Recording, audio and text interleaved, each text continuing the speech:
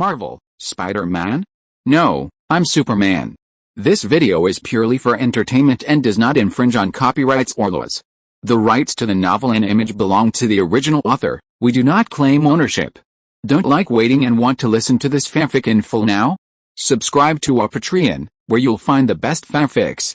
Chapter 151 Tony returns, jealous. Wang Difa. The sudden explosion left Spider-Man unable to dodge, even with his spider sense warning. He could only shield his face with his arms as the force of the blast sent his entire body flying. The smoke and dust kicked up obscured his vision. Suddenly, a figure emerged from the smoke, fists clenched, and charged at Spider-Man. Their gloves glowed faintly, as if gathering some kind of energy. Bang! Under continuous attack, Spider-Man could only rely on his immense physique to twist his body mid-air, attempting to block the blows. However, the opponent's fighting skills were truly masterful. The energy-gathering punch was merely a feint. The instant Spider-Man's defense faltered, the opponent raised his leg and launched a powerful kick into Spider-Man's abdomen. The attack was so sudden and powerful that Spider-Man had no time to react before he was sent flying. It crashed directly into a lamppost behind it, sending it flying over 10 meters further, rolling several times on the ground before finally coming to rest against the wall of a building. A normal person would have been either dead or maimed after such a powerful attack. Although Batman held a principle of not killing, he was incredibly ruthless in his attacks against villains, otherwise, he wouldn't have earned the reputation of the Dark Knight in the chaotic Gotham City. Fuck, my back hurts. Spider-Man's formidable physique prevented him from collapsing from the intense attack. He clutched his waist, slowly rising from the ground, then cautiously glanced at the figure before him. Who are you? At that moment, Spider-Man finally took his opponent in his proper place. While his physical prowess was far inferior to his own, his calm intelligence and exceptional fighting skills made him completely unstoppable. I am Batman. The figure's face was obscured by the moonlight as a deep voice slowly rose. Through the voice changer beneath the mask, it carried an inexplicable aura of majesty and mystery, a chilling feeling. And before the words had even finished, the shadow hidden in the darkness lunged at Spider-Man once again, as if determined not to stop until he had completely defeated him. In that case, I'm Spider-Man, Spider-Man roared back, leaping forward with a burst of speed comparable to a cannonball. In an instant, the two figures converged. Under the night sky, the dark figure clenched its fist and swung it out without hesitation. But he realized his fist had missed. His calm deliberation gave him superhuman reflexes. In an instant, he spun around and delivered another punch behind him. His reaction was impeccable. Spider-Man had appeared behind him without him noticing, and using the power of the web, he leaped into the air, his legs clenched together and kicked him, as if determined to give him a taste of the pain of being struck in the back. Bang! Despite his hasty response, thanks to the amplification of his high-tech suit, a surge of energy converged within his gauntlets, unleashing a terrifying force far beyond that of an ordinary person. Even with Spider-Man's full strength, the sudden onslaught of nearly 10 tons of force was too much for a mere mortal to withstand. With a resounding crash, Batman was repelled by the immense force, retreating dozens of steps before it completely neutralized Spider-Man's power. Before he could regain his balance, a strand of spider silk suddenly struck, instantly engulfing his arm. With a tremendous force, it yanked him forward. With a swish, the sound of metal ripping through the air echoed, and a batarang shot out towards Spider-Man. It not only severed the silk thread but also blasted its way towards his body. This time, having learned from the experience of the batarang's sudden detonation, Spider-Man didn't spin or roll to avoid it. Instead, he used his spider silk to shoot at the metal manhole cover on the road below, grasping it in his hand to block the incoming batarang. After finding it didn't explode, he used the silk to wrap around the manhole cover, weighing dozens of pounds, and then hurled it towards Batman like a meteor hammer. This guy, what strength? At this moment, Batman couldn't help but sigh in awe. This strangely dressed fellow possessed strength dozens of times greater than his own, even at the limit of human strength. He was a complete freak. Buzz! The manhole cover spun towards Batman like a cannonball, but he ultimately dodged it by ducking sideways. Bang! However, the immense force sent the cover flying dozens of meters, half of it sinking into the building wall. It was a testament to his terrifying strength. Hey, sorry, I used a little too much force. Seeing this, Spider-Man even had the time to apologize, clearly not even using his full strength. HMPH, I can't keep tangling with this guy. I have to figure out what's going on, Batman pondered calmly, slowly raising his hand and pressing a few buttons on his arm. Hey, bro, you're not going to press a few buttons like Iron Man and summon a bunch of steel robots, are you? Spider-Man, watching Batman's actions, rather comically clutched his head, looking terrified. But a few seconds later, everything seemed perfectly normal. Well, I almost forgot there's no Iron Man in this universe. Feeling the joke was too much, Spider-Man slowly put aside his witty and talkative nature, preparing to completely deal with the mysterious figure before him. Boom. Suddenly, the roar of a car engine erupted. Spider-Man's spider sense activated. Using the power of the web, he spun several times in the air, finally landing as the Batmobile passed beneath him. The clatter of brakes and the grinding of tires intertwined. The Batmobile drifted and turned on the ground. Simultaneously, the car door opened, stopping right next to Batman, who hadn't moved. Batman, without hesitation, entered the Batmobile and closed the door. Hey, you're hide and run. Seeing Batman's precarious escape, Spider-Man positioned himself in front of the Batmobile, blocking his path. HMPH, let me show you some Wayne technology. Batman coldly gazed at the figure before him and pressed a special button. Holy crap! What the heck is this?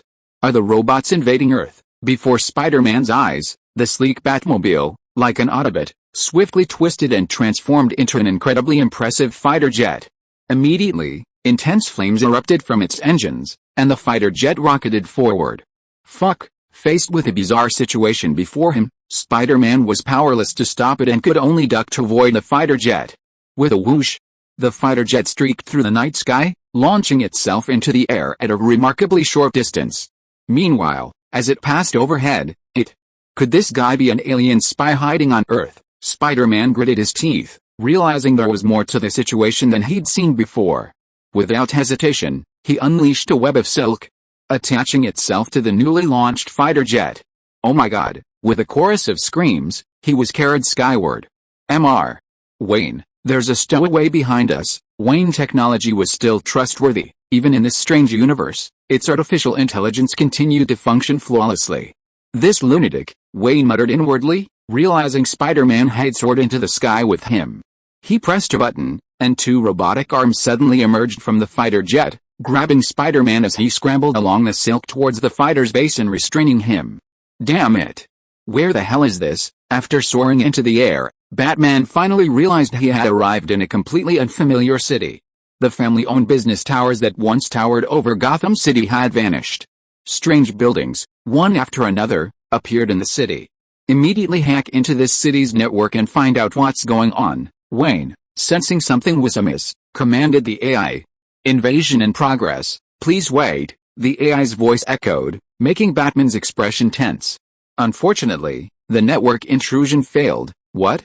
How is that possible? Batman was in disbelief at the news of the failed intrusion.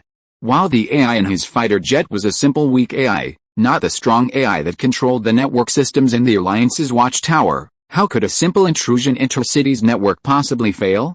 Hey, friend, rashly hacking into a city's network isn't a glorious undertaking. Besides, your AI seems a bit outdated. Well, it's not that bad, it has some merits. Suddenly, just as Batman was still wondering why the intrusion had failed, his fighter jet's AI was counter-hackered.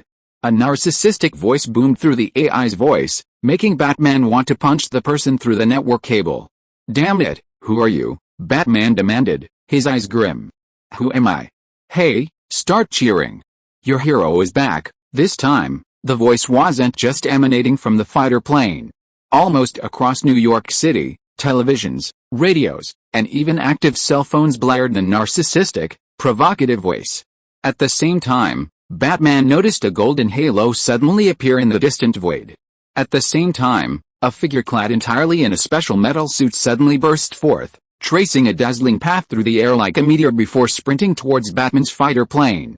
Sir, I must remind you that disturbing others on Christmas Eve is rude. Okay, I was just a little excited. Ever since Tony's last desperate use of magic, drawing upon the power of the Hell Dimension, his soul had been severely damaged.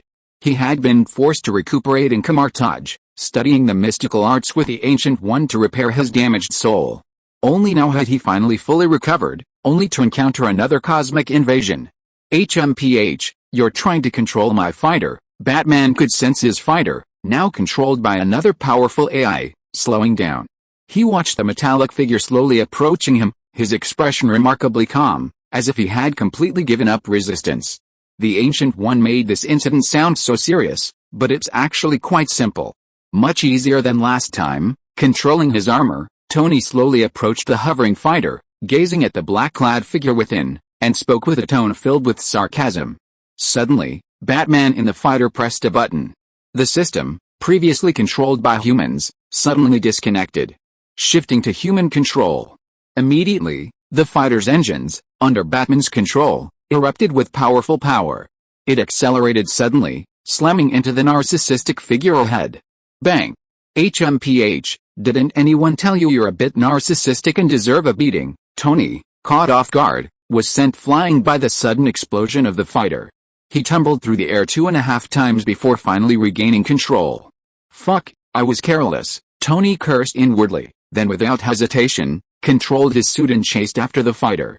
It seems this isn't my original universe anymore. What happened just now? As he piloted his fighter through the air at high speed, Batman calmly considered everything he had encountered.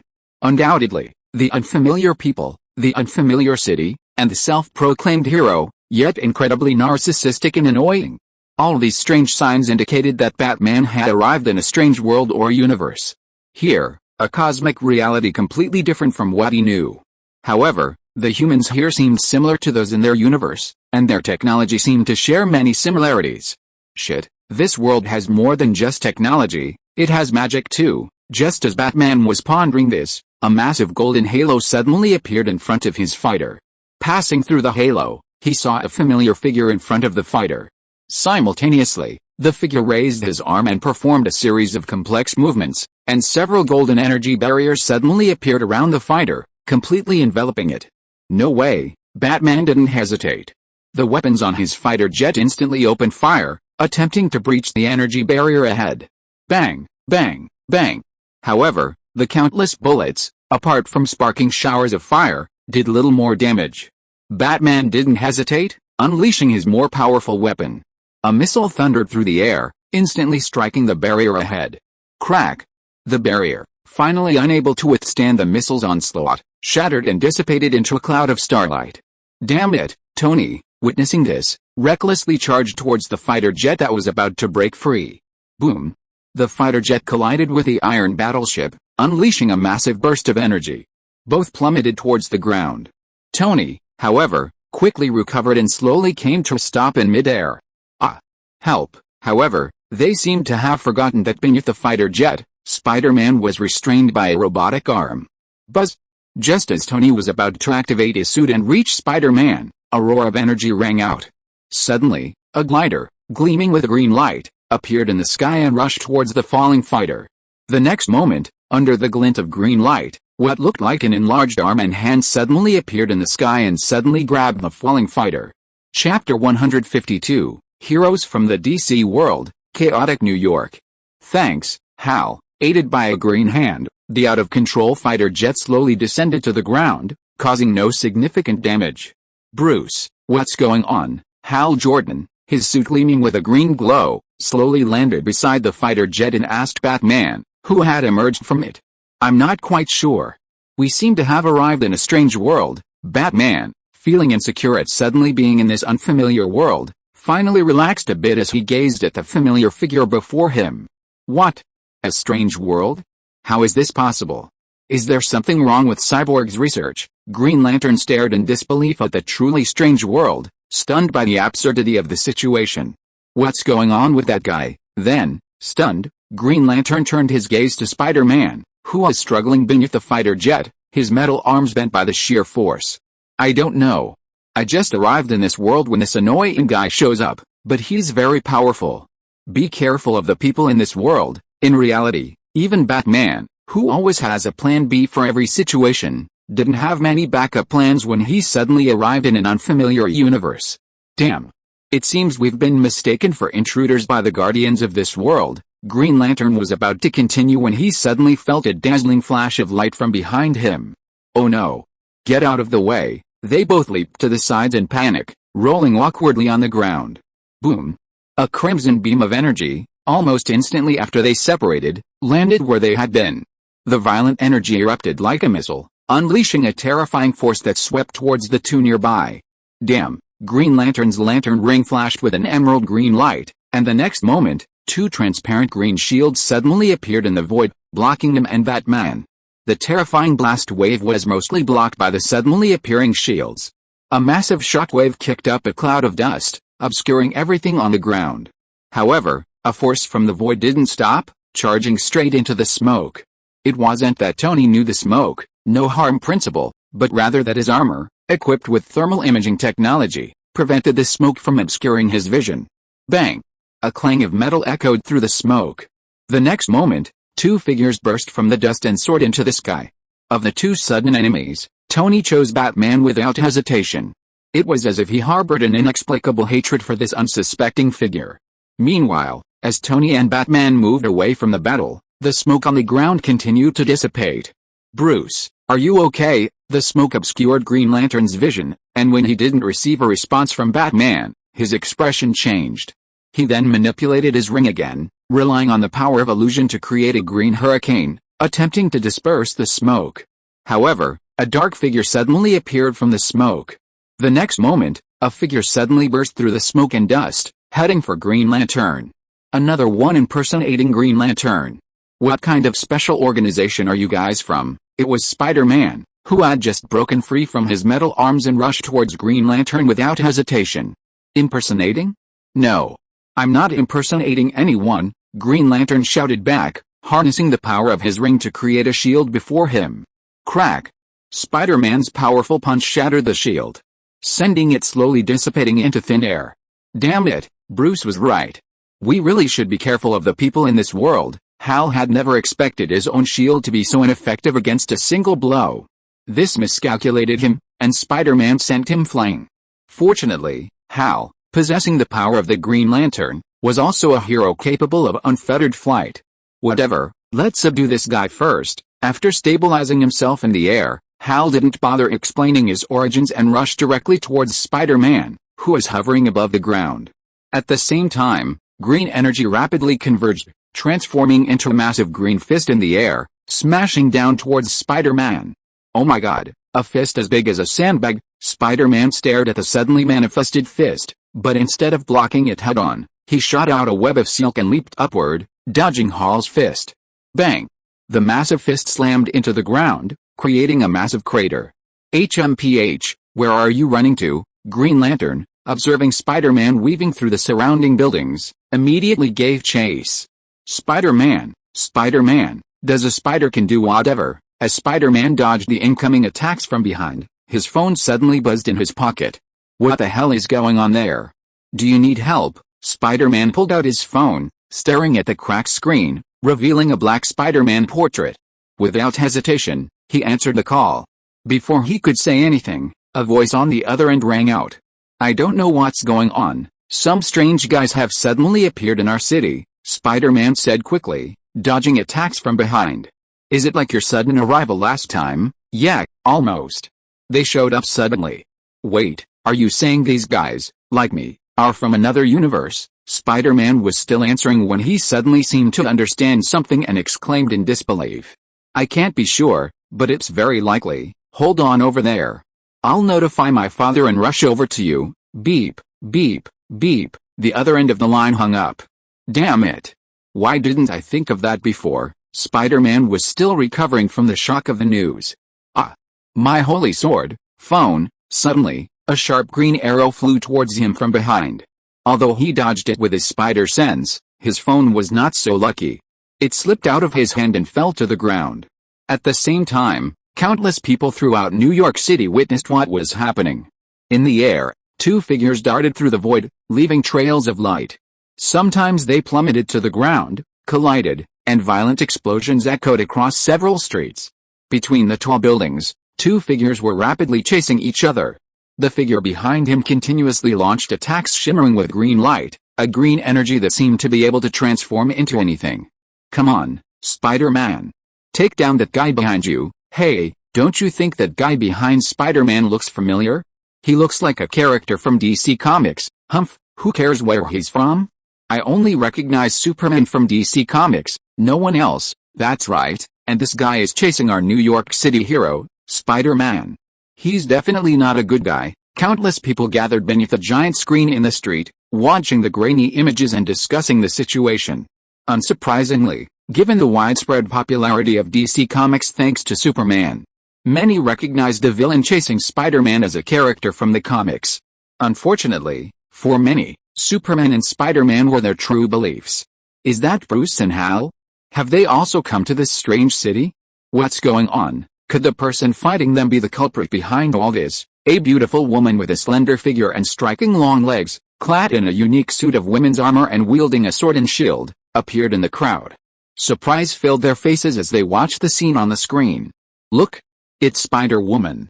Is she rushing to support? Suddenly, a graceful figure streaked across the crowd, sending them into a frenzy. Another strange creature? No, I have to follow and see what's going on. The sexy woman in the crowd, without hesitation, swung a gleaming golden rope she had retrieved from somewhere. Just like Spider-Woman, who had just swished through the crowd, she swung off into the distance. Who's that woman? So beautiful. And she looks familiar. Seems like she's also a character from DC Comics. Lasso of Truth. Yes, that's Wonder Woman from the DC universe. What? How is that possible? Are these people really from comics? Don't tell me comics are invading the real world. Impossible. That's definitely Caspri. Those damn capitalists at DC hyping them up. Regardless of the crowd's speculation, Wonder Woman followed Spider-Woman, weaving between tall buildings. Huh?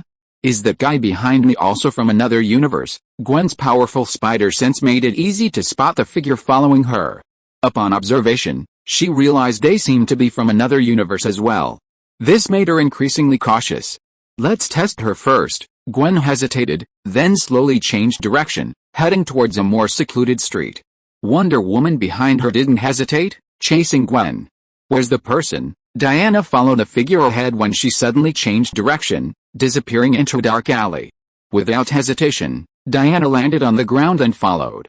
However, she didn't notice the figure in the spider suit on the dead-end street ahead. Up there, suddenly, Diana sensed danger and looked up. Sure enough, a familiar figure was falling from the sky, its feet cleaving towards her face. A valiant Amazon warrior, she raised her shield fearlessly. Bang! Two forces far superior to ordinary human power collided, unleashing a roaring explosion. The two figures seemed evenly matched, sending Gwen tumbling through the air before landing on the ground. Diana was also knocked back several steps by the powerful force, leaving deep footprints on the hard stone pavement. Who are you? Why are you invading our universe? Gwen slowly raised her head, her eyes fixed on Diana from beneath her mask, and asked sternly. Invading your universe? How could that be possible? I have no idea what exactly happened. Diana, looking at Gwen with a serious expression, replied slowly. In that case, I hope you will surrender and not resist until we have fully investigated everything. Although Diana's reaction gave Gwen the impression that she had no ill intentions, she was now facing a crisis for the entire universe. She had to ensure the safety of her own universe, no matter what, even if it meant inflicting some harm on the other side. No way. As a brave warrior from Paradise Island and a member of the Justice League, I will never lay down my arms and surrender. However, while Gwen had her concerns, Diana also held her own. In that case, I'm sorry, but I will have to defeat you myself. Hearing Diana's refusal, Gwen's pupils constricted beneath her mask. The next moment, she rushed towards Diana like a raccoon cat. Diana, without hesitation, raised her sword and struck it against her shield, releasing a series of crisp sounds. Accompanied by the resounding notes, she charged towards Gwen. Such a unique moment seemed to lack a rousing war song. Meanwhile, several figures appeared throughout New York City. Unsurprisingly, they all hailed from alternate universes. They were all acquaintances of Batman and Green Lantern, and they encountered unfamiliar surroundings and people. Perhaps out of necessity, perhaps out of self-preservation, most of them clashed with the guardians of this world. In just a few minutes, the entire city was plunged into complete chaos. Hill, what's going on in New York City? On Christmas Eve, Nick Fury, who had been planning a day off, was surprised by another incident. He was forced to get up and continue working overtime. I'm not sure, Chief. From the images uploaded by passers-by, it seems a group of individuals have suddenly appeared in New York City. They possess abilities far superior to those of ordinary humans, and they've engaged in combat with New York's heroes. Captain, Hawkeye, and the others have already arrived to provide support. The fighting is intense right now, causing immense chaos in New York City. Fortunately, no casualties have been reported. It seems they've deliberately avoided areas where civilians gather during the battle. Hill reported the situation to Nick Fury over the phone, sending him some newly gathered data. Thud, thud, thud. Nick Fury had already reached the rooftop and, without hesitation, boarded a hovering helicopter.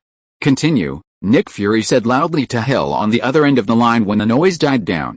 And, the strangest thing is, their costumes, like Superman's in our world, seem to be inspired by heroes and villains from DC Comics. Some even speculate that comics may have been invading our reality for a long time. Well, let's not continue to spread such groundless speculation. Our most important priority right now is to resolve this situation. Also, remember to notify the X-Men to send support as soon as possible. Nick Fury's face darkened as he watched the grainy video on the virtual projection.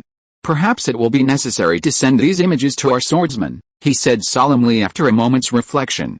He had a hunch that this sudden crisis might be as serious as the cosmic invasion that shocked the world a few months ago. Chapter 153. You have let this city down. In the sky, a fighter jet resembling a Black Hawk sped through the clouds.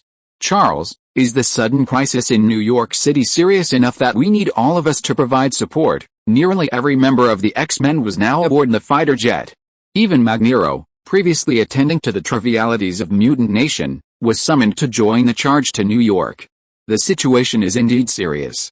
This universe has once again been invaded by an unknown other universe. If we can't resolve this crisis, I'm afraid we will lose this universe, our newly established home. Professor Xavier responded to Magneto's question with a serious expression.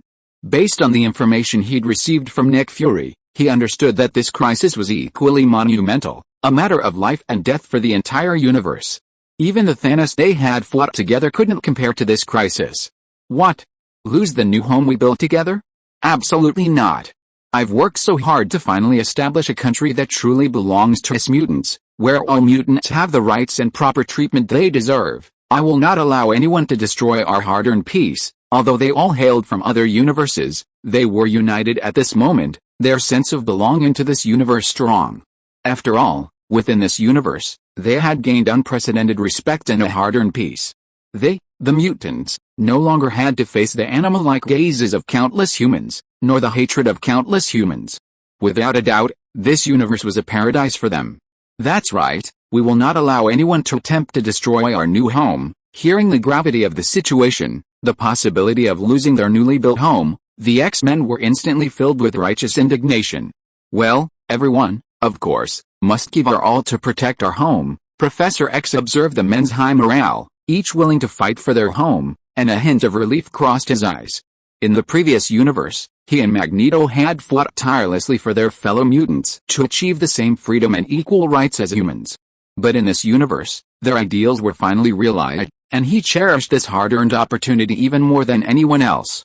However, we're facing another, unfamiliar universe, so we can't afford to be complacent. Hank, play the information from SWORD. Professor X's expression quickly returned to seriousness, and he called to the Beast in the front row. Yes, Professor. Without hesitation, the Beast tapped the control panel in front of him. Soon, a virtual projection began playing before everyone. A guy wearing armor, equipped with all kinds of advanced technology, and with impressive combat abilities. Soon, the first fragment of information about Batman's influence appeared before everyone. Someone with special abilities, someone who can manipulate some kind of special force, a female warrior wielding a sword and shield, possessing a physique even stronger than Spider-Man, a burly man wielding a trident, capable of manipulating water, and a figure in a clown costume, grinning maniacally. These guys, they don't seem normal. As they rushed to New York for support, everyone quickly learned about the opponents they would face. Meanwhile, in the chaotic New York City, all New York City residents, please return home immediately. Stay off the streets to avoid being attacked. Please trust our heroes and the police. They will resolutely protect civilians and our city. If you are harmed, please call emergency services immediately. We will rush to your location and provide assistance. Finally, let us all pray for a swift end to this crisis and the safe return of the heroes." At this moment, with the constant media coverage, almost all civilians realized the severity of the situation and returned home. Even though the heroes from both worlds carefully avoided causing harm to civilians during the battle, accidents could happen, especially in such a fierce battle, where accidental injuries to civilians were common. Moreover, not everyone from the DC universe possesses the awareness to refrain from harming civilians. In just under 10 minutes, following the appearance of Batman and the battle between Spider-Man and Iron Man, more heroes and even villains from other universes appeared in New York City. With the continuous arrival of new Guardians and the emergence of new and unfamiliar abilities, the entire city quickly became a battlefield.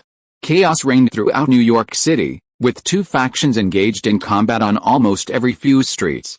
For example, a fierce battle was currently unfolding in Times Square. Minutes earlier, Captain America, Hawkeye, Black Widow, and others, who had received the news and arrived from the nearby Avengers headquarters, were the first to arrive. As the rescue team, led by Captain America, was evacuating those who had been unable to leave in time, a shirtless, muscular man, wielding a silver trident, suddenly appeared in Times Square. Furthermore, his presence was directly blocking the evacuation route, instantly catching the attention of the entire rescue team and Captain America. "Ah! Everyone, run!" Amidst the civilians' commotion, Captain America rushed forward, blocking the way of the burly man. He sternly shouted at him, "Please drop your weapons immediately and surrender, or we will take coercive measures. Where is this place? Who are you?" Aquaman couldn't help but feel confused as he looked at the men blocking his way, seemingly keeping a close watch on him. He didn't know why he had suddenly appeared here, surrounded by strangers. The unfamiliar surroundings made Aquaman's expression grow serious, and he scanned the surroundings. Soon, he spotted a familiar figure on a nearby large screen. "That's Bruce? He's here too, damn. Who's that guy fighting him?" Gazing at the screen, a figure in armor suddenly emerged from his hands. A robe, gleaming with golden light, resembling Wonder Woman's lasso of truth, suddenly wrapped around Batman. Aquaman's expression instantly grew tense. How could he just sit there and wait for his comrades to be attacked? "Get out of the way. I need to rescue my friends." A nervous Aquaman, without hesitation, tried to break free from Captain America's encirclement and head to Batman's aid. "Huh? You're all in this together." Rumlow, the captain of the SHIELD task force, looked at Aquaman's fierce expression and his words, instantly confirming that the burly man before him was in cahoots with the men responsible for the chaos in New York. Turning to Captain America, he said, "Captain, let's take action. Let's subdue this guy first." Rumlow, wait a minute. Let me get a better understanding of their situation. Captain America, keenly aware of the situation, sought to gather more information from Aquaman. However, Aquaman, watching Batman battle Tony on the screen, saw the situation becoming increasingly critical, and finally lost patience. He charged towards the gap in the encirclement, attempting to break free from Captain America's encirclement. However, as an elite SHIELD agent, Aquaman wouldn't let him escape so easily. Soon, the two closest agents quickly blocked Aquaman's path. "Shit, sorry, everyone." Aquaman looked at the agents blocking his escape, a flicker of anxiety and apology crossing his face.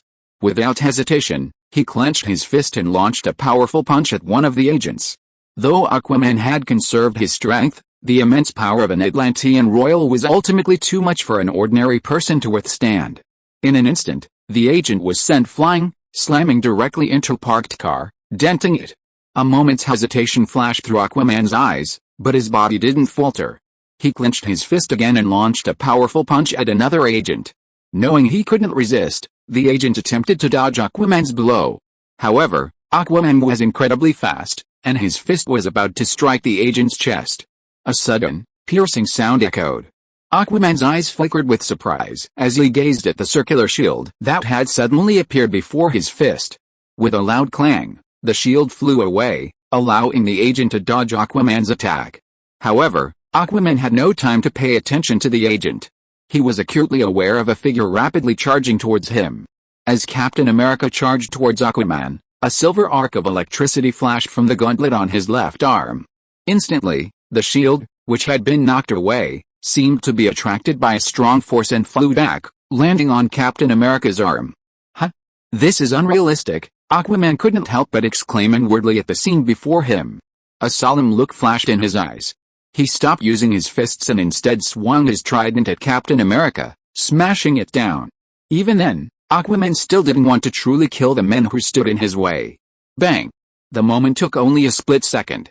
Shield and trident collided with a terrifying force, unleashing a shockwave that sent nearby agents rushing to his aid flying. Even Captain America, facing Aquaman, was not immune, despite the shield absorbing most of the kinetic energy and his peak human physique. No one could withstand Aquaman's powerful attack. He took several steps back before finally neutralizing the force. Damn it, Rumlow was also thrown back by the powerful shockwave, but he was the first to get up, raising his gun without hesitation. He aimed at Aquaman and pulled the trigger. Bang! Instantly, the bullet pierced the air, hurtling towards Aquaman's arm.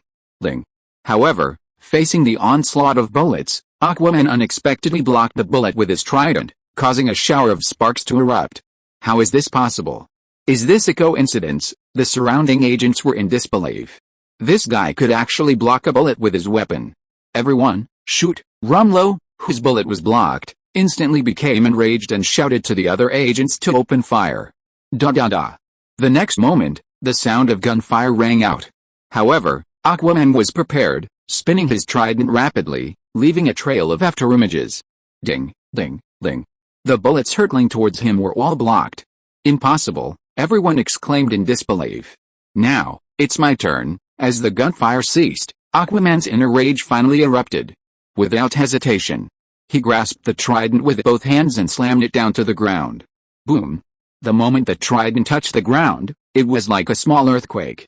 The solid pavement instantly crumbled, and countless spider-web-like cracks spread out for hundreds of meters in all directions.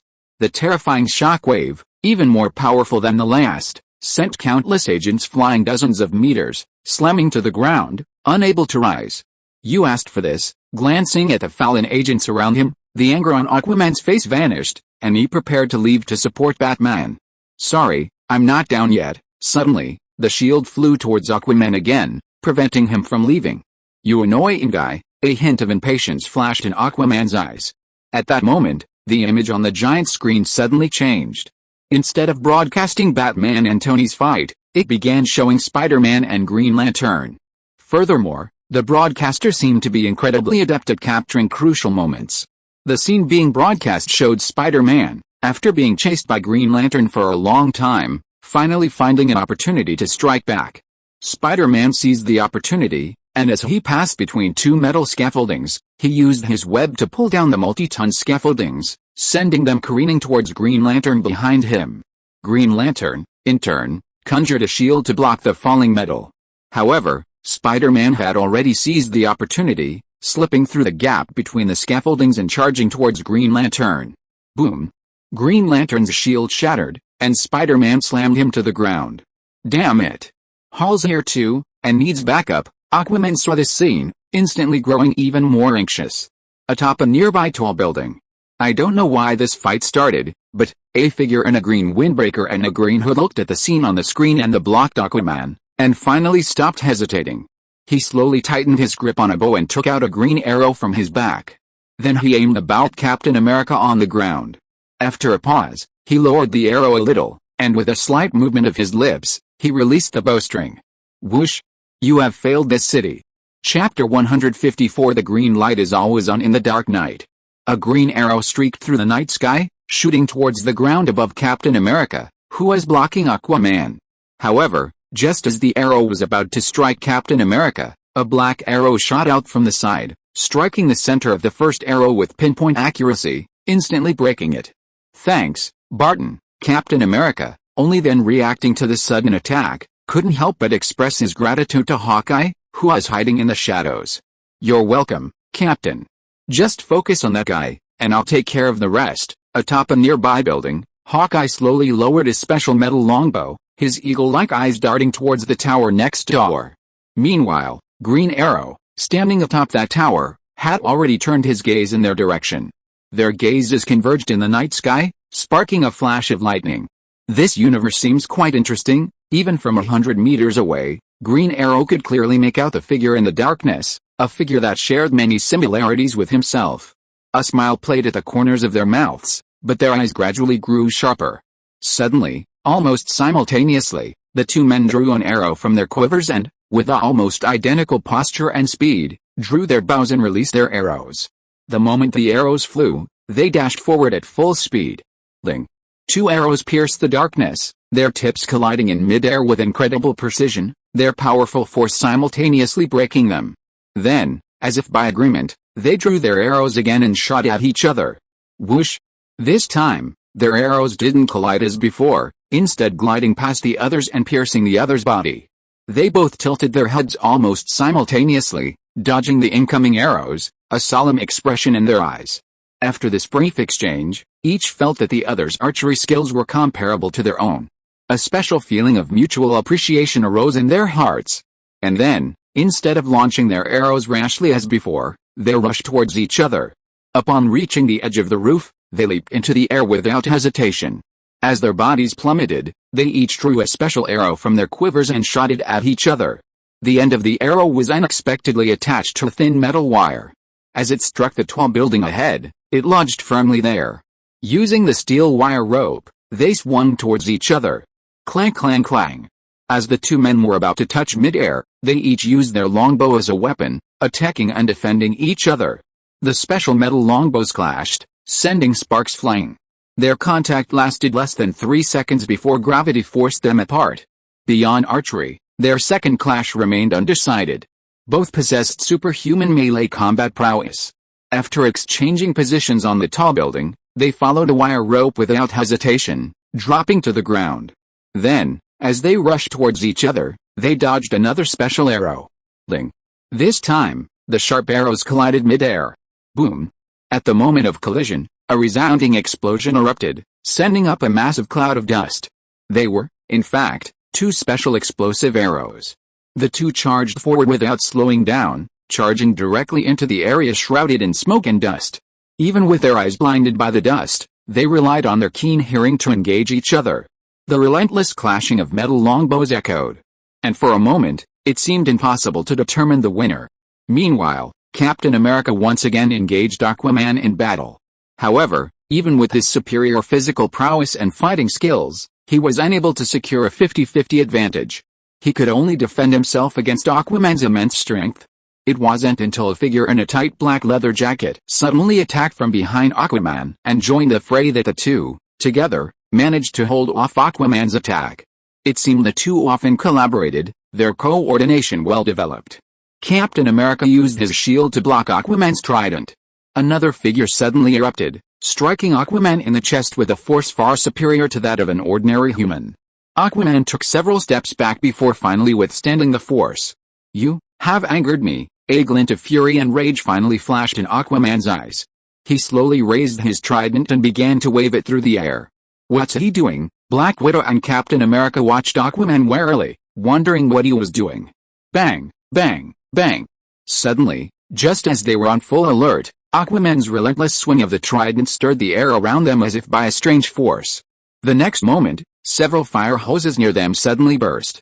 Countless streams of water, as if drawn by a strange force, converged from all directions towards Aquaman. Could this guy be a mutant? Captain America and Black Widow exchanged glances, a look of solemnity in their eyes. They had also read extensive information on mutants at SHIELD, including reports of mutants capable of controlling water flow. "Let me show you the power of the ocean." It felt as if endless water converged around Aquaman, forming a dragon. With a furious roar and a slam of his trident to the ground, the dragon-like current instantly transformed into a surging wave, rushing towards the two.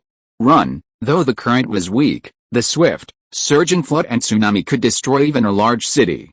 Even though the current Aquaman was manipulating was far from the might of a flood or tsunami, with his water control abilities, it was still formidable and beyond the reach of ordinary humans. As the wave surged forward, Captain America and the other two turned and fled, seeking shelter.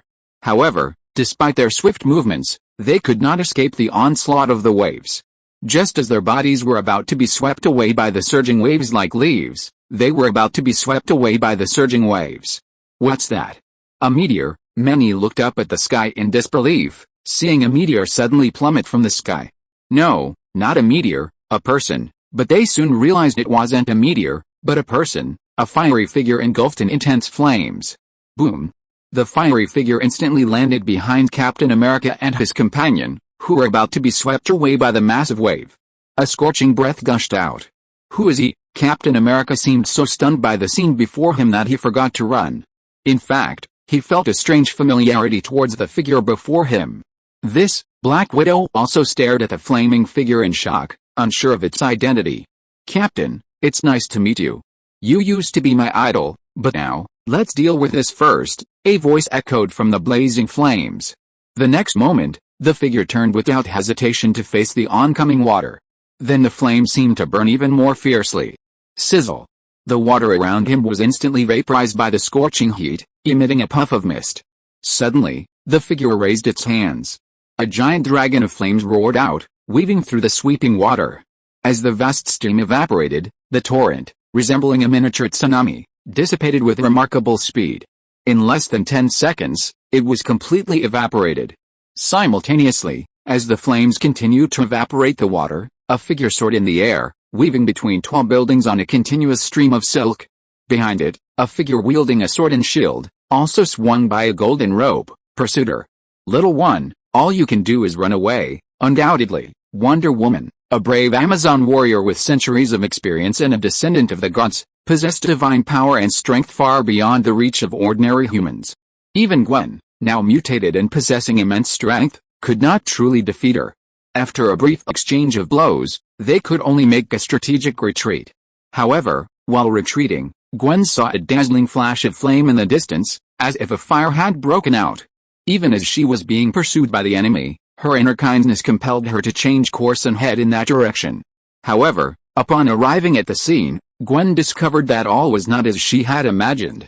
There had been a serious fire, but a figure blazing with flames that felt very familiar.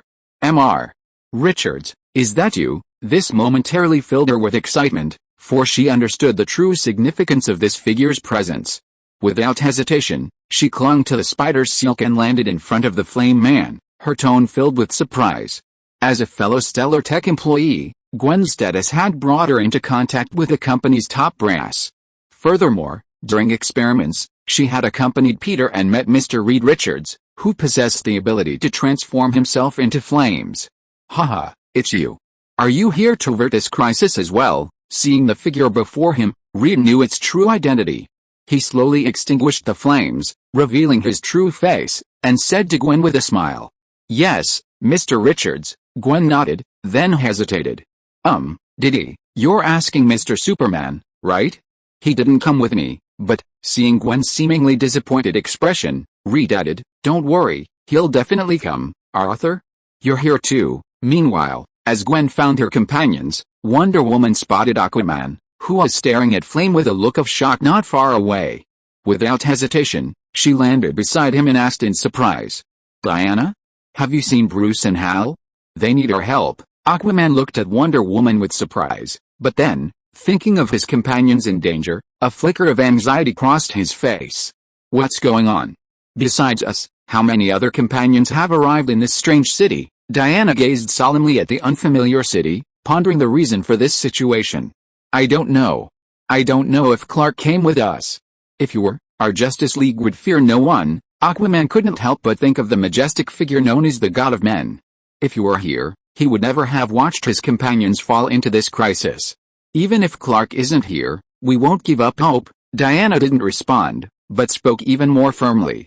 That's right, we won't give up hope. A figure descended from the sky. It was none other than Green Arrow, fresh from his departure from Hawkeye's group. However, we are now outnumbered, in a strange city, without any support. Despite their hopes, they were forced to face their current predicament. They didn't know how many companions had come into this world with them. But now, they undoubtedly faced immense difficulties. Their companions were not all together. This city, and the entire world, was completely unfamiliar to them. Even those who had once supported their righteous cause now withdrew their support. It was as if the entire world had abandoned them. Although you don't appear to be actively invading us, perhaps in your own world you are heroes who uphold justice, but at this moment, you are merely intruders who have suddenly barged into our world. We will defend our world with the most honorable, noblest actions, even at any cost. So, I'm sorry, but at this moment, you have no choice but to give up resistance and surrender. We will never let anyone destroy our city, destroy our world. As Green Arrow and his companions pondered how to resolve their current predicament, Reed and his companions had already reunited with Captain America and his companions, and together they slowly walked towards Aquaman and his companions. Captain America, standing in the middle, spoke slowly and without hesitation, his tone filled with unwavering conviction. We are also sorry for our sudden intrusion, but this was not our intention. We are also trying to understand why this happened. We hope you will give us a chance to uncover the truth. We will definitely provide an explanation. As Captain America and his companions approached, Wonder Woman stepped forward, as if trying to explain that they had not intentionally entered this world. Whoosh! Suddenly, a figure like lightning streaked towards them from the distance, stopping instantly in the middle of the Justice League's formation. A figure clad in a tight, golden and red battlesuit, its body gleaming with tiny flashes of electricity, appeared beside them, supporting Green Lantern. Barry? Wait a minute, what happened to Hal? Aquaman and the others were instantly surprised by the sudden appearance. However, seeing the weakened Green Lantern, supported by the Flash, instantly filled the others with fury. Aquaman, in particular, could not help but reveal his fierce and furious aura once again. What have you done? Aquaman stepped forward, pointing his trident at Captain America and the others, his voice filled with rage.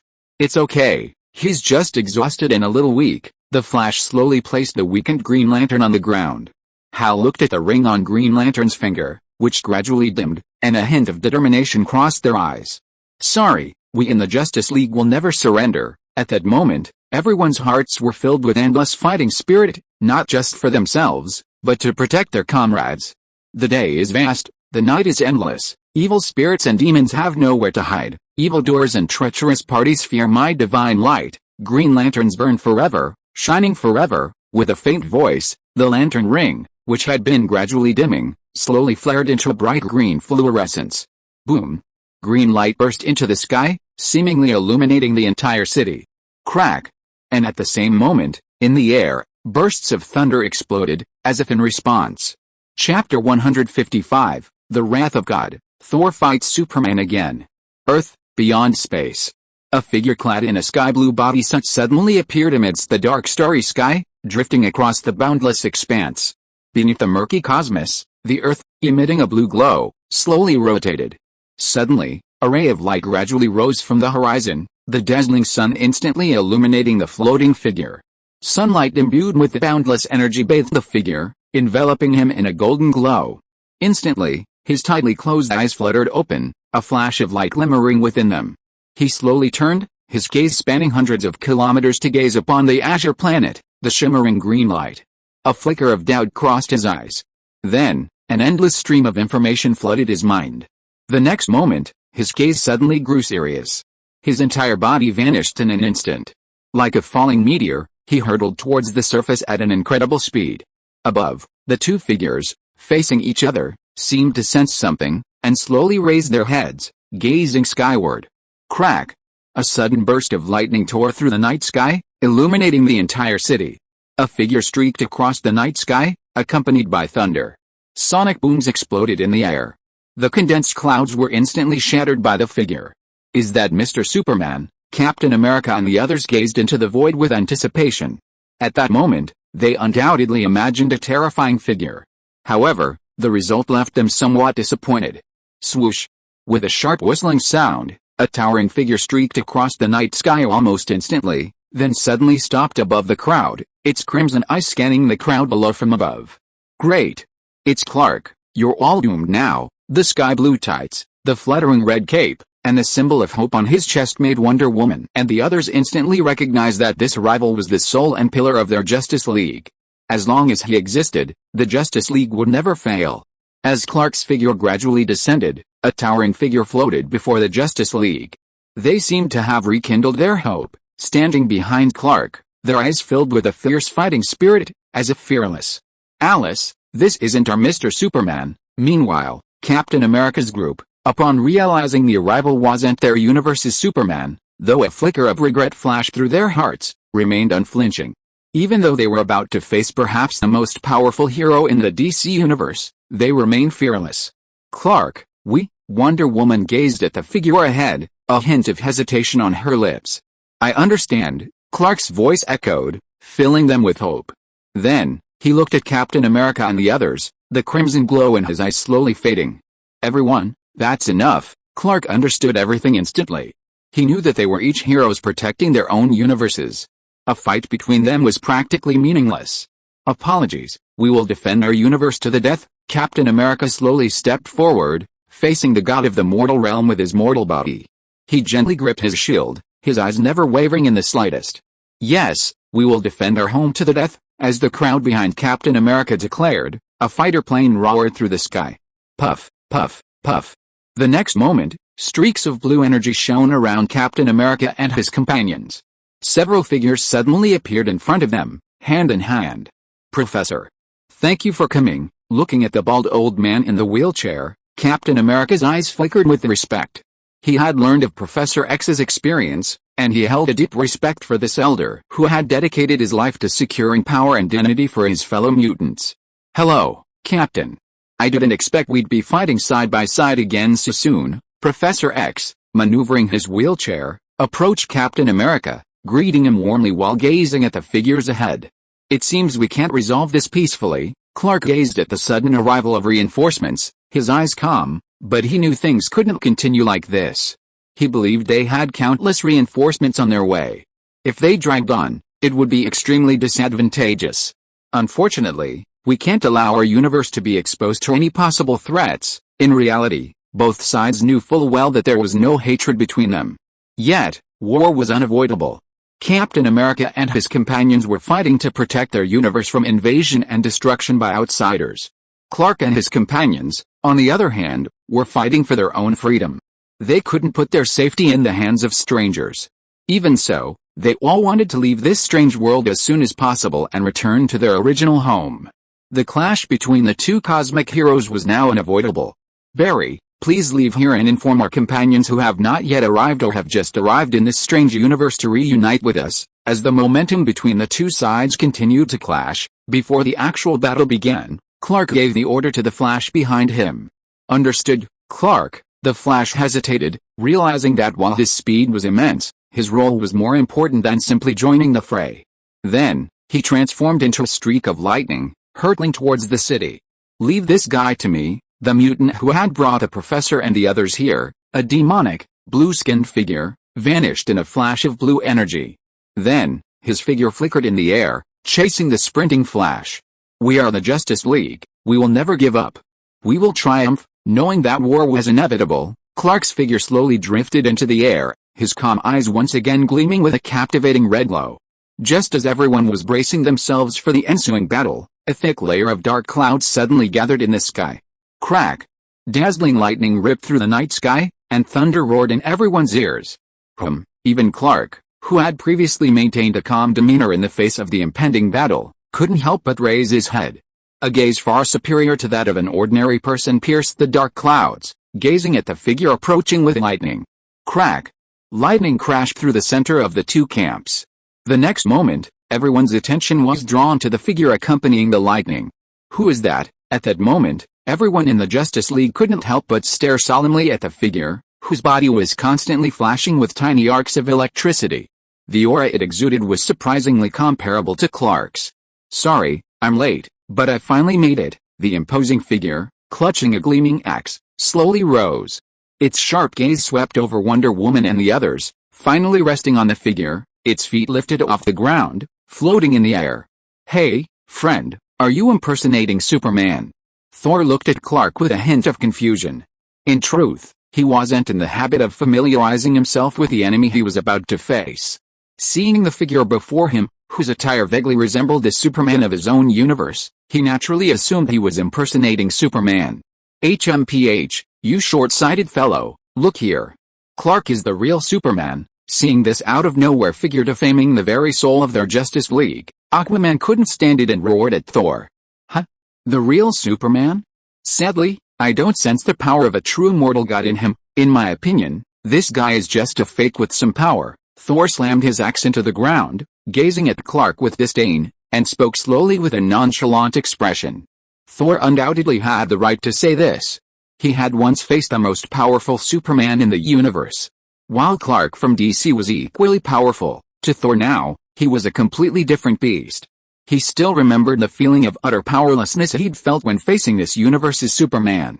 Even though his power was now many times greater, he still felt no worthy of looking up to him. HMPH, Superman considered himself sufficiently benevolent, his heart and emotions unaffected by anything, no insults. Yet, when others called him an imposter, he couldn't suppress the rage that welled up within him. He then glared coldly at Thor, the already shimmering red light in his eyes now intensifying. Imposter?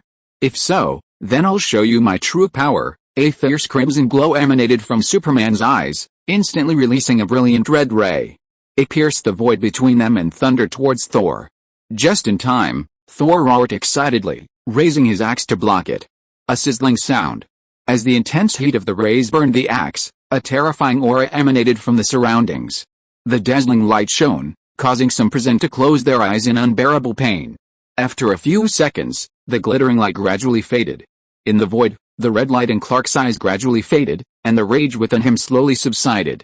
However, as everyone's gaze returned to normal, Thor slowly lowered the reddened, scorched axe in his hand. Then, with an excited yet mocking expression, he addressed Clark, who was now in the air. What? How is that possible? Wonder Woman and the others gazed at Thor, unharmed, in astonishment. While it wasn't uncommon for powerful individuals to block Clark's heat-seeking gaze, it wasn't uncommon for those to withstand Clark's attacks so effortlessly and virtually unscathed. Especially since this fellow dared to continue his provocation. You've completely pissed me off. Superman's mercy was reserved for the weaker civilians and humans. He wouldn't suppress his anger towards those who possessed power and dared to challenge him. Clark, overcome by his intense rage, no longer held back. A terrifying aura erupted from his body. An invisible aura instantly enveloped everyone present, as if a god were about to unleash its wrath. I'm sorry, but you're facing the eldest son of Odin, the All-Father, from Asgard, the current king of Asgard, lord of the Nine Realms, he who wields the power of thunder and lightning, Thor Odinson, the god of thunder. Facing Clark's wrath, Thor was equally unyielding. Slowly raising his battle axe, he roared, and the clouds above surged and roiled. Countless bolts of lightning flashed through the clouds, yet they didn't erupt. As if brewing an immensely powerful force. The clouds rolled, the wind surged, and the entire city seemed shrouded in a sense of doom. A terrifying aura swept over, filling the air with an inexplicable sense of unease. For Asgard. For the glory of the gods, Thor's aura rose, his entire being radiating an endless stream of lightning. Thunder, Thor suddenly raised his battle axe. A mighty thunderclap suddenly exploded in the sky. Lightning roared, ripping through the night sky. Like a silver dragon darting through the void, it suddenly descended. Boom! A dazzling light illuminated everything around. The vast Times Square was now as bright as day. The lightning flashed like a command, and the men on both sides roared in anger, almost without hesitation, as they charged towards each other. Clark, floating in the void, took the lead. Like a falling meteor, he clenched his fists and, amidst a series of explosive roars, rushed towards Thor. Almost at the same time, Thor, grasping a battle axe gleaming with endless thunder, suddenly thrust his feet, leaving a huge spiderweb-like crack in the ground. Like a cannonball, he rushed towards Clark. Boom! The moment the two made contact, a terrifying energy suddenly erupted, flashing a light as dazzling as a star.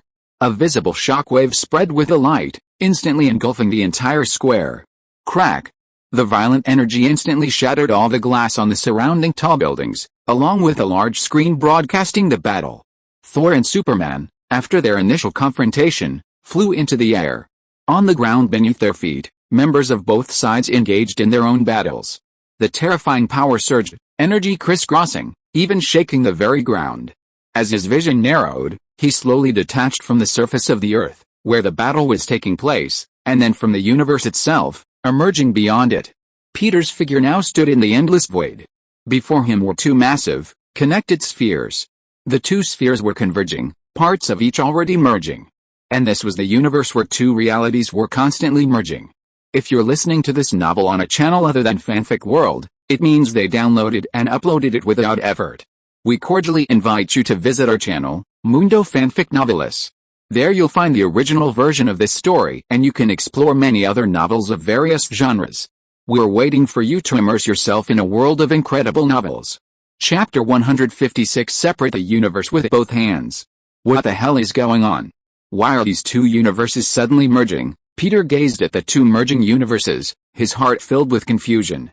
This situation had occurred so suddenly that even Peter couldn't discern the true cause. Never mind, no matter why this situation suddenly occurred, we just need to resolve it. But the next moment, Peter stopped dwelling on the cause of the merging universes. While the two universes were just beginning to collide and the fusion was only in its infancy, Peter prepared to use his immense power to forcibly separate the two universes. This would not only eliminate the danger of fusion in his own universe, but also preserve the reality of the other universe. However, those who have already arrived in my universe may be trapped in ours forever, he thought to himself, but Peter didn't hesitate. With every passing moment, the fusion between the two universes would become closer. And as a result of the fusion, more people would arrive in their universe. The next moment, Peter transformed into a stream of light and arrived before the two slowly merging universes. Compared to the two vast universes, Peter, who was originally smaller than an atom, was insignificant. His body suddenly began to expand. In a short moment, it had expanded to a size several times larger than both universes. Observing the two universes slowly merging, Peter flexed his hands, his gaze fixed on the DC universe to his left, a world completely different from the Marvel universe. The DC universe, with its various heroes and gods? If I had the chance, I might want to experience this world, completely different from my current Marvel universe. The DC and Marvel universes are considered the two most famous comic book universes. Having already experienced one, Peter was naturally curious about the other, equally powerful DC universe. However, now was clearly not the best time to explore the DC universe out of curiosity. Now that he had discovered the existence of the DC universe, he had every chance to personally explore it in the near future. The most important thing now was to separate the two merging universes with his own hands. Then, Peter's gaze gradually focused, his hesitation no longer present. His hands seemed to transform into nothingness, plunging directly into the center of the two merging universes, reaching the node where the two realities intersected. Finally found it, it was easy to merge two universes, but incredibly difficult to separate them. Where the two realities intersected, the chaos was like two basins of water, swirling together. Fortunately, the realities of the two universes were not identical, and only in the initial stages of merging, not yet fully assimilated. It was like two basins of water, already two different colors, stirred together. While ordinary humans couldn't achieve such a precise separation, separating them according to their original colors, Peter, while somewhat cumbersome, was not completely impossible. As he fully grasped the reality of the two universes merging, he held a universe in each hand. Immediately, a terrifying force that shook the universe erupted from his hands. Gaga. The two universes, slowly merging, suddenly began to separate horizontally with a resounding rip. Meanwhile, within the universe, the chaotic battle between the two factions continued. In the sky, Thor and Superman collided at supersonic speeds. Too fast for ordinary humans to discern. A tremendous force exploded in the air, as if countless missiles were bombarding New York. The entire city was shrouded in a thick, dark cloud, but now, accompanied by Thor's rage, flashes of thunder and lightning erupted continuously. You are indeed capable, but you will never defeat the valiant Asgardian warriors. Finally, after a chaotic battle, Thor and Superman separated, reuniting thousands of meters above the sky. They stared at each other from afar, their expressions solemn. After this confrontation, each had a complete understanding and recognition of the other's strength. Undoubtedly, their strength and power were almost equal. However, that had just been a simple clash of strength and physical prowess. As the god of thunder, Thor possessed a power that could not be ignored. What followed was the final showdown that would determine the winner between the two. As expected, as Thor finished his words, endless thunder roared from the gathering dark clouds above. The apocalyptic scene made Clark's expression even more solemn, but he did not flinch. With a roar that resounded throughout the city, Thor unleashed his storm axe, gleaming with silver lightning, towards Clark in the distance. Buzz buzz buzz buzz. The axe whirred through the air, whirling and spinning as it hurtled towards Clark. The silver lightning stretched out in the air, forming a dazzling silver tail. Its speed was incredibly fast, like a flash of lightning flashing rapidly through the void. The next moment, it was already before Clark.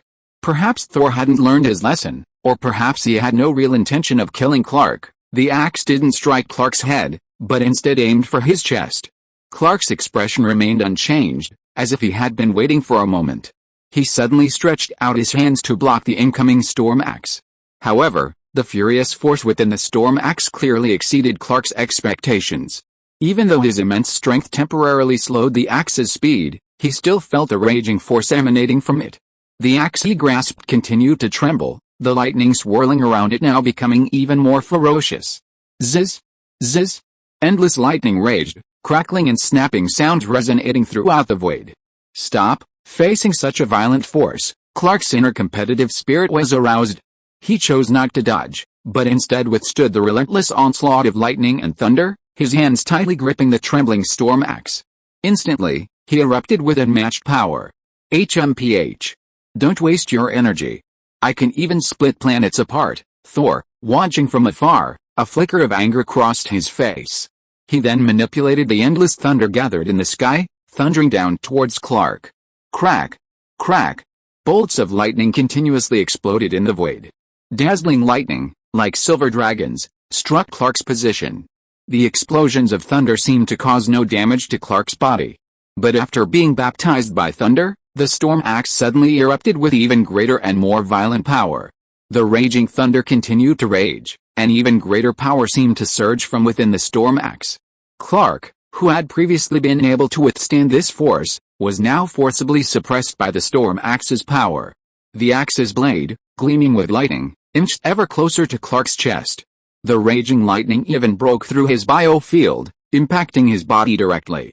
His sky-blue Kryptonian armor began to crack under the raging lightning and the sharp edge of the axe. Even the Kryptonian material's powerful healing properties couldn't fully repair the damage. With a rip, a tear ripped through his sky-blue tights, revealing Clark's powerful chest muscles. No, he watched as a crack appeared on the S-shaped family emblem, symbolizing hope, on his tights. It was as if Clark had unleashed his full potential. A golden glow gradually emerged from his chest, causing the family crest on his chest to gleam with a golden streak. The golden streak flowed around Clark, converging almost instantly to envelop him completely. Ah! Clark roared in frustration and rage. A dazzling light, like a star, suddenly erupted from his body. The radiance was so intense that it even illuminated the entire city like daylight. That's Clark. Countless heroes and villains, newly arrived in the Marvel Universe, gazed skyward at the towering figure radiating like a god. Those who had been bewildered suddenly felt a glimmer of hope, and without hesitation, they rushed towards Clark. Who on earth could have pushed Clark to this point? Batman, who was desperately fighting Tony, instantly broke away from his battle upon sensing the solar flare Clark unleashed. His eyes were heavy, his chest heaving, and he stared into space with a ragged breath. Hey, are you ready to give up? Tony looked at Batman, who had suddenly stopped fighting, a hint of pride in his eyes. For some reason, the moment he saw the man in the bat mask, Tony felt the urge to beat him up. No, I just feel like our fight is meaningless. Perhaps now is the time to end it. As the light illuminating the entire city slowly faded, Batman, his breathing gradually steadying, withdrew his gaze from the void. Then, with a serious expression, he said to Tony, "End? Impossible, unless you, this cowardly fellow, can personally remove your mask and lay down your weapon. Otherwise, damn it, you have no moral integrity," and launched a sneak attack. Just as Tony, somewhat arrogantly, wanted to see Batman's true face, a dazzling light struck him from behind again, causing his expression to change suddenly. Whoosh! A powerful missile roared from the sky. Tony could only turn around and release a magic shield to protect himself. Boom! Damn it! Doesn't this guy realize this will kill him too? Tony's expression darkened as the missiles roared and the batplane whizzed through the sky. Sorry, I only care about the outcome, not the process. As the planes roared overhead, Batman, seemingly anticipating everything, took advantage of Tony's turn to defend against the incoming missiles and fired his special rope gun at the whizzing planes. His cape fluttered in the wind as he flew through the night sky. Fuck, you can't get far. Tony realized he'd fallen for a trick, but there was nothing he could do. After all, he hadn't realized Batman was willing to use his own life as a bargaining chip to achieve his goal. With Clark unleashing a solar flare, countless heroes converged on New York's Times Square. However, Thor remained undeterred by the glare of the sun. Haha, You've truly exceeded my expectations. Now, you're worthy of being my opponent." Thor reached out and reclaimed his battle axe, which had been blown away by the solar flare. His expression was solemn, yet a hint of excitement flickered in his eyes. "Wait? What's that?" However, Clark didn't respond, instead looking up at the sky behind him. At the same moment, as if sensing something, countless people fighting on the ground almost simultaneously stopped fighting and gazed into the void. What the hell is going on? Is this the result of that blinding light just now? Captain America blocked Aquaman's trident with his shield and gazed into the void above. There, he saw that the sky, once covered by a layer of dark clouds, had suddenly revealed a series of huge, narrow cracks. Countless cracks crisscrossed the void. It seemed as if they weren't affecting Earth's sky, but rather the very edge of the universe. "Hey, did you create that?" Thor also noticed a huge crack that had suddenly appeared behind Clark. Beyond the cracks lay a seemingly endless void. It was as if the entire universe was about to be completely ripped apart. Violent space storms emerged through the cracks before everyone. Even beyond some of the cracks, phantoms flashed by rapidly. There were dazzling, disc-shaped galaxies, blazing, ever-burning stars, and planets of varying colors and environments. Visions shifted endlessly, as if everyone, through a unique perspective, had entered another cosmic reality, exploring a brand new universe. Finally, their gaze rested on a unique planet. Is that Earth? But why are there two? Countless people stared at the two Earths that flashed through the cracks, their edges seemingly fused together, their eyes filled with shock and confusion. "No, this isn't my work." The two men, who had been battling just a moment before, now seemed frozen in time in the sky. Clark stared at the massive crack that stretched across nearly the entire universe, his eyes gleaming with an unprecedented solemnity. The universe seems to be being forcibly torn apart by a terrifying force. Countless people in both universes stared at the sky at that moment. The massive rift appearing at the end of the universe seemed as if the apocalypse was approaching. Suddenly, a shadow resembling a giant human hand appeared over the crack at the end of the universe. The next moment, the crack that stretched across the entire universe began to slowly close, as if being smoothed by that giant hand. Suddenly, with the appearance of the giant hand, the two Earths that had been gathered together began to slowly separate. "Oh no! The universe is being forcibly separated.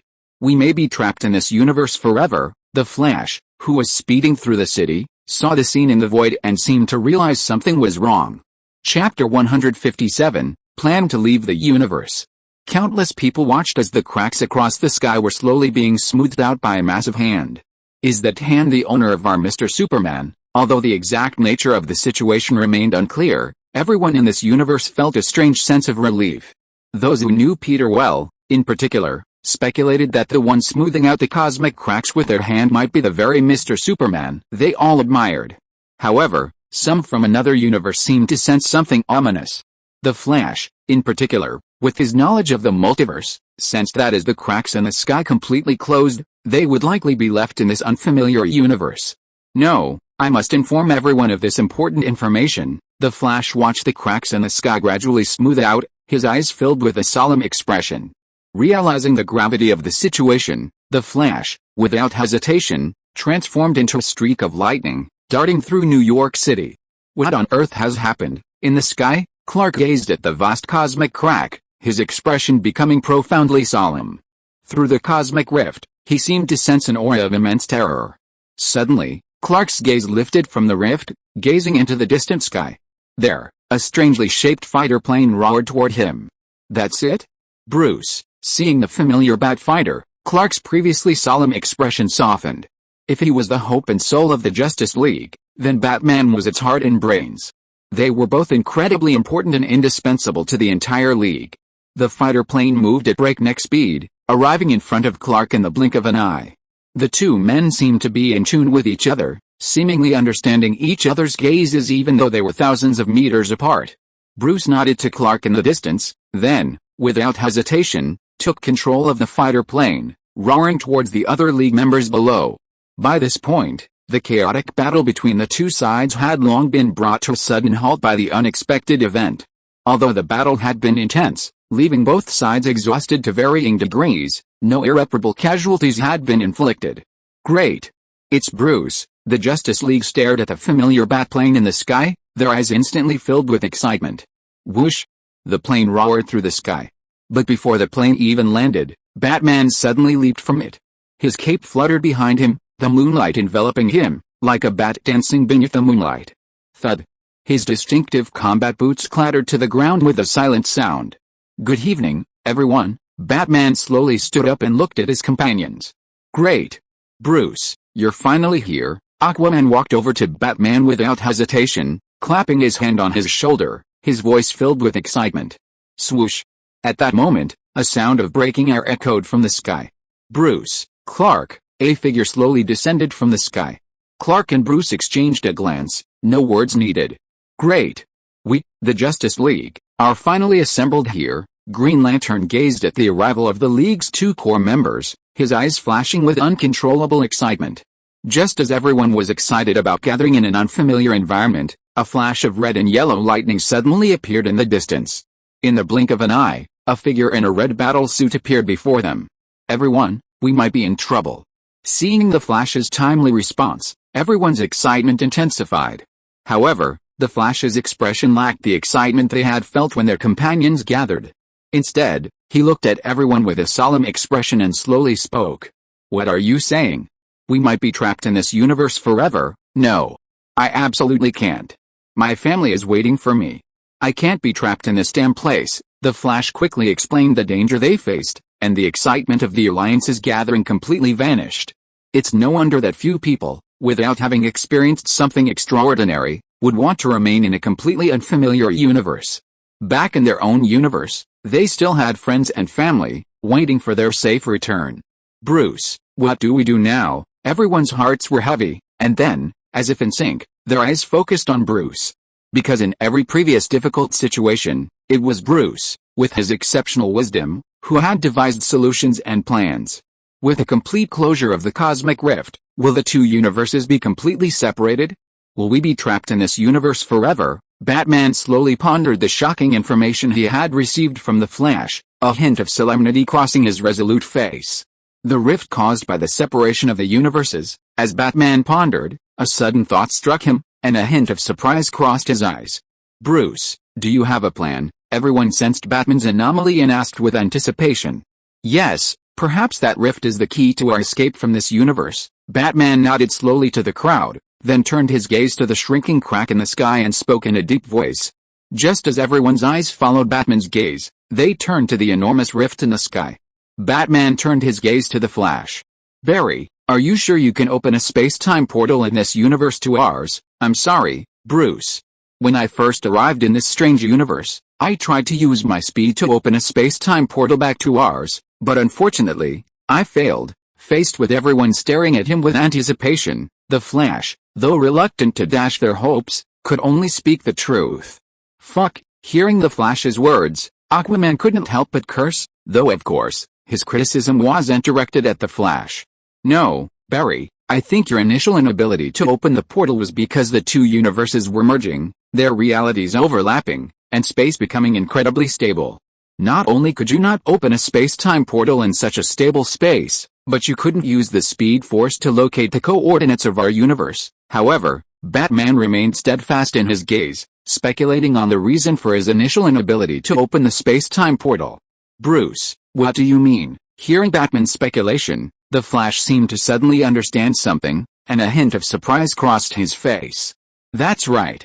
Now that the two realities are separating, the once solid space has become incredibly fragile, so, if we can seize that crucial moment before the two realities completely separate and create a stable space-time channel, we can successfully leave this strange universe and return to our home, Batman continued, his plan filling the other League members with excitement. Great. We can finally get out of this damn place. Aquaman was the first to burst into excitement. Don't get too excited, everyone. While this plan sounds simple, it's not easy to pull off, especially for Barry. It will be an extremely difficult test. Despite having come up with a plan in a short time, Batman's expression didn't relax. He knew that this plan would be an extremely difficult test for the Flash. Barry, you? At this moment, everyone turned to the Flash, their eyes filled with anticipation and trust in their companions. Don't worry, since I have the opportunity to lead everyone away, I will absolutely give it my all. The Flash also understood the difficulty of this plan. It wasn't about using the speed force to open a space-time tunnel, it was about precisely controlling time to the moment before the two universes completely separated. Even for him, this was a test fraught with unknown difficulties. Barry, we believe in you. The others now felt nothing but a deep trust in the Flash, a sense of comradeship. Everyone, we're the only ones who've arrived in this strange universe. We hope you can gather everyone here within the next few days. With a plan complete, Batman addressed the group again, urging them to gather. Wait, have you forgotten about us? So brazenly planning an escape, just as everyone was about to follow Batman's plan and gather the others, Thor, who had been listening to their discussion for a while, seemed a little impatient. Are you going to stop us? Batman slowly turned, and Clark stood beside him. The Justice League members behind him also looked at Thor and the others with determined eyes. At that moment, the world fell silent again, as if a new battle between the two sides was about to begin. All right, Thor. Suddenly, as tensions mounted, Captain America stepped forward, speaking first to Thor before turning to Batman and the others. I sense that most of you harbor no ill will towards this place. We're fighting you because we must protect our home, but now, since you've chosen to leave, we can stand by your plans, but you must promise us that if your plans ultimately fail and you don't succeed in leaving our universe, you must surrender your resistance and accept our control. Captain America spoke slowly, delivering a surprising message to Clark and the others. You said that? Seriously, Batman was incredulous. The enemy, who had just been clashing with him, had changed their mind so easily. Of course it's true. We're not bad people, nor are we like someone else, hiding our true selves and afraid to show our true faces. My main purpose for coming here is to expel you from our universe. Since you've chosen to leave, I won't stop you. Tony, who arrived almost immediately after Batman, had already retracted his armor's visor and walked out of the crowd with a smug look on his face, facing them side by side with Captain America. But his words seemed to have a hidden meaning. What about him? Clark looked at Thor, axe in hand, with a serious expression. This guy might not look very bright, but his strength was enough to impress him. As for me, Thor waved his axe, causing Clark and the others to tense up instantly. Since everyone says so, I have no reason to refute it. After all, we Asgardians are the most peace-loving people. Then, Thor sheathed his axe, a friendly smile appearing on his face. Okay, it's perfectly resolved, a happy ending for everyone. Everyone, don't rush off. It's been a while. I'm inviting you all to my villa for a party to celebrate. For Tony, a wizard. As long as his own universe's reality wasn't threatened, that was a perfect resolution to the crisis. I'm sorry that our sudden arrival made you feel threatened, but, as the saying goes, there's no friendship without fighting. Your strength has truly opened our eyes. You are truly heroes who protect this universe. As Batman and the others prepared to voluntarily leave this universe, the crisis that had originally arisen from their sudden arrival was perfectly resolved. Soon after, more heroes from the DC universe, along with a few villains, were gathered here. The result was astonishing. In less than half an hour, the two realities had already merged, and dozens of people had already arrived in this universe, all possessing special abilities capable of causing maximum chaos. Moreover, if the fusion process hadn't been interrupted, it would have taken only a short time for the two realities to completely overlap. More people from both universes will appear here simultaneously. Barry, are you ready? With everyone gathered, their eyes turned to the Flash in his battle suit. Don't worry, I'll do my best to get everyone back. Barry, run. Accompanied by the encouraging glances of the crowd, Barry nodded and transformed into a bolt of lightning, sprinting around them. In an instant, the swiftly moving Flash cast a dazzling shadow across the space, enveloping everyone. Do you think they can succeed? Not far away, Tony and the others didn't leave early, awaiting the moment their plan would succeed or fail. No matter what, we must stay focused and prevent any changes to their plan. Although they agreed with the other party's plan and let them go, it didn't mean they completely trusted them. Let's hope there aren't any unexpected events. Captain America stared at the swiftly moving figure with a solemn look, feeling that things wouldn't end so easily. The rapidly spinning Flash gathered an immense amount of speed force. Ahead of them, a dazzling ball of light condensed. The Speed Force, the most mysterious special power in the DC universe, not only opens portals to other universes but even allows one to travel through time and space, altering the past and future. However, the Flash, possessing such a powerful speed force, has a fatal flaw. Damn it! Why is this happening? Barry, sprinting at full speed, suddenly felt a wave of weakness, his expression changing dramatically. Chapter 158 Lightning Sacrifice to Heaven. What's going on? Barry's speed. It was difficult for anyone to detect the Flash's speed change with the naked eye. Only Clark, Superman, whose speed was second only to the Flash's, noticed the Flash's abnormality, and his expression changed. "What's wrong, Clark?" Batman asked, noticing the strangeness in Clark's expression. "Barry's speed seems to be rapidly decreasing." "I'm afraid he can't." Clark's eyes were serious, and he seemed to be hesitant to speak. "Speed loss? Is it because of an abnormality in his speed force?" Batman, known for his extreme caution, who is familiar with the weaknesses of every companion and even has plans to guard against his own possible transformation, naturally understood that the Flash's speed is derived from the special energy known as the Speed Force. And now, in a split second, he realized the real reason for the Flash's speed loss. "Bruce, what's going on with Barry now?" Clark asked sternly, noticing Batman's solemn expression. "Barry's speed is rapidly depleting because in this strange universe, he simply can't replenish his speed force quickly enough." Batman's face was heavy. Even though he understood the cause, he had no solution. The Speed Force is a mysterious power found only in the DC universe. It possesses the power to defy the laws of physics, allowing one to run at lightning speed. It also grants a host of powerful abilities, allowing one to travel through time and space, even across the vast universe. However, in the Marvel Universe, this special Speed Force does not exist. This means that in this strange Marvel Universe, the Speed Force that fuels the Flash's swift movement can only be rapidly depleted, unable to replenish as readily as in the DC Universe. Of course, if it were normal consumption, it might not have a significant impact on him, who already had complete control of the Speed Force. But now, he needed to expend a significant amount of Speed Force to build a space-time channel connecting him to the DC Universe. The massive consumption of Speed Force quickly depleted his supply. The figure, whirling like lightning, gradually slowed down. Even the others could see something was wrong with the Flash. "What's going on? I feel like Barry's speed is getting slower and slower. And the space-time tunnel we're building seems to have just begun. Not only is there no progress, but..." Wonder Woman approached Clark and Batman and asked sternly. "Looks like we're in trouble," Batman said slowly and gravely. "Damn it. Faster." Meanwhile, the Flash ran as fast as he could, trying to increase his speed. However, the rapid depletion of his speed force inevitably slowed him down. "No, I absolutely can't keep going like this, or I won't be able to gather enough energy to open the tunnel to our universe." At the moment the two universes are about to separate, the Flash realized that if he continued like this, he would not be able to open the space-time tunnel connecting his own universe at the crucial moment as planned. Then, they would be completely trapped in this universe. "No, this can't happen." The Flash, in his Speed Force mode, raced through his thoughts, searching for ways to remedy the situation. "Faster, I need faster, speed, I need even faster." However, despite his best efforts, the Flash's body began to tremble, straining under the strain. His speed was still constrained by the rapidly draining Speed Force, preventing him from significantly increasing. Meanwhile, not only was the Flash, who was desperately running, feeling extremely anxious.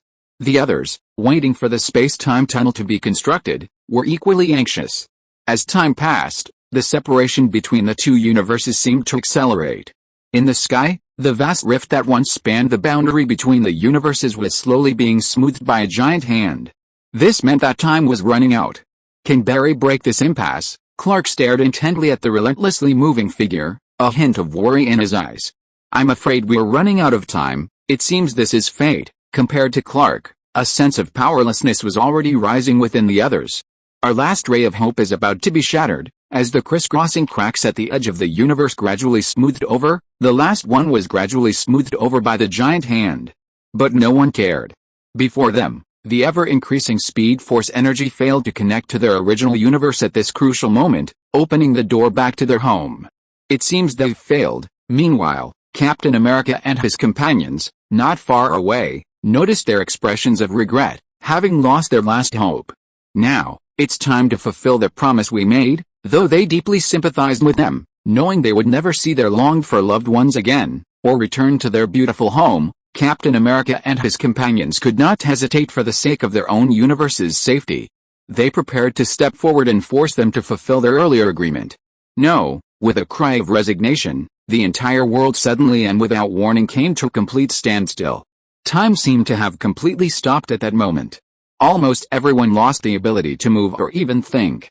Because at this moment, time, space, the universe, and all the rules no longer hold any meaning. On the entire Earth, and indeed the entire universe, only one figure could move and think normally. That figure was the sprinting Flash. Perhaps, this is the only way. The Flash paused, gazing at the faces filled with disappointment, regret, and pain. He knew that with the last glimmer of hope shattered, they, like him, must be enduring a pain unfathomable to ordinary people. No, I can't stop, because hope isn't completely shattered. Time has lost its meaning at this moment. A world filled with disappointment and pain is destined to begin to reshape itself at this very moment, even if it will cost me an unbearable price. Turning his gaze away from the crowd, the Flash took one last look at the concentrated Speed Force energy, his eyes filled with determination. The Speed Force is considered the most unique and powerful power in the DC universe because, when pushed to its limit, exceeding the speed of light, it shatters the barriers of time and space, reshaping the world and altering the past and future. Run, Barry, run. At that moment, Barry couldn't help but recall the joy he felt running at full speed when he first gained the Speed Force. He still remembered the unique feeling of the wind whistling in his ears and the world standing still before his eyes. At that moment, he seemed to feel the Speed Force, now integrated with him, emitting a signal of joy and happiness. It seems like it's been ages since I've truly experienced the joy of running. Barry's expression gradually calmed, then turned into determination. With a roar. A brilliant bolt of lightning erupted from the lightning symbol representing the Flash on his chest. The lightning, generated by it, gradually converged throughout his body, enveloping him in lightning. The electric light swirled across the red and yellow Flash suit.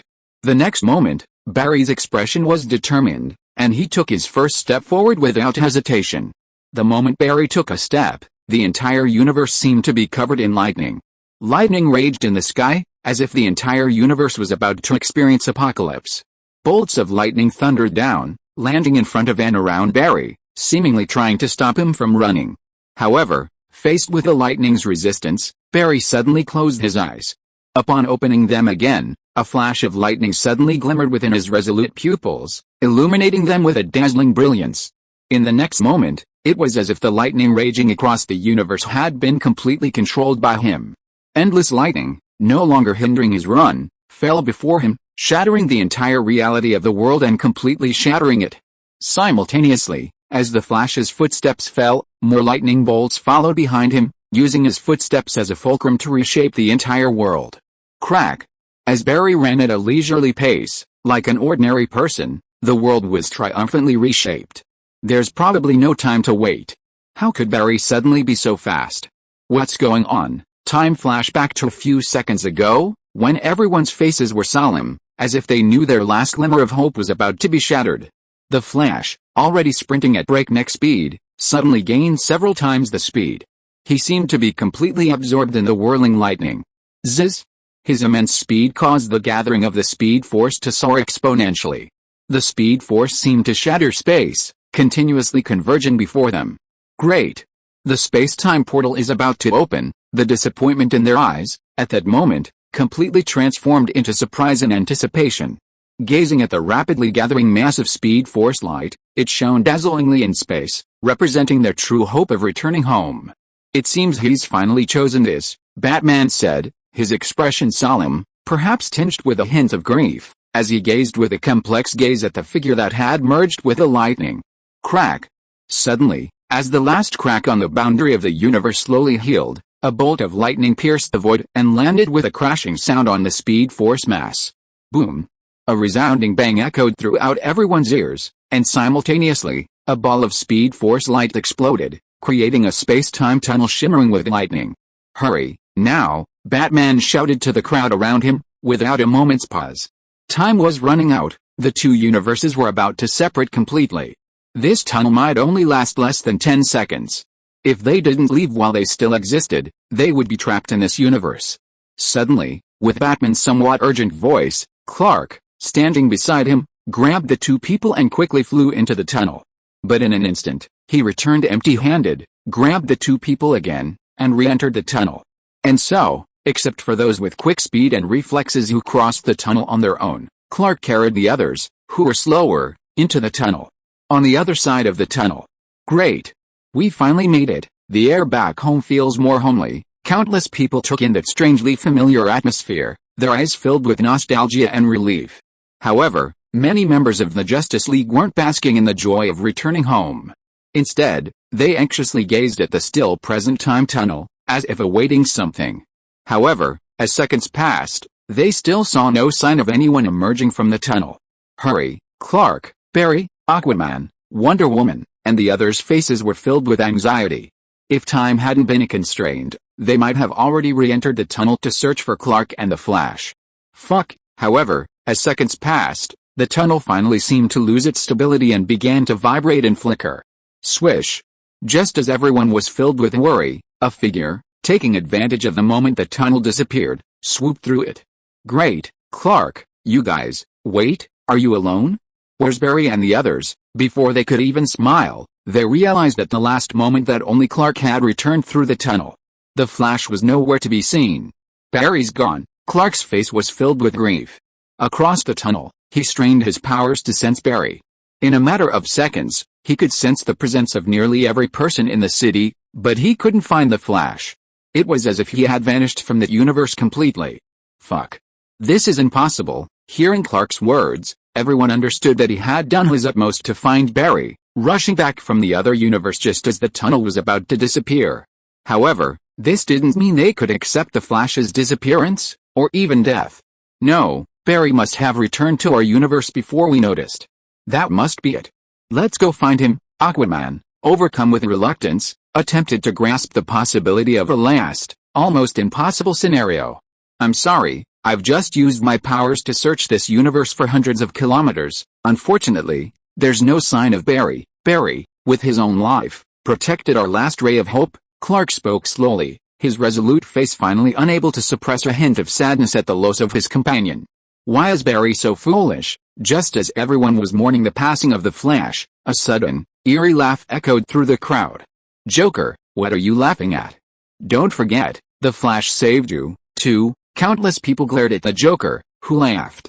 The damned fellow deserved to be locked up in Arkham Asylum forever, suffering inhuman torture. Ha ha ha, I'm laughing at that fool. He didn't even realize he was being plotted against until his death, am I right? Adored Mr. Batman. The Joker's mouth widened, his gaze filled with mockery. Plotted against? What on earth is going on? Countless people looked at Batman in disbelief, awaiting his explanation. He's right. You knew the Flash would die, didn't you, Bruce? However, while the others looked at him with some suspicion, Clark seemed to have already looked at Batman with some suspicion.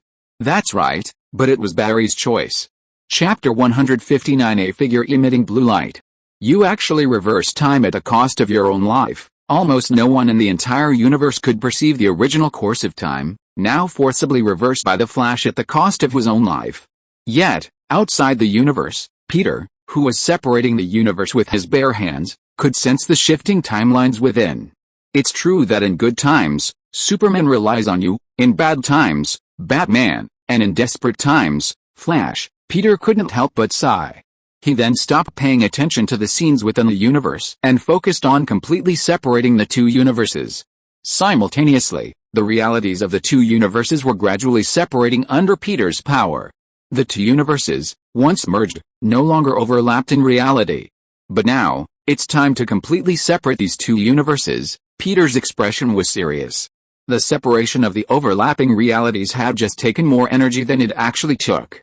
Now, truly separating the universes would require an immensely powerful force, pushing the mutually attracted universes apart.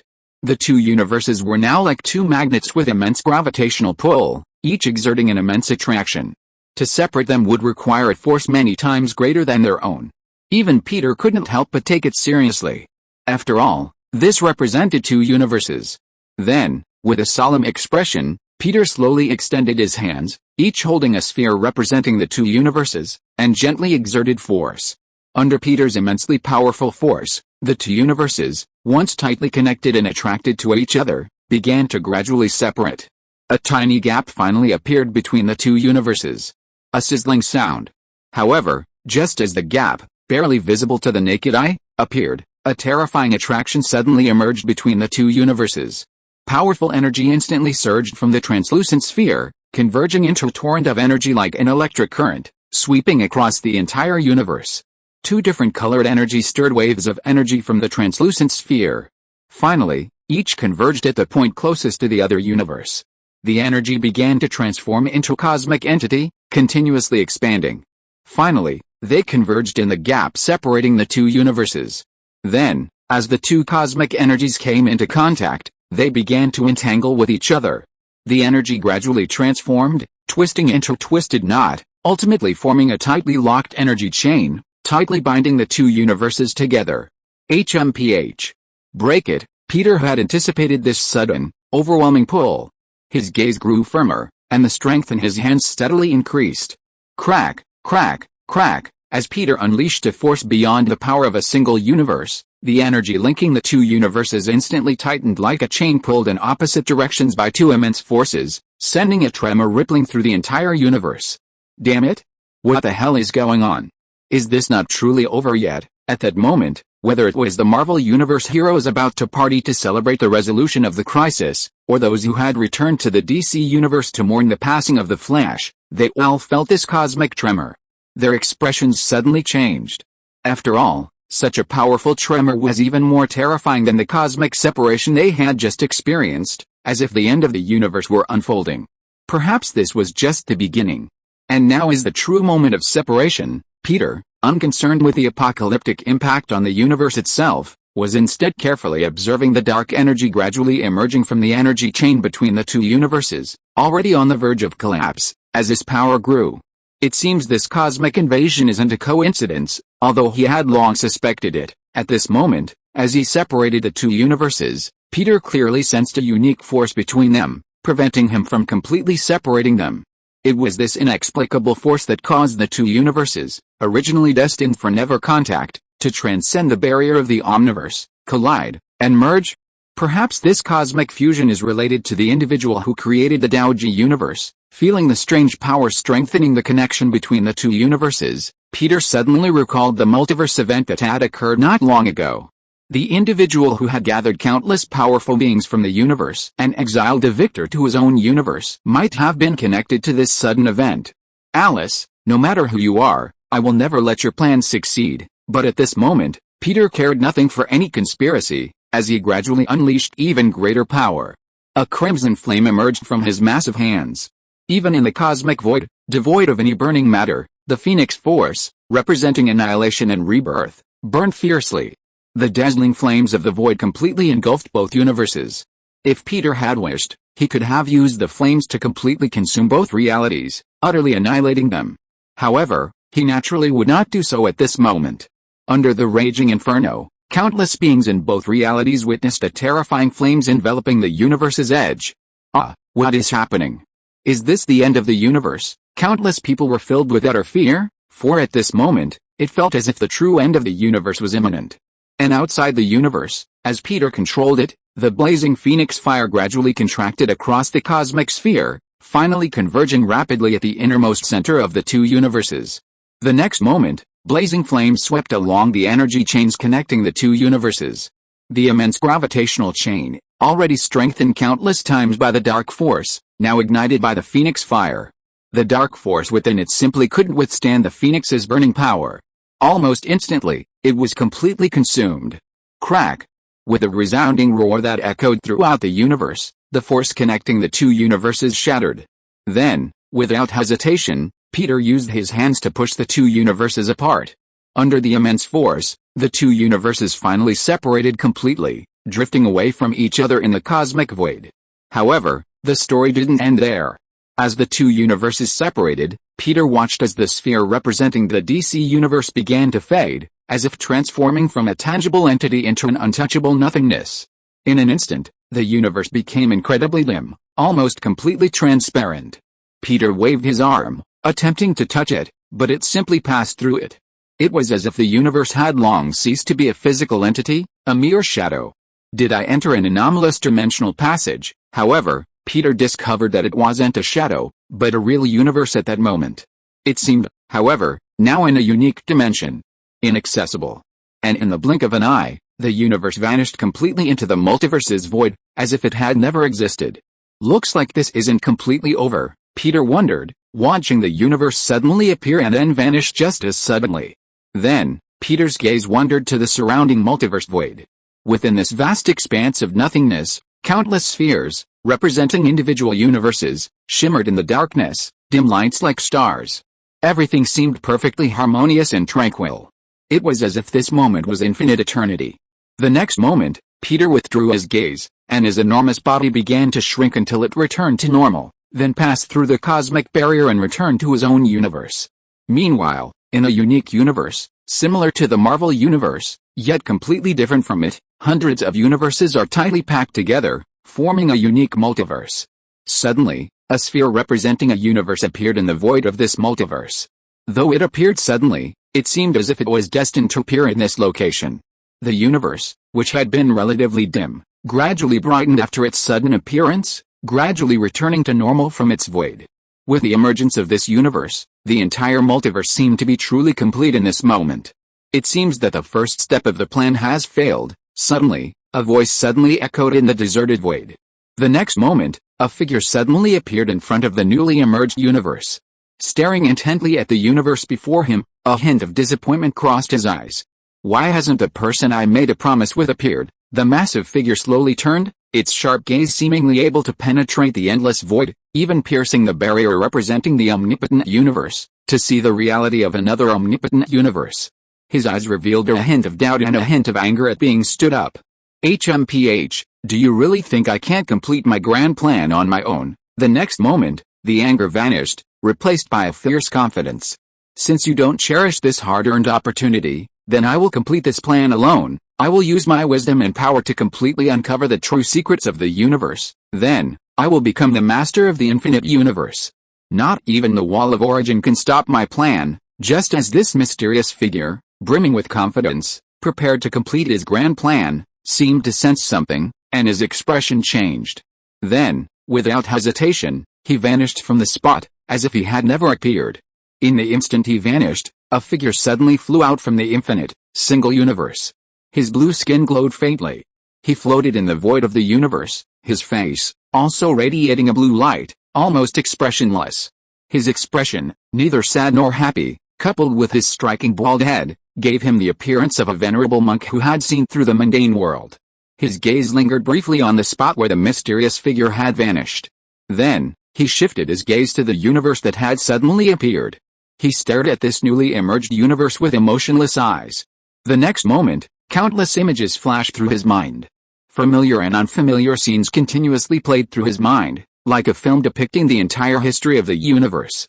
Suddenly, at a certain moment, the recurring future scenes vanished completely in an instant, transforming into endless darkness. It seemed to represent destruction, the imminent demise of this universe, just like the scenes depicted, into dead, silent nothingness.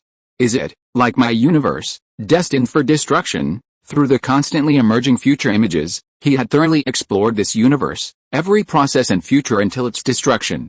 No, endless darkness can represent destruction and annihilation, but it can also represent infinite hope. Ultimately, it all depends on the choices made by the people of this universe. Why not give them a chance to choose their future? With this thought, the figure, radiating blue light, slowly drifted toward this uncertain universe. Then, it merged into it, vanishing completely. The next moment, within the DC universe, recently separated from the Marvel universe, a blue figure emerged. With a flash, it seemed to travel through endless space, instantly arriving above the Earth, emitting a blue glow. Such a beautiful planet, yet it is destined to become this dead and desolate in the future. He extended his hand, slowly wiping it over the Earth before him. The Earth, once radiating blue light and seemingly so beautiful, suddenly transformed into a completely lifeless world, its very core shattered, revealing a dim core filled with a dead silence. This was precisely the future of this planet. Even as he faced the destruction of his birthplace, his face remained expressionless. It was as if he had lost all emotion. The next moment, he extended his hand and brushed the planet before him, restoring its beauty. At the same moment, his figure vanished, reappearing above Earth, gazing at the crowd mourning, arguing, and mocking the Flash's sacrifice, the very heroes who protected the planet. Bruce, even though we've formed an alliance together, nothing has changed for you. You can sacrifice any of us to achieve your goals." The turmoil in the universe returned to silence, and Clark's gaze remained fixed on Batman. He knew that at that moment, they might have no other choice, but that was no reason for Batman to watch the Flash die. "You're right, and that includes me," Batman replied with a firm gaze, without arguing. "In that case, our alliance no longer has any reason to exist." Clark cast a final glance at the crowd present before soaring into the sky, disappearing into the clouds.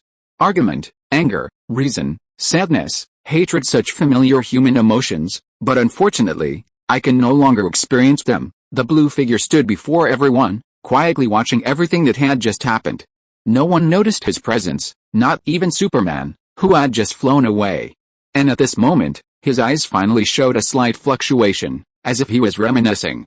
Chapter 160, Building a Multiverse Channel. The crisis from another universe has been declared over. Although it caused great chaos in New York City, thanks to the protection of numerous heroes and the fact that the invaders from another universe carefully avoided civilian clashes, no significant damage was caused to the city's civilians. Only some buildings in New York City were severely damaged. Disaster relief teams contracted by Stark Industries and the government arrived immediately and began rebuilding the destroyed buildings and roads. Peace returned to the world for a period of time. However, far above, amidst the space war, Reed, Rocket, and their team of scientists continue their efforts.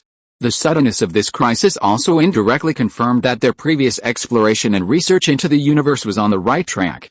The device they had jointly constructed, capable of monitoring and connecting other multiverses, proved to be of vital importance.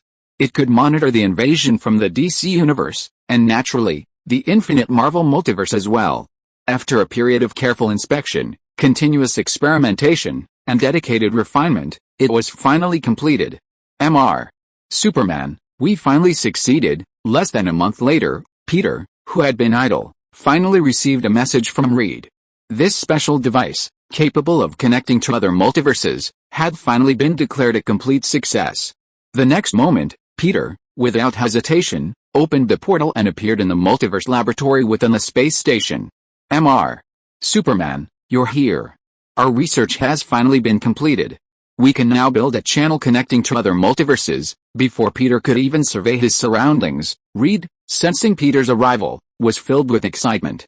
For a scientific researcher like him, exploring the unknown is the most exciting thing. Exploring the unknown beyond the universe is a research direction that countless scientists dream of. Thank you, Mr. Superman, for giving me this opportunity to explore the mysteries beyond the universe. If I hadn't met you, I couldn't imagine achieving such an unprecedented achievement in my lifetime. Of course, Reed never forgot that this tremendous achievement was all thanks to Peter's support. If he hadn't met Peter, he'd probably still be a loser, unable to secure funding for his desired research project.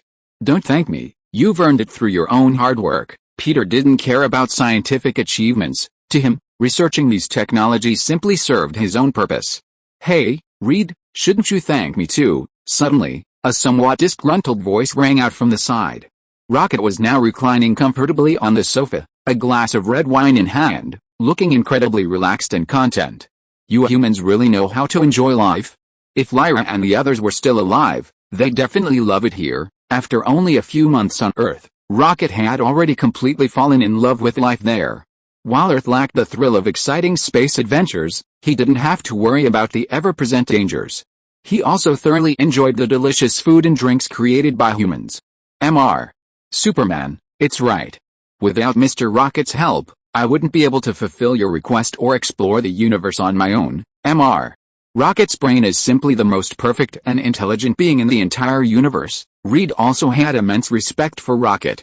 His brain seemed more powerful than even the most advanced human computers, capable of finding solutions to any problem at lightning speed.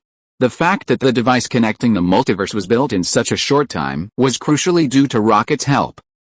Just knowing how amazing I am, Rocket didn't care about reputation, he simply wanted to be respected. From the moment he was born, he had endured loneliness. The damned creature he created, jealous of his possession of the most perfect brain in the universe, had killed his few companions. Even now, he had few companions he truly recognized. Reed, with whom he had collaborated for a while, though not yet a partner, was at least a good friend. Reed's persistence and dedication to scientific research impressed him. Okay, I've seen your hard work, but now, let me take a good look at the results of your research and see what surprises they can bring me. Peter smiled, eagerly anticipating the ultimate surprise they would bring him.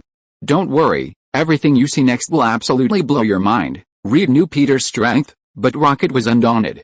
He put down his glass and leaped from the sofa, which was taller than him. He then headed straight for the device they had just completed. Zzz! Just as Rocket was about to begin demonstrating the power of this device that could connect a multiverse, a circular portal, shimmering with golden light, suddenly appeared in the space station's laboratory. Hey, how can I be absent at such a crucial moment? Before the person on the other side of the portal could even emerge, a very arrogant voice rang out. Then, a figure slowly emerged from the portal. It was none other than Tony, who had fought Batman for hundreds of rounds during the previous New York melee. HMPH, you uninvited fellow. Rocket looked at the sudden appearance, a trace of disgust crossing his face. Of course, it wasn't that he disliked Tony, but rather that he shared Tony's arrogant personality. The two of them were constantly bickering. Hey, you little stuffed animal, don't you think I'm welcome? Don't forget, I contributed some revisions and suggestions to this research, so I'm worthy of participating in this important moment. Tony walked towards Rocket, looking down at him. Without hesitation, he reached out and rubbed his furry head with his large hand. Stop it, you damned bastard. Rocket struggled free from Tony's grip, glaring at him furiously. Okay, in that case, let's notify the others to come and watch. Also, remember to notify Magneto and Iceman. After all, if this device is truly complete, they need to witness it with their own eyes. The multiverse connecting device was originally designed to locate Magneto and Iceman's original universe and return them to their original universe. Now that the device is complete, it's time for them to witness it with their own eyes and see if they agree to use it to return them to their original universes. Okay, Mr. Superman, I'll notify them right away. Reed didn't hesitate and immediately notified the others to come and watch the multiverse connecting device in action, and to open the special channel connecting the multiverse for the first time. Soon, more than a dozen people quickly arrived at this special laboratory. Most of them were core members who had joined Stellar Technologies since its founding. They were all currently researching their respective areas of expertise. And almost all of them had made some significant achievements, contributing many advanced research findings to the company. Peter, long time no see, of course. Dr. Otto, the head of Stellar Technology, also arrived. Now, he'd shed his previous somewhat unkempt demeanor. Dressed in a fine suit, his hair neatly combed, he looked like a man of success. While he wasn't completely focused on scientific research, he was putting all his energy into the company's development. However, upon meeting Peter, he still greeted him cordially. His business acumen truly surprised Peter. Indeed, in another universe, he'd succeeded Spider-Man in building a world-leading technology company, a testament to his exceptional business talent. On Earth, although Stellar Technology had only been around for less than a year, it had achieved achievements that no other company could achieve in their lifetime.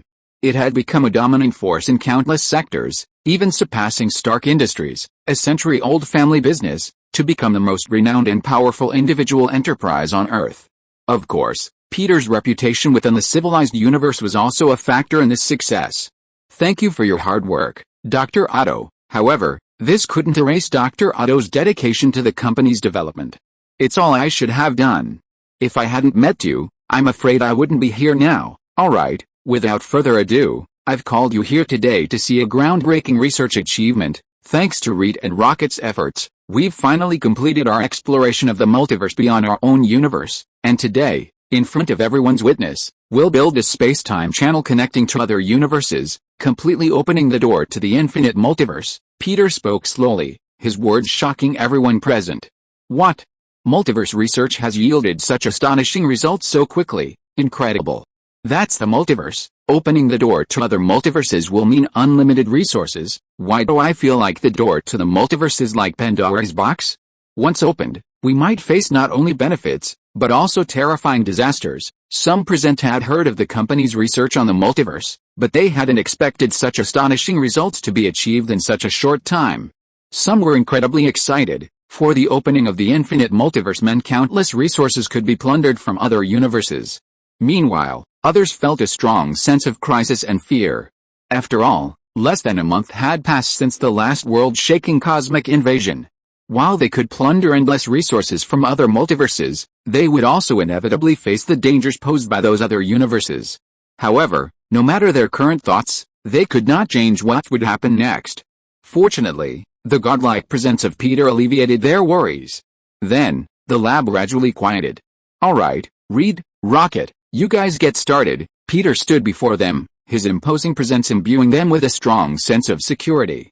The next moment, as Reed and Rocket slowly approached the special device, everyone fell into absolute silence. They held their breath, their eyes shimmering with anticipation, yet also with a hint of worry. But there was no doubt that this was a historic moment, and no one wanted to miss it. Especially Magneto and Iceman, standing behind Peter. Their expressions tinged with anticipation and a hint of nervousness.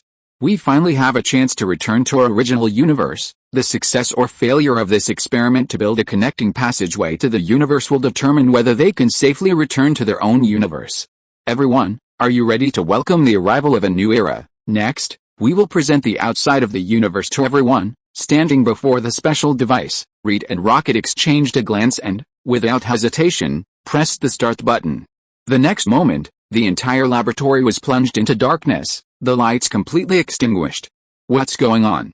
A power outage? Impossible. The space station is powered by the latest stellar reactor.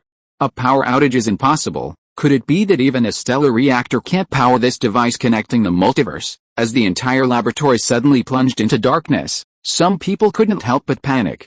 Suddenly, a faint light slowly appeared above them. "What's that? It looks like a projection of Earth." As the light gradually brightened, someone recognized it as a projection of Earth, scaled down countless times. No, it wasn't just Earth. As if from a sci-fi perspective, everyone's gaze followed the projection, continuously zooming out. Gradually, the Earth's shadow faded to a tiny speck of dust, and a blazing fireball appeared before everyone's eyes. The sun. This is the sun that gave us life. The sun, seen from this unique perspective, lasted only a fraction of a second before the view shifted again. Countless star systems, gleaming with light, appeared before everyone. Then, billions upon billions of star systems, forming the vast Milky Way. Finally, as the view stretched further out, extending beyond the boundaries of the universe, a hexagonal sphere emerged before everyone.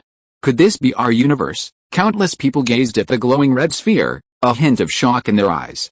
But their gaze, still moving farther away, did not cease.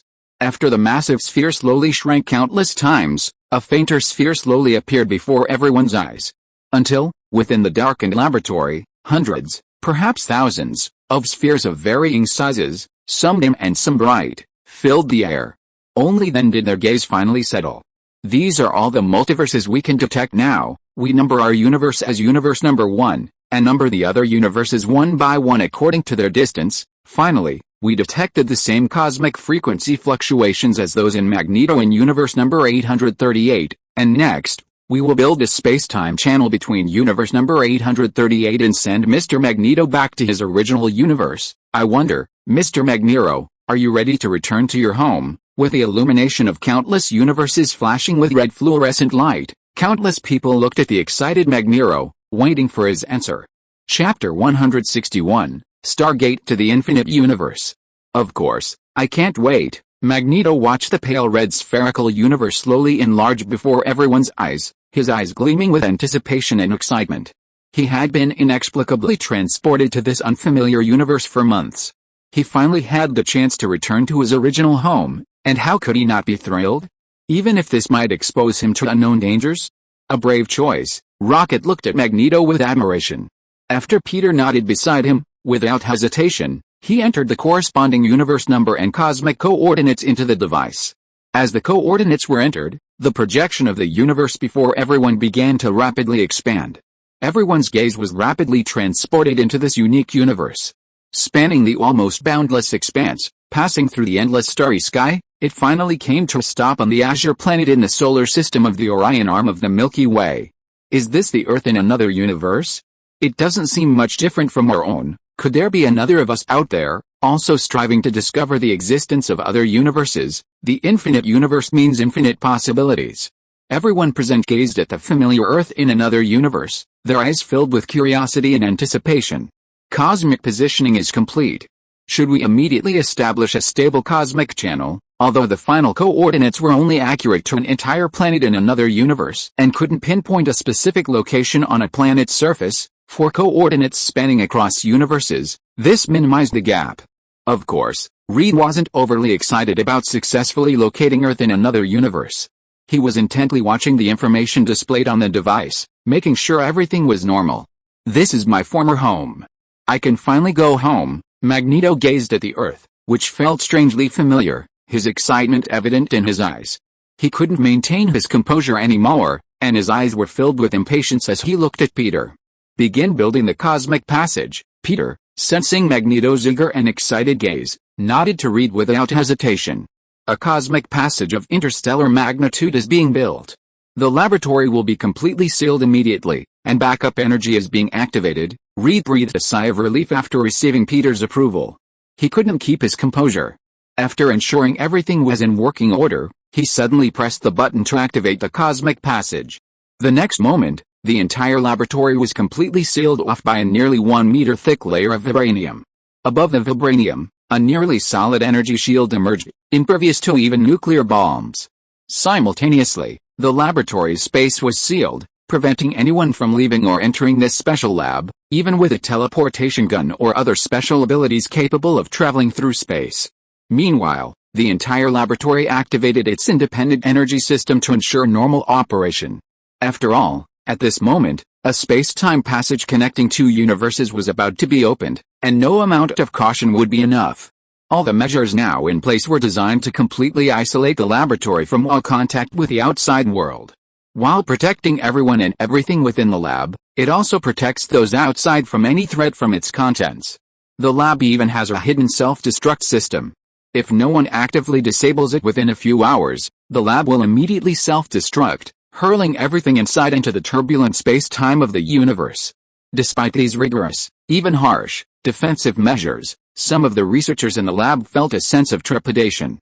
They felt as if a cosmic portal was about to be opened, revealing the unpredictable and dangerous situation. However, as they glanced at Peter, standing in front of them not far away, they quickly put this sense of danger behind them. If even Mr. Superman couldn't resolve the crisis, they had no reason to complain. Buzz! Suddenly, as the entire lab was completely sealed off, the sound of energy surging through it engulfed the entire lab. Even those standing within could sense the immense energy flowing rapidly through the lab. The next moment, as the energy continued to converge, not far from the crowd, a massive portal, previously eliminated by the portal gun and relegated to the warehouse, began to slowly glow with a pale blue light. As energy gathered, the blue light grew brighter and brighter. In a matter of seconds, it nearly illuminated the entire laboratory. At that moment, everyone had long forgotten these insignificant matters. They stared, their eyes wide open, unblinking, at a faint light slowly emerging from the blue light curtain gathered above the portal. That faint light seemed to reach far beyond the universe, spanning the endless starry sky, weaving through the void of the universe, connecting to another mysterious universe. With a whoosh, the faint light suddenly began to flow rapidly, seemingly containing countless radiant stars, flowing like a galaxy before everyone's eyes. A buzzing sound filled everyone's ears. The continuously flowing faint light completely occupied the center of the portal. Blue energy enveloped the mysterious light, gradually stabilizing, making it almost impossible to discern its destination with the naked eye. Congratulations everyone! The space-time portal connecting to Universe 838 has been successfully opened and stabilized. The channel is expected to remain stable for 34 minutes and 52 seconds. Please proceed as soon as possible before the timer expires. To avoid being caught in the space-time turbulence, please note that this channel is a one-way channel. Those intending to pass through must. The cosmic portal, shimmering with a mysterious glow, was constructed without incident. It will last for approximately half an hour, enough time for anyone to pass through the space-time portal and reach Universe 838. Of course, to prevent any unforeseen circumstances, this is a one-way channel, consuming less energy and being easier to open. This also ensures that creatures from the other universe won't discover the channel and use it to infiltrate their laboratory. Can this really allow me to return to my universe immediately? Magneto, who had been eager to return to his homeworld, hesitated at this moment. Perhaps the construction of the channel to the other universe had gone too smoothly, leaving him with a sense of surrealism. Don't worry. the greatest genius in the universe, helped build this. There's absolutely no chance of anything going wrong, Rocket confidently responded to Magneto's questioning. Alright, I trust you. At that moment, Magneto's solemn expression gradually relaxed. He had been so eager to return to his homeland, how could he possibly back down at the last moment? Without hesitation, he walked towards the nearby portal, which shimmered with a faint light, resembling a constantly shifting starry sky. The others, in turn, gazed with a mixture of anticipation and anxiety, awaiting this historic moment. Thank you for your care during this time. Suddenly, Magneto, about to enter the portal, turned to express his gratitude to Peter. I hope we'll meet again someday. After saying goodbye, Magneto turned without hesitation and walked directly into the mysterious starry portal. The next moment, he felt an irresistible force pulling him through a special passage. He could even see the brilliant stars passing by. He seemed to transform into a streak of light, traversing the universe, toward its very edge. An indescribable amount of time passed, seemingly a moment, then eons. Suddenly, a radiant light like a star blazed before his eyes. Passing through that radiance, he was instantly in an unfamiliar place. High in the sky, surrounded by gently drifting white clouds, beneath him lay the boundless ocean. Not far away, at the end of the sea, lay a city that felt all too familiar. I'm actually back, gazing at the city on the coast, taking in the familiar atmosphere of Earth. Magneto steadied himself, his face filled with uncontrollable excitement. Then, he soared directly toward the familiar city in the distance. Meanwhile, everyone in the laboratory remained silent. As they watched Magneto disappear through the starlight portal, no one knew whether the experiment had succeeded. Then, a voice rang out in their ears. Target successfully passed, arriving near the designated cosmic coordinates. Energy consumption is 13%, 28 minutes and 45 seconds remaining for the channel to stabilize. Those needing to pass through, please proceed as quickly as possible. Great. It actually worked. Oh my god, we've witnessed history. At this moment, everyone present was filled with immense excitement. Even among Earth's top scientists, they had never imagined they would witness such a historic moment as humanity opening the door to the multiverse. Okay, close this portal first. Remember to collect all the data and information. Compared to the others, who were incredibly excited, Peter was much calmer and instructed Reed. Don't worry, sir. I've already had the system record all the information from the entire experiment. As a brilliant scientist, Reed naturally wouldn't forget something as simple as recording experimental data. He then controlled the multiverse device and closed the channel to the other universe. Buzz! With the energy cut off, the mysterious cosmic channel instantly dissipated. Not bad, it actually worked. Congratulations, Tony. Having witnessed the entire process of successfully opening the portal to the multiverse, couldn't help but admire Reed and Rocket's brilliant minds, despite his arrogance. Well, I wasn't kidding, was I? I'm the greatest genius in the universe. Rocket looked up at Tony with pride.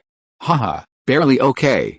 I'm still a little behind. Tony, of course, wouldn't give in so easily when it came to his brain power. After watching your experiments, I've also gained a lot of inspiration. Your technology is indeed very advanced, but it's a bit too complicated. In my opinion, magic is still easier. The portal to the multiverse can be opened not only through technology but also through magic. However, this requires immense magical power. Furthermore, the conditions for opening the portal aren't simply fulfilled, they require very strict requirements.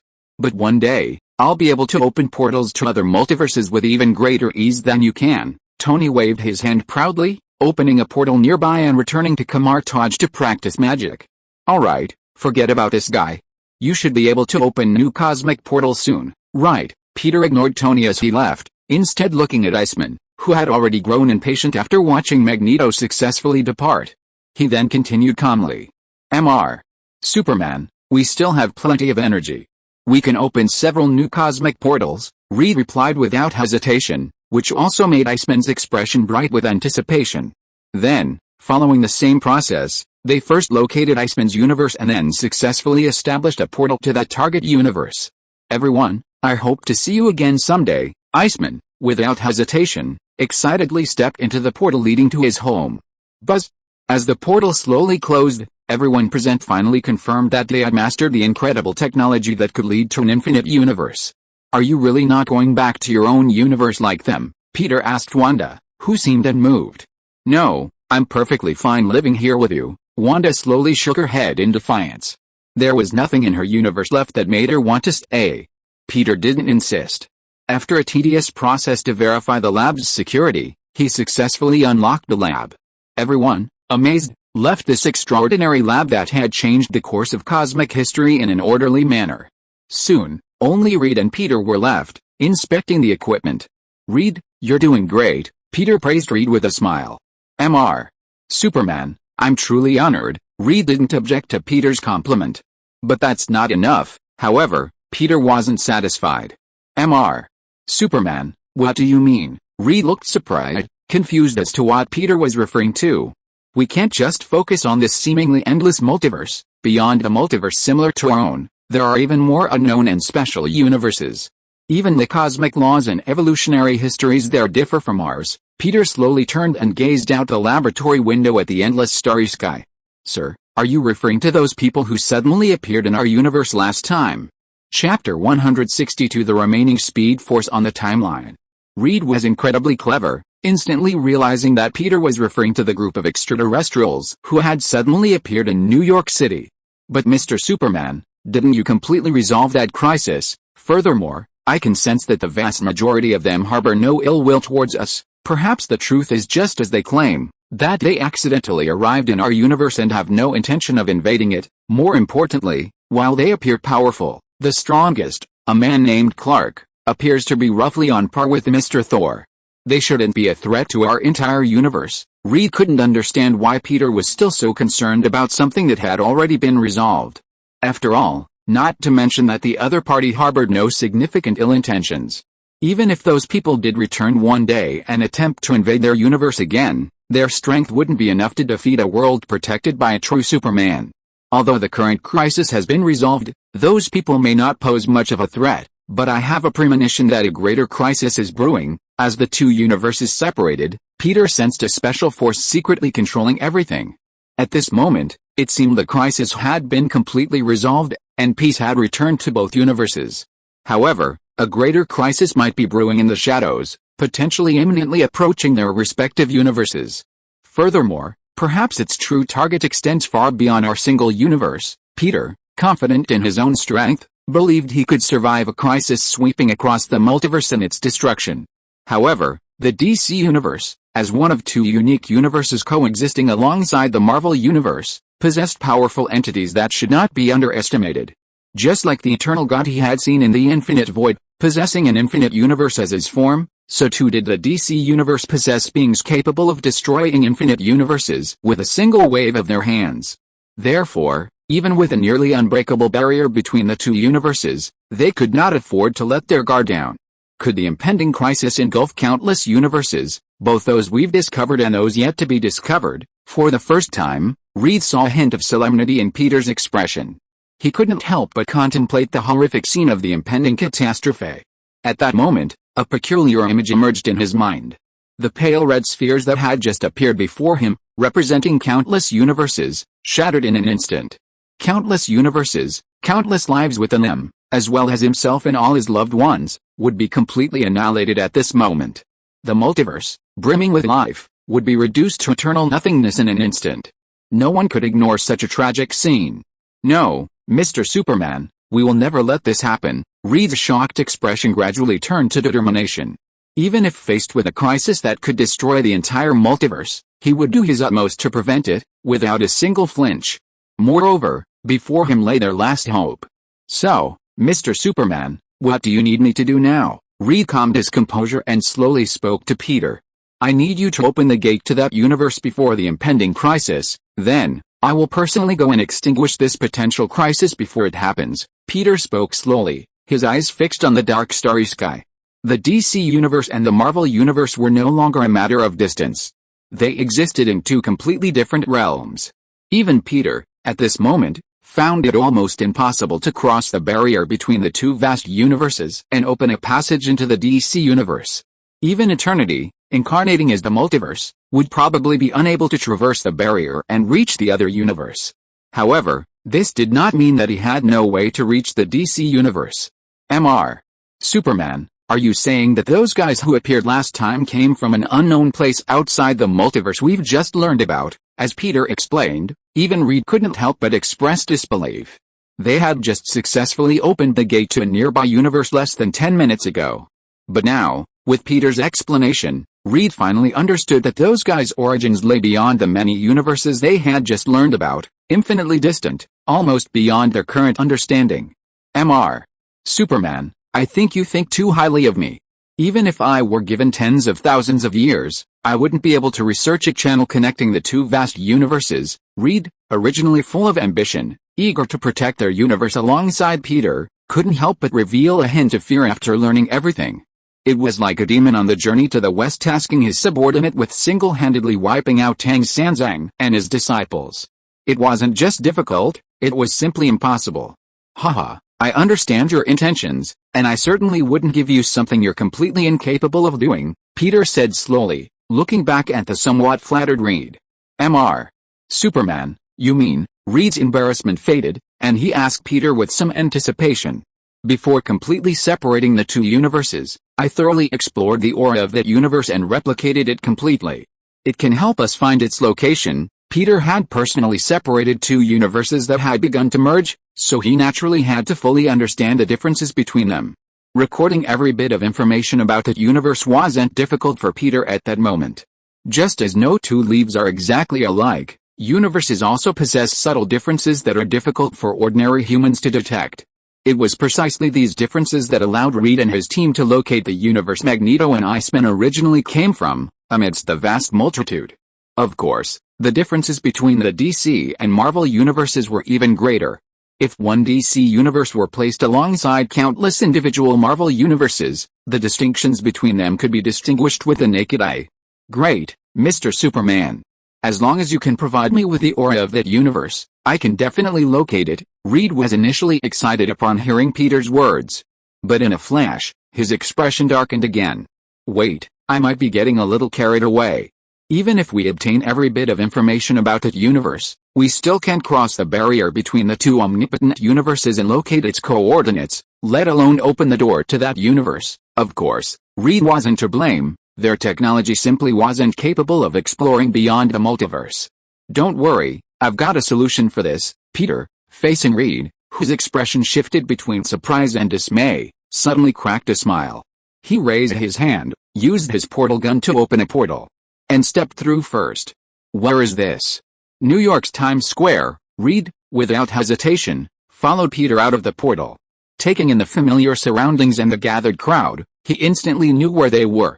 It was the scene of their battle not long ago. Look, what's that?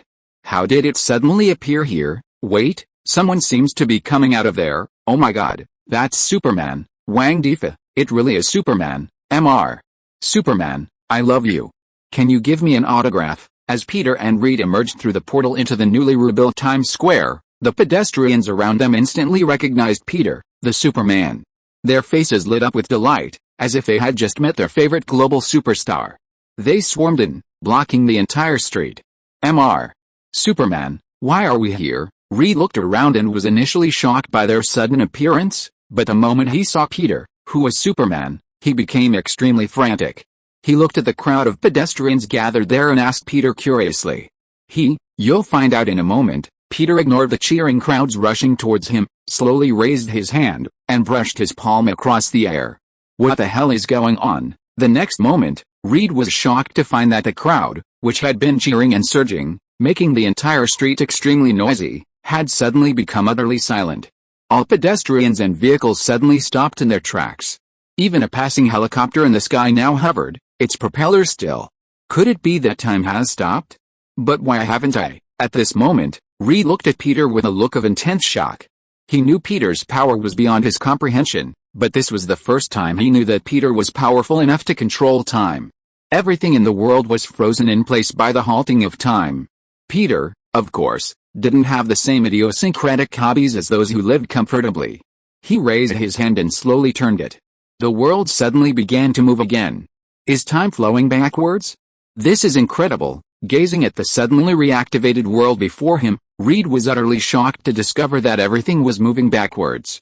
Pedestrians and cars were moving backwards. Birds soaring in the sky flapped their wings, flying backwards. Even the sun was setting from west to east. However, Peter seemed unsatisfied, and the speed of his hand's rotation gradually increased. Meanwhile, the slowly reversing time, the backwards progress of which had been rapidly advancing, now accelerated along with it. The sun, hanging high in the sky, instantly dipped below the eastern horizon. Moonlight and surrounding lights illuminated the street. However, the darkness lasted only a second before the sun rose rapidly from the west, replacing the brilliant starry sky and once again illuminating the entire family. Countless figures and vehicles passed before Reed, even through him. They vanished into shadows, making them almost impossible to discern. From that moment on, the entire world seemed like a video playing in rapid reverse, the sky alternating between darkness and light. The surrounding buildings and facilities, previously repaired, were rapidly returning to their appearance after the night of battle. The sun and moon alternated nearly 20 times in a matter of seconds. Suddenly, they stopped, and a bright moon hung high in the sky. However, the cosmic rift that should have pierced the sky at the same time did not appear. Are these the people who suddenly appeared that night? Wait, there's another me. The surrounding scene froze again, and Reed's familiar figures suddenly appeared before him. There was even another version of him. Mr. Superman, what are you going to do? At this moment, for the first time, Reed saw himself from another person's perspective. The whole scene was incredibly strange. He could only cast a puzzled gaze at Peter, who had stopped manipulating time, waiting for his next move. In the universe we seek to open a portal, countless strange and mysterious entities exist, and among them, the most special thing that attracts me is right before us. Peter turned his gaze, gazing at the stopped scene around him. A figure, radiating dazzling lightning, was running at a rapid speed. Mr. Superman, I finally understand. You mean the person who can open the cosmic portal? At that moment, Reed also understood what Peter was seeking by rapidly reversing time. Yes, this man named Barry Allen possesses an extremely special and powerful energy known as the Speed Force. Using it to its full potential, one can travel through infinite universes, even transcend time and change the past and future, and now, its most important function for us is to open a portal to another universe within the unimaginably vast omniverse. Peter slowly raised his hand, facing the sprinting figure. The next moment, the entire world suddenly began to flow normally, and the figure also began to run rapidly, transforming into a dazzling flash of lightning and darting through the streets. Of course, time had not yet fully returned to normal. Because aside from the constantly darting figure, there was virtually no way anyone else could act in such a short time frame. Suddenly, the swiftly moving figure stopped dead in its tracks, its expression filled with disappointment and regret. The faces of those around him also reflected deep disappointment and regret. Wait, this scene seems different from what I experienced. Reed finally realized something. He remembered that day, as the lightning figure kept darting back and forth, it had successfully opened a portal to another universe at the last moment. Yes, that's why I'm here. Time and reality here have been altered, Peter slowly spoke, explaining his reason for coming. I understand. In this altered timeline, there's a special energy called the Speed Force remaining. If we collect it, we might be able to use it to open a portal to that universe. Is that so, Mr. Superman? At that moment, Reed finally understood everything Peter had done. If you're listening to this novel on a channel other than Fanfic World, it means they downloaded and uploaded it without effort. We cordially invite you to visit our channel, Mundo Fanfic Novelis. There you'll find the original version of this story, and you can explore many other novels of various genres. We're waiting for you to immerse yourself in a world of incredible novels. Chapter 163 Establishment of the Multiverse Research Society. How powerful is the Speed Force? It can break the laws of physics, allowing one to travel through infinite universes, even splitting timelines and altering the already determined past and future. As a staunch scientist, Reed once firmly believed that time was the foundation of the universe and irreversible. Until Peter's arrival, the world underwent a dramatic transformation. More fantastical scenes and abilities gradually appeared in this bizarre universe. Even now, he witnessed the reversal of time with his own eyes. If Reed hadn't been so receptive, he might have cried out, like some stubborn scholars today who can't accept the rapid changes in the universe. Physics has ceased to exist, sir. Can this special force called the Speed Force truly help us transcend the unbreakable omnipotent universe and connect to another world beyond? Even now, Reed still found it hard to believe that a special force could rival the four fundamental forces of the universe. Then you'll have to wait and see. Peter didn't elaborate, His understanding of the Speed Force limited to information from before his time travel. Now, he could truly witness the unique and mysterious nature of the Speed Force. Peter slowly raised his hand, palm aimed at the figure, a body swirling with countless electric lights, poised for a run. Suddenly, a crackle of thunder erupted from the sky. The figure instantly transformed into a bolt of lightning, darting out at full speed. As he charged, the entire world seemed to be instantly shattered by the violent lightning, only to be reshaped beneath his feet. The entire process of the world collapsing, shattering, and rebuilding unfolded before their eyes. Time is actually being reversed. The world is actually being reshaped. At that moment, Reed's eyes widened, watching in astonishment as the timeline was altered and the world was reshaped. This scene left an indelible mark on his mind. It also pushed his understanding of the universe and its laws beyond its original limits. He felt as if even more fantastical ideas could be realized within his brilliant mind. Peter paid no attention to Reed's current findings. Instead, he stared intently at the figure transformed into lightning. As the entire world was gradually reshaped amidst a dazzling display of lightning, the figure, transformed into lightning, could no longer withstand the intense strain of the Speed Force's time-altering power. Its entire body instantly disintegrated, its immense Speed Force bursting forth, dispersing across the universe. Suddenly, a powerful attraction emerged from Peter's palm. Like a miniature black hole, even the scattered Speed Force remnants, transformed into lightning, were unable to withstand this overwhelming force. Instantly drawn, they rapidly converged towards this palm. After the Flash's body disintegrated, countless remnants of the Speed Force would merge into this altered fragment of time. If unnoticed, they would be completely obliterated and gradually fade away over countless eons. But now, gathered by Peter's immense power, they transformed into a faint streak of Speed Force energy within his grasp. Countless remnants of the Speed Force converged within Peter's palm, transforming into a continuously dancing, tiny lightning bolt.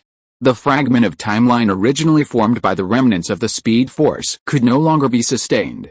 With a shattering crash, countless visible realities seemed to be smeared with dark fuel. The entire world began to violently distort, an endless reality, like being broken into countless noodles, rapidly collapsed in this moment. In a mere blink, it was reduced to nothingness. Reed couldn't help but feel a hint of fear as he watched the world and timeline collapse, the reality twisting and tearing apart. Soon after, when the entire timeline completely collapsed and reality disappeared, Peter slowly waved his other arm, sweeping across the sky that had become nothingness. The next moment, the world shifted dramatically, and a bright blue sky appeared in Reed's still shocked eyes. It was a wave of the hand, and the world changed. "Don't stand there, we got the stuff, it's time to go back." In the blink of an eye, the world returned to normal, and time remained frozen on the scene of their sudden appearance in the square, surrounded by a crowd of pedestrians. Before Reed could recover from the shock of the sudden change in the world, Peter had already brought him back to the distant space station. The moment the two men left, the frozen scene in the square instantly returned to normal. The pedestrians seemed to have forgotten Peter's sudden appearance and their cheers and requests for autographs. Meanwhile, inside the space station, Reed gazed at a flicker of lightning within a unique transparent device, his eyes filled with curiosity. Is this the Speed Force, the one that can alter the past and the future? The scene that had just unfolded before Reed's eyes filled him with curiosity about this strange energy from another universe. Mr. Superman, can I study it? Reed's pursuit of science and his dedication to it made him eager to study this unique energy. He wanted to understand why it possessed the incredible ability to alter time and travel across the universe. Of course, the reason I collected the remaining Speed Force fragments in time was so you could study them, then figure out how to use them to power our multiverse shuttle and open the gateway to that universe. If you can perfectly analyze all the information about the Speed Force and create a new one. Peter stopped talking here. Even he felt it was nearly impossible to create a Speed Force within the Marvel Universe. Therefore, for Peter, if Reed could harness this Speed Force to open the gateway to the DC Universe, it would be enough. While this Speed Force might seem small and insignificant, if harnessed properly, it could be more than enough to open the gateway to the DC Universe. This was precisely why Peter had invested so much energy in collecting it. "Sir, thank you for your trust. I will not let you down." Seeing Peter entrusting him with such an important piece of Speed Force, perhaps the only one in the entire Omniverse, Reed's face was filled with intense gratitude. He assured Peter without hesitation that he would accomplish Peter's plan. I believe you. Peter patted Reed's shoulder, then opened the portal and disappeared from the space station. The Speed Force? Such a unique energy. I'm afraid I alone wouldn't be able to fully understand it in such a short time. After watching Peter leave, Reed almost without hesitation turned his gaze to the tiny, flickering lightning. But his expression wasn't filled with confidence. Never mind. Anyway, let's have the intelligence system scan its structure and composition first, without hesitation. Reed directly controlled the most advanced intelligence system on Earth and began analyzing all the information about the Speed Force. Analyzing information. Estimated results in 68 hours, 45 minutes, and 25 seconds. It's taking that long. Watching the slowly decreasing countdown on the screen, even Reed had never seen such a long analysis time. Even the last time, analyzing the energy storm from another universe, it hadn't taken this long. It seems this strange energy from another universe holds incomprehensible mysteries. Reed's face was filled with surprise, yet also with anticipation. Soon, nearly 3 days had passed. Reed had spent 3 days practically sleepless, waiting for the system to finish analyzing the Speed Force's energy while also performing other manual tests. Buzz! The once tightly closed laboratory door suddenly swung open from the outside. A figure in a white lab coat, yet her graceful figure barely concealed, entered, carrying a plate of delicious food. "Hey, Reed, I brought you lunch. Come and rest for a while," Susan said, looking at Reed, still busy as ever. "Susan, leave it there for now. I'm not hungry yet," Reed knew who had entered without even turning around. However, he didn't stop researching and experimenting. "Okay, Reed, we can do the experiment anytime.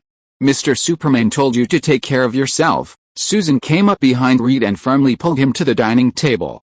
"I just had some new ideas." "Okay." Reed was reluctant at first, but ultimately, at Susan's insistence, he sat down at the table. He remained somewhat distracted while eating, though. "Reed, what have you learned recently?" Susan couldn't help but ask, seeing Reed's absent-minded expression. "Susan, you don't know, during this period of research, I've seemingly rediscovered the universe. It turns out that some of the theories we previously accepted and adhered to are fundamentally wrong.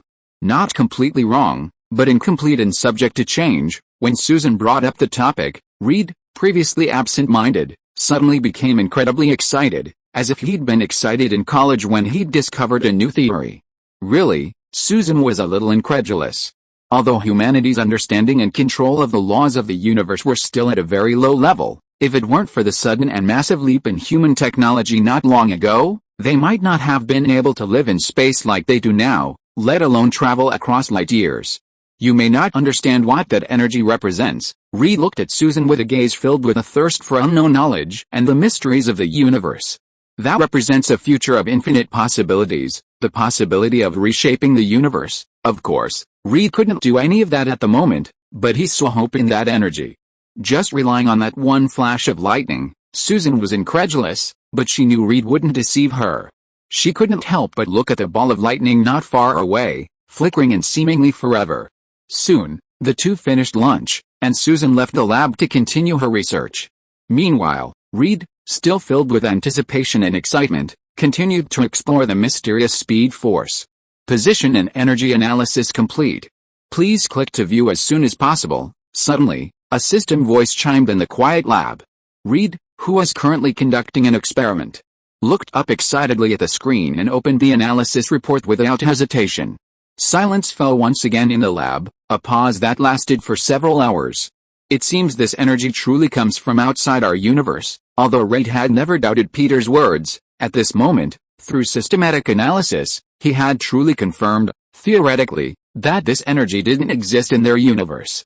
"No, relying solely on myself, it would probably take years, even decades, to fully understand and apply this special energy, and if I want to create our own version of the Speed Force, as Mr. Superman suggests, I'm afraid I'll never achieve it in my lifetime." Despite being the Marvel Universe's greatest genius, Reed couldn't immediately master the Speed Force, the most mysterious of the DC Universe. Even if he could successfully apply it to the multiverse shuttle, it would likely take over a year. And he wasn't sure if he could open the space-time portal connecting that universe before the impending crisis Peter mentioned. Split time, infinite universes, and the future. At this moment, Reed suddenly fell into deep thought, as if struggling with something. Perhaps I should start putting those bold ideas into practice. After a long moment of contemplation, Reed's expression finally grew firm. The next moment, he contacted Peter without hesitation. You mean? Using our multiverse shuttle to launch a scientific research conference connecting the multiverse. Soon after, Peter, receiving Reed's message, rushed to the laboratory without hesitation. Even he couldn't help but be surprised by Reed's sudden proposal. Indeed, Mr. Superman, with our capabilities, it would probably take a considerable amount of time to harness this energy for the multiverse shuttle, and by that time, the crisis you mentioned sweeping the multiverse might have already occurred and become unstoppable. So, I think it's time for us to take the lead and create a special council to connect countless multiverses. Clearly, Reed's research on the Speed Force had given him a deeper understanding of the multiverse and given him many bold ideas. He knew that with their current technological capabilities, they simply couldn't fully harness the Speed Force, let alone create a new Speed Force unique to the Marvel Universe. However, if they established a multiverse council and invited more intelligent beings from the Infinite Universe to collaborate on research, they might be able to shorten this long process infinitely and open the gateway to the DC Universe as quickly as possible. If I agree to your multiverse council, what would you do, and invite those from other multiverses to join in the research? Peter couldn't help but marvel at Reed's creative ideas. It seems this idea had already occurred to him while he was researching the multiverse shuttle. However, he still remembered Peter's warning and wouldn't make any decisions on his own, so he consulted Peter. The rules can be refined gradually after the council is established. As for inviting council members, I already have a plan in mind. It's myself in different future timelines in the Infinite Universe. Chapter 164 Inviting Council Members. Your future self in the multiverse. Peter couldn't help but stare at Reed after hearing his words, a hint of curiosity in his eyes. Yes, it's me from another universe. Faced with Peter's somewhat doubtful gaze, Reed didn't flinch at all, staring directly at Peter, his tone serious and confirming. Why did you make this decision? Only inviting your own self from another universe, and not others equally intelligent from other universes? Peter inquired curiously. After all, the logical reasoning behind establishing a multiverse technology council was to share advanced technology from more universes, ultimately leading to a rapid technological explosion. While Reed was mostly a brilliant scientist in other universes, inviting more scientists specializing in diverse fields would significantly benefit the overall development of science and technology. Mr. Superman, I understand that the proposal to establish a multiverse technology council is inherently bold, because it would require sharing the most advanced technology within each universe. A sudden surge in technology could potentially cause immense chaos and turmoil within a particular universe. Therefore, the members of the Technology Council we invite must possess sufficient character and integrity to not use advanced technology to harm the universe. As for others, it's difficult to determine if they possess the inner goodness and ambition to conquer the world, or even the universe. With advanced technology, no one knows me better than I do, even if it's me from another universe. From a different timeline, Reed explained his concerns in a serious tone. While his explanation didn't sound rigorous, it still resonated with Peter. I see. Peter pondered again after hearing this. Of course, what he was pondering at this moment wasn't Reed's considerations regarding the invitees. Rather, he was pondering whether or not to agree to Reed's proposal to immediately establish a special council connecting countless multiverses. While establishing a council offers numerous benefits, it also presents challenges for those facing unknown threats. Peter couldn't help but think of Kang the Conqueror, a renowned villain in the Marvel Universe. Originally a brilliant scientist living in the 31st century, he stumbled upon a machine capable of time travel.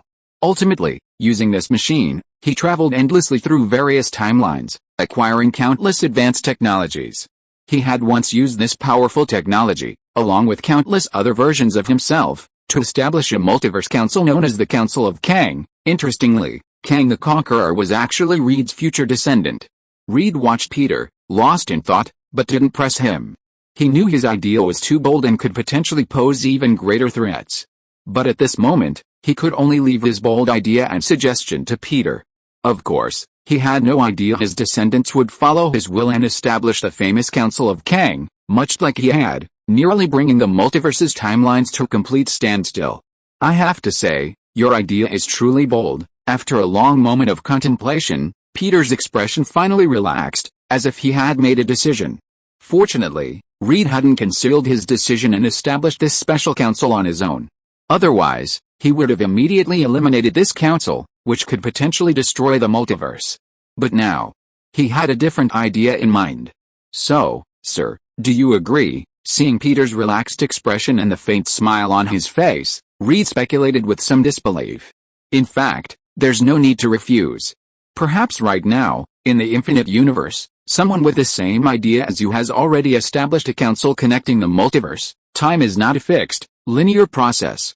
Perhaps, at this very moment, the future Conqueror King has already established what he calls Kang's Council, preparing to combine the power of all timelines and unify the multiverse. Therefore, Peter didn't reject Reed's proposal. Moreover, with his own oversight, the Multiverse Council would bring more benefits than risks. Excellent, sir. I'll immediately begin all the work involved in establishing the Multiverse Council. Peter's trust filled Reed with excitement. He couldn't wait to meet his own selves from other universes and learn about their experiences. Don't rush. First, develop a comprehensive plan before implementing anything else. Of course, the most important thing is that this plan must be kept secret from everyone, including the company and the newly established SWORD. No one besides the two of us must know of this plan. This council, after all, connects the infinite multiverse. The fewer people who know, the safer it is. Don't worry, sir. I will definitely devise a perfect plan. Reed wasn't disappointed. Instead, he was filled with excitement. Thanks to Peter's trust in him, he once again realized his bold idea. For the next period of time, Reed continued to study the Speed Force while also developing and refining the detailed plan for the Multiverse Council. True to his promise to Peter, he invested immense effort and experience in this project, striving to perfect it. Finally, after nearly a month, Peter received Reed's notification and hurried back to the space station's laboratory. Mr. Superman, I completely finalized that plan a while ago. As soon as they met, Reed couldn't contain his excitement and intense anticipation, saying to Peter, "In that case, let's get started." Although Peter wasn't as excited as Reed, he still felt a certain anticipation for the surprises the upcoming Multiverse Research Council would bring him. "Yes, sir, you won't be disappointed." Reed suppressed his excitement and eagerly led Peter into a specially prepared room. In the center of this conference room, resembling a conference room, stood a hexagonal table. The table itself was silvery white, unmistakably crafted from vibranium. Its center was hollowed out, revealing a large space large enough for a dozen people to stand and give presentations. This conference table incorporates all our company's most advanced technologies, including virtual projection, artificial intelligence, and more. While seemingly a simple conference table, it was actually the most advanced technology on Earth. Looks good. Peter slowly scanned the not-so-large room. While the layout was simple, it didn't feel overly simplistic. Furthermore, he could sense the room's sturdiness. It felt seamlessly integrated, and more importantly, it had the same security system as the Multiverse Lab, perhaps even more robust. Alright, let's get started. Peter didn't pause for these insignificant details. After a brief inspection, he addressed Reed beside him. "Yes, sir." Reed didn't hesitate, joining Peter at one end of the hexagonal conference table. He brushed his hand across the silver surface, and instantly, a virtual screen appeared before them. After Reed completed a tedious security verification process, the final verification message appeared before Peter. "Sir, please authorize the establishment of the Multiverse Council immediately." The most crucial aspect of the finalized plan was that everything from inviting new council members to initiating the Multiverse Council required Peter's personal presence and authorization before anything could proceed. Otherwise, the meeting cannot begin, and the council members from other universes cannot be contacted. This is unless Peter grants special authorization in advance. In short, Peter holds the highest authority in the council. He even has the power to destroy everything in this room, completely ending this special council connecting the multiverse. Okay, I authorize Reed Richards to open the multiverse channel and invite him from other universes. Immediately establish a new multiverse council. Peter, without hesitation, handed over all control of the meeting to Reed. "Sir, I will not betray your trust." With Peter's authorization, the image on the screen instantly changed. The room suddenly turned pitch black. Before the two men, a series of stars emitting a faint reddish glow suddenly appeared. In that moment, they felt as if they were immersed in a dazzling starry sky. Of course, the shimmering light around them wasn't stardust. Each one actually represented a universe.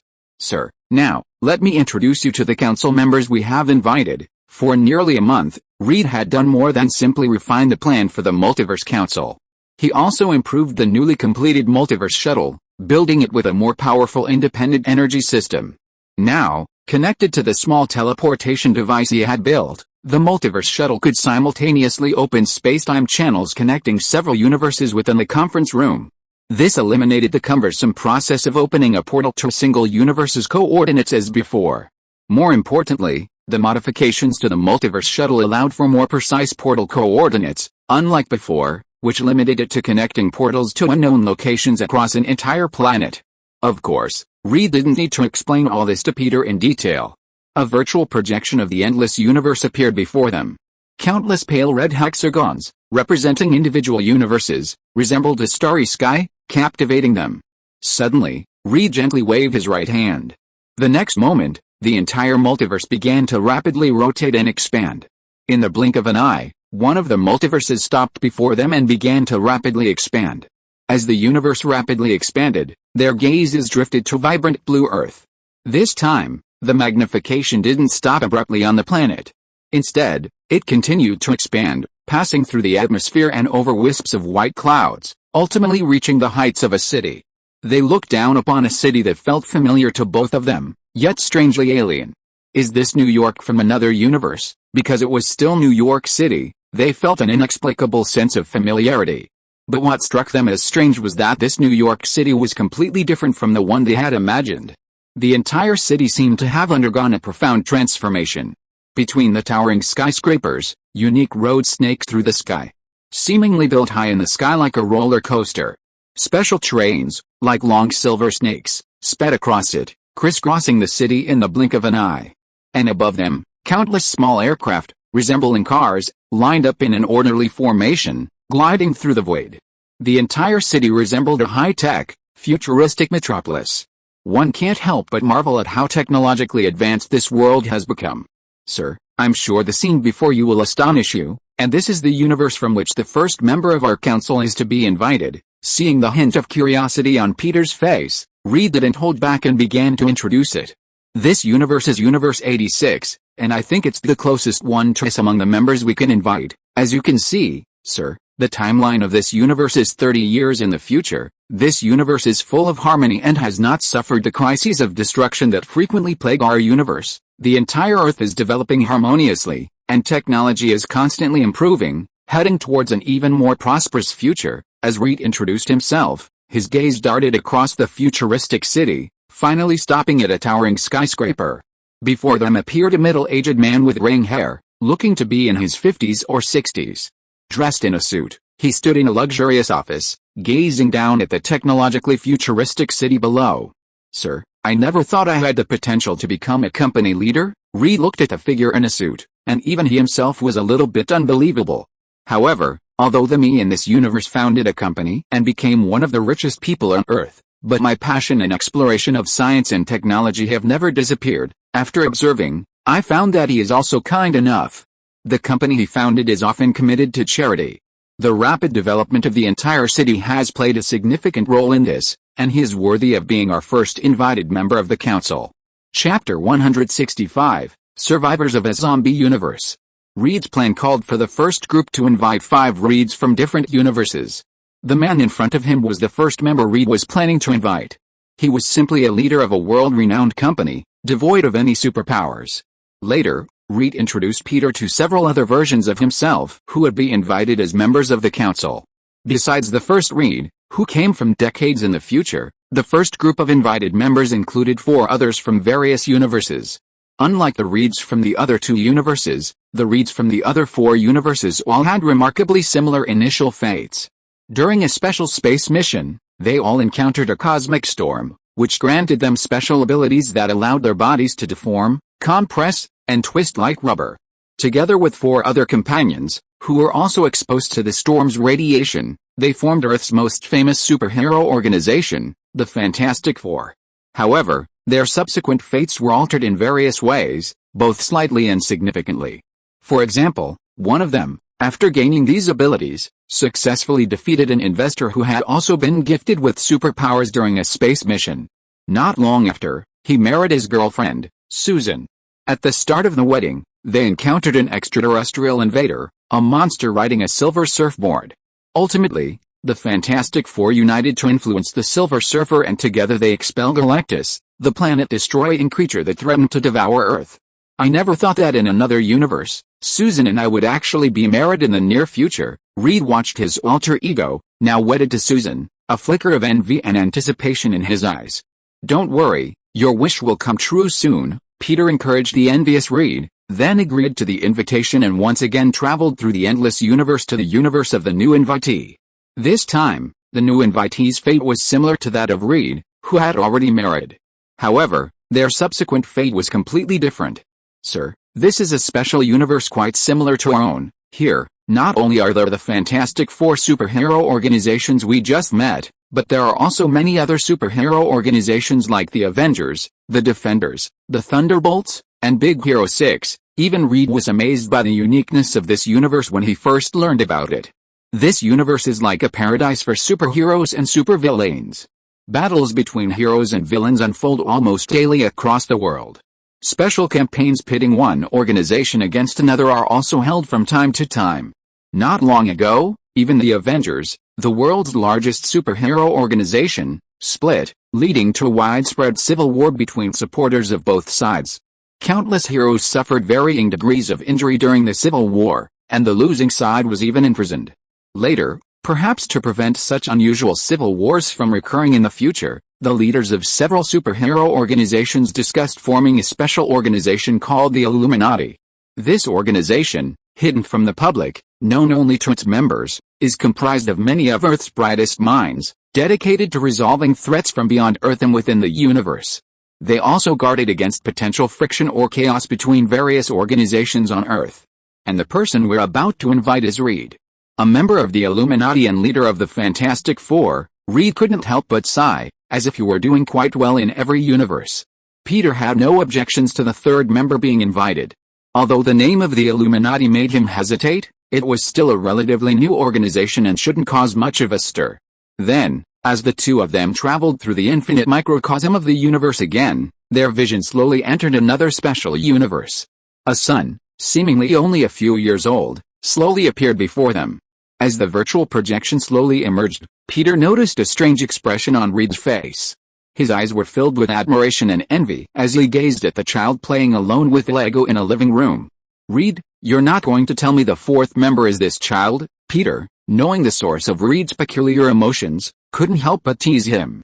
Ahem, sorry, sir. I was a little distracted.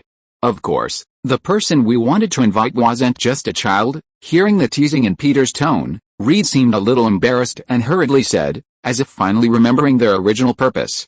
It's the child's father. As Reed spoke, the Lego toys the child was building suddenly collapsed for unknown reasons. Then, with a sound of toys scattering, a figure quickly opened the door and rushed into the living room. Haha, I didn't expect you to have the potential to be a stay-at-home dad. As the figure rushed out, Peter couldn't help but turn and look at Reed, who was covering his face, as if he was afraid to face anyone, and slowly said, Ahem, sir, this is just an infinite universe with infinite possibilities. Reed now realized that being a stay-at-home dad was just another version of himself in this universe. Although he still felt a little embarrassed, he began to introduce himself to Peter. As you can see, the alternate version of me in this universe is somewhat unique. After marrying Susan, a baby boy was born, and I became a dedicated father to him. Of course, he had his reasons for being invited. Even though he's a babysitter in real life, his scientific explorations have never ceased. Furthermore, he's devoted almost all his time and energy to researching certain unique technologies, and his kindness, of course, needs no further explanation. Reed quickly introduced himself as the babysitter in this universe. Then, with Peter's consent, he left this universe. Meanwhile, after confirming that the babysitter was safe, Reed returned to his room. Unnoticed, the child playing with toys in the living room seemed to have a glint of inspiration in his eyes. The next moment, the Lego toys in front of him, seemingly uncontrolled, slowly floated into the air. Then, at a speed barely discernible to the naked eye, they transformed into a magnificent building taller than the child itself. It resembled a futuristic city. Even more bizarre, as the boy's eyes flashed with inspiration, the entire city seemed to suddenly come alive. Only one more person left, His gaze returned to the multiverse, a dazzling starry sky. Reed had already introduced 4 of the incoming Multiverse Council members. Only one remained, and Peter had yet to be introduced. Sir, this next member is a little special. Please be prepared. Before the final member appeared, Reed seemed to hesitate as he warned Peter. Special? How special? It was the first time Peter had heard Reed use such a tone. And his curiosity grew. You'll know soon. As Reed spoke, countless shimmering universes darted past him once again. A dim red sphere, entwined with strands of green silk, revealed a special universe. It seems this universe is indeed special. This was the first time Peter had seen a special universe sphere with a different appearance from the surfaces of many individual universes. The surfaces of other universes, though dim and bright, almost all radiated a uniform red glow. Only above this universe, a faint red sphere swirled with eerie wisps of green. Then, under Peter's curious gaze, their eyes rapidly traveled through this universe, soon arriving on Earth. However, this Earth, viewed from space, seemed shrouded in a deathly silence, as if the entire planet were devoid of any trace of human life. Could this universe be? Looking at this deadly planet, Peter suddenly had a strange premonition, as if he had guessed something. His gaze didn't cease with Peter's surprise.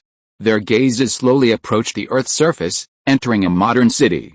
However, what had appeared to be a modern city from above, as they drew closer, became a deserted city.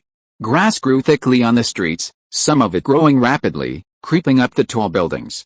The entire city seemed shrouded in a deathly silence, as if no one had maintained or lived there for years. However, the desolate city wasn't Peter's biggest surprise. He was astonished by the countless, seemingly human-like, zombies roaming the deserted streets. Ouch! Suddenly, a sound startled the wandering figures. They jerked their heads up, revealing sunken eye sockets, faces half bone exposed, and gaping maws drooling. The next moment, startled by the sound, they burst into a sprint. Their speed was several times faster than a human's, a 100-meter sprint in mere seconds. Soon, a group of zombie-like creatures sprinted to the source of the sound. It turned out to be a wild wolf that had wandered into the city from the wild. Of course, it might have escaped from the city's zoo. In short, a wolf searching for food had been spotted by these zombies. In an instant, countless figures rushed towards the wolf, their fangs and claws bared, their maws gaping, as if they were about to tear it apart. Indeed, that was exactly what happened. Almost instantly, the poor wolf was surrounded by hundreds of zombies, their bodies torn apart by their jaws, even the bones being devoured. Is this the famous zombie universe? Peter wondered, watching the special taste of gourmet show unfolding in the city. Yes, sir, this is indeed where a virus has ravaged humanity, transforming it into a zombie paradise devoid of emotion and capable of killing. Reed gazed at the horrific scene, his eyes filled with pity and a hint of fear. The famous zombie universe held a special place in Peter's memory. He knew that one day, he would encounter this unique Marvel universe. He had never imagined it would be now. Sir, as you can see, this city, and indeed the entire Earth, was swept by a unique virus several years ago, after the hero who was originally protecting civilians was first infected with this unique virus. He instantly became the source of the infection, spreading across the world at a speed that humans and the military could not resist. In less than 6 months, the entire world was completely overwhelmed. Countless heroes who resisted it were sacrificed, ultimately becoming flesh and blood in the mouths of zombies, or becoming one of the zombies themselves. The entire world has almost become a complete hell for humans and a paradise for zombies. Reed looked down at the terrifying zombies below, who seemed to be hungry and kept roaring with their heads raised. His tone was filled with regret and loss. Peter nodded, his eyes still scanning the city below. Among them, besides the normal civilian zombies, he saw several familiar figures. Old Wang in his mage robes, a figure swiftly shuttling through the city, and a figure flying through the air in a somewhat tattered steel armor. These feared zombies were once admired heroes. Alright, take me to the council members we're planning to invite. Peter had little desire to see this world shrouded in blood and chaos. He knew there must be survivors somewhere, otherwise Reed wouldn't have chosen this universe for the council members. Yes, sir, Reed nodded, and the scene before them shifted to a fortress-like structure, also covered in moss. This is a secret base built by SHIELD in this universe. It's located in the wilderness, rarely visited by humans, so it's hidden from the zombies, Reed explained, and their gaze passed through the silver metal walls of the fortress, descending hundreds of meters underground. They arrived at a laboratory and saw a figure conducting an experiment. His subject was a zombie, which was roaring at him non-stop. He slowly injected a blue glowing potion into the zombie's body. After a moment's wait, his eyes filled with anticipation as he saw the zombie gradually quiet down. However, the zombie was quiet for less than a minute before it suddenly became even more violent, as if it was extremely thirsty for blood and raw flesh. It even twisted its body to an incredible degree, wanting to tear itself apart. Unfortunately, the 1864th experiment on the zombie serum has failed. Fuck, the cold system voice made the figure's face, which was originally full of expectations, instantly become extremely ugly.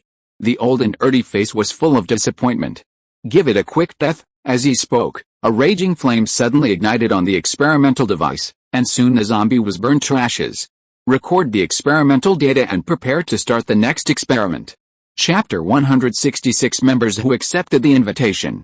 Is he one of the few survivors in this zombie universe? Looking at the aged, almost unkempt face, Peter could vaguely discern a resemblance to Reed. Without a doubt, the figure before them was one of the few survivors in this zombie universe who hadn't turned into a zombie. Of course, he was also Reed's alter ego in this universe.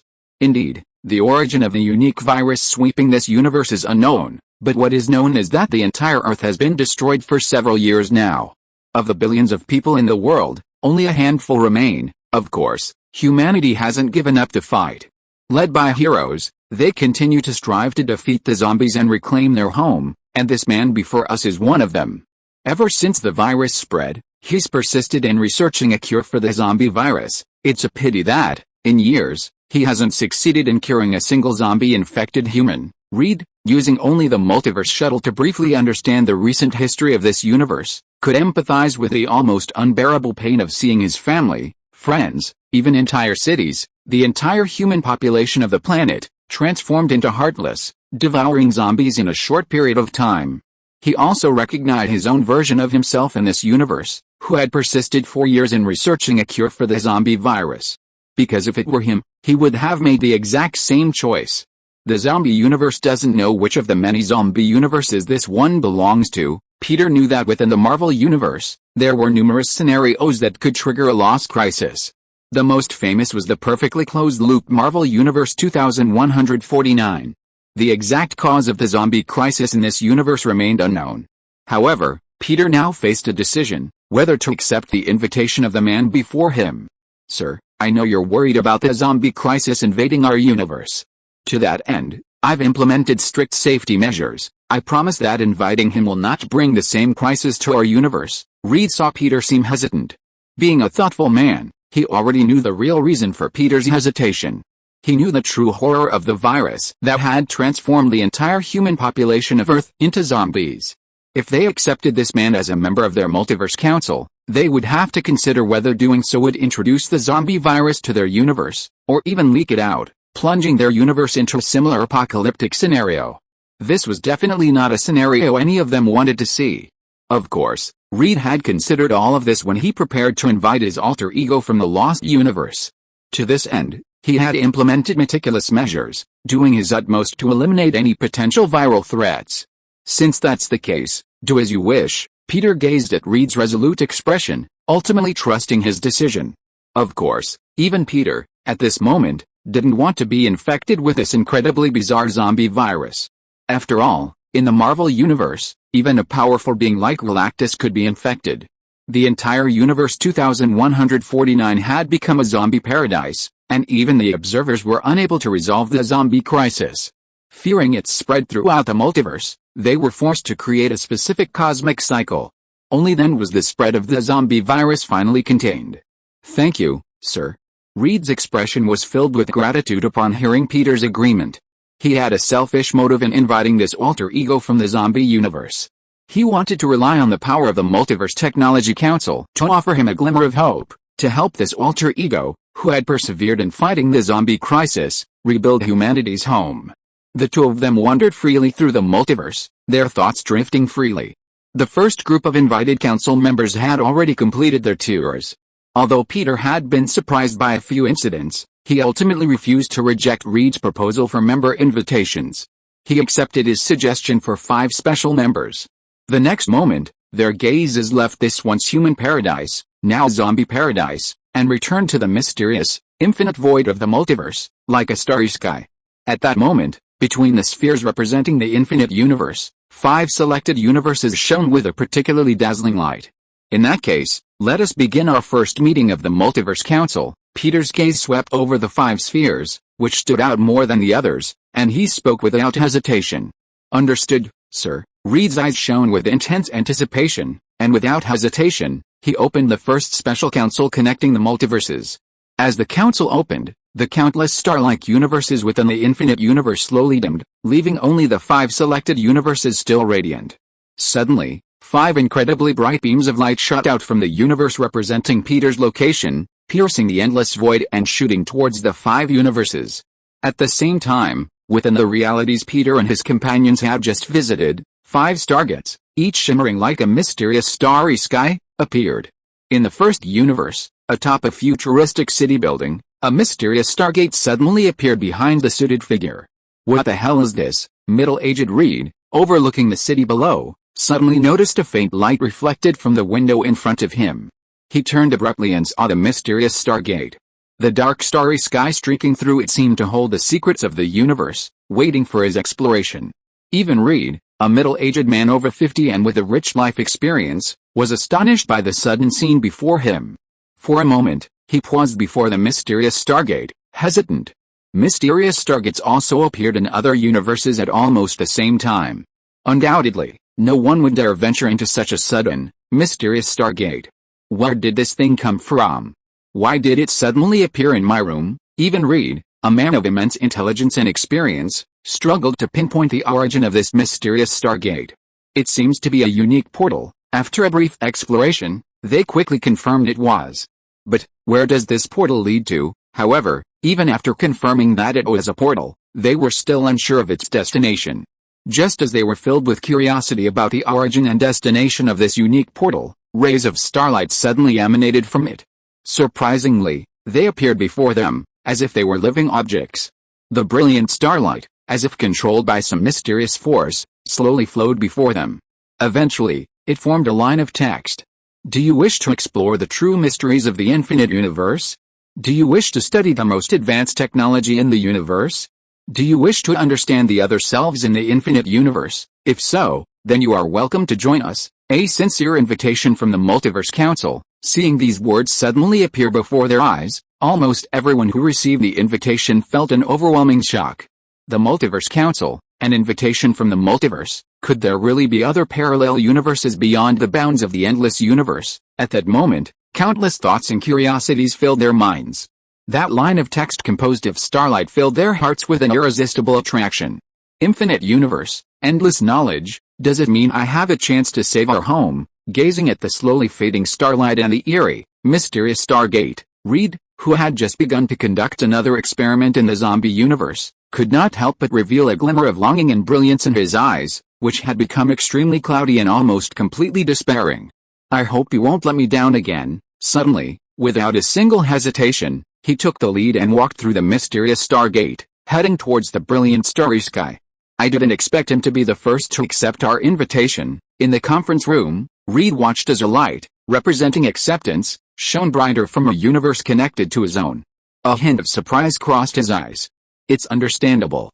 After all, in a universe teeming with zombies and with virtually no hope, even the slimmest of hopes will be grasped with all their might. Peter, however, wasn't overly surprised.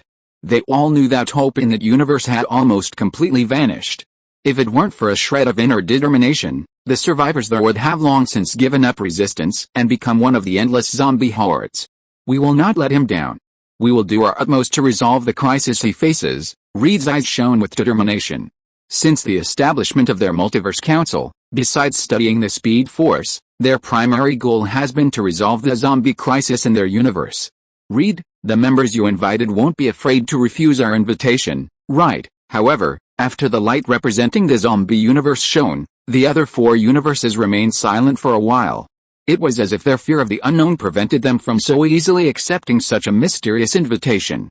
This situation made Peter impatient. If it were his way, there would be no need for this mysterious invitation process. He could simply bring them here by force. However, Since all the plans were proposed and formulated by Reed, Peter agreed to his respectful invitation method. "I'm sorry, sir. This may take some time, but I promise they will accept our invitation and become members of the council." A flicker of apology crossed Reed's face, but then it faded into determination. The people he invited were carefully selected. They shared his intense thirst for the mysteries of the universe, endless knowledge, and advanced technology. Most importantly, they all had a heart that refused to be ordinary. How did this portal appear? In the room, Reed, the father, looked at the suddenly appearing Stargate and the radiant words, his face filled with shock and curiosity. However, he did not rashly accept the invitation and enter the portal. Instead, he immediately found the various detectors he had built and carefully explored the suddenly appeared Stargate. Matter that doesn't exist in our universe, and a vibration frequency completely different from ours. Could this truly be a product of another universe? After some investigation, Dad Reed finally confirmed that the portal was indeed from another universe. This instantly filled him with curiosity and desire. Although he had become a babysitter, he wasn't content with such an ordinary life. He yearned for more advanced knowledge and a desire to explore the unknown. Hesitantly, he slowly walked out the door and glanced at the child still playing with toys in the living room. Finally, a look of determination crossed his face, and he closed his door. In the living room, the child, still playing with toys, seemed to sense something and turned to look towards his father's room, his eyes filled with confusion. Suddenly, his eyes shone with a radiant light like a galaxy. From his clasped hands, a faint light slowly emanated from them. Looking closely, it looked as if he were holding a miniature universe. Time slipped by, and nearly 10 minutes had passed. Yet, in the laboratory, the 4 universes remained dim. Not a single one had accepted the invitation. Just as Peter, impatient, was about to follow the cosmic passage to the other side, grab their collars, and force them through the Stargate, suddenly, one of the dim universes erupted with a brighter light. Finally, someone agreed. Reed couldn't help but breathe a sigh of relief. During this long wait, he had actually been more tormented than anyone else. No, not just one, they all agreed. However, that suddenly illuminated universe seemed to be a signal, and within less than 10 seconds, the others followed suit. In an instant, the lights representing the 5 universes grew incredibly bright, and the beams connecting them suddenly began to shrink rapidly. Buzz! Suddenly, the entire laboratory began to vibrate slightly. In the center of the conference room, across from Peter and Reed, in front of the hexagonal conference table, a brilliant, dim light suddenly appeared. It rapidly expanded, forming a mysterious Stargate. Within the Stargate, it seemed as if endless, radiant stars were rapidly streaking past. Suddenly, one of the brighter stars streaked towards Peter and the others, like a star streaking through the endless universe. Its bright light suddenly illuminated the entire conference room. The next moment, figures suddenly appeared in the room, appearing in front of the conference table. Is this another universe? Chapter 167 The Way of the Multiverse's Destruction. Shuttled through the endless, mysterious starry sky, the scene before them changed dramatically in the blink of an eye. Leaving their original room, they arrived in an unfamiliar conference room. They gazed around at figures who had appeared almost simultaneously with them, faces filled with confusion, even their eyebrows striking a resemblance to their own. They couldn't help but feel a surge of surprise and curiosity. Then, as if by telepathy, they shifted their gaze from the others to 2 figures smiling at them not far away. "Are you the ones who invited us here, Reed, from the Apocalypse Zombie universe?" asked Peter and the others with a serious expression.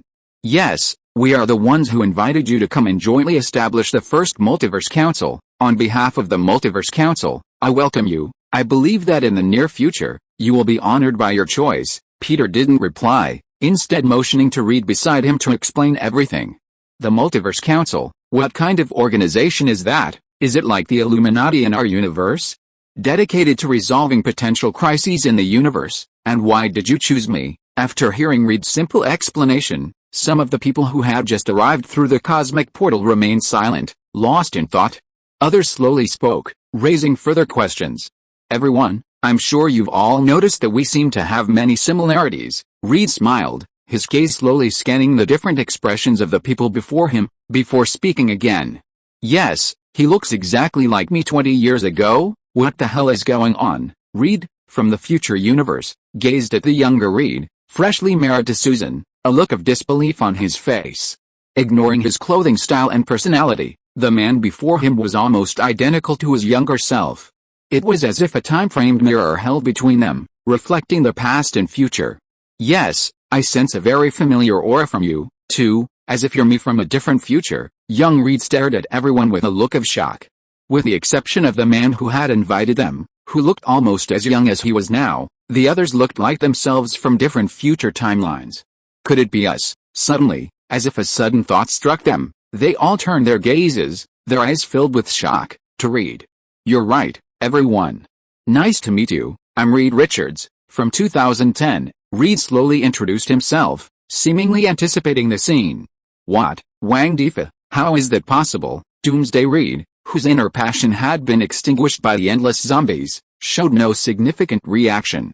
The others glanced at the group in disbelief, their eyes tinged with suspicion.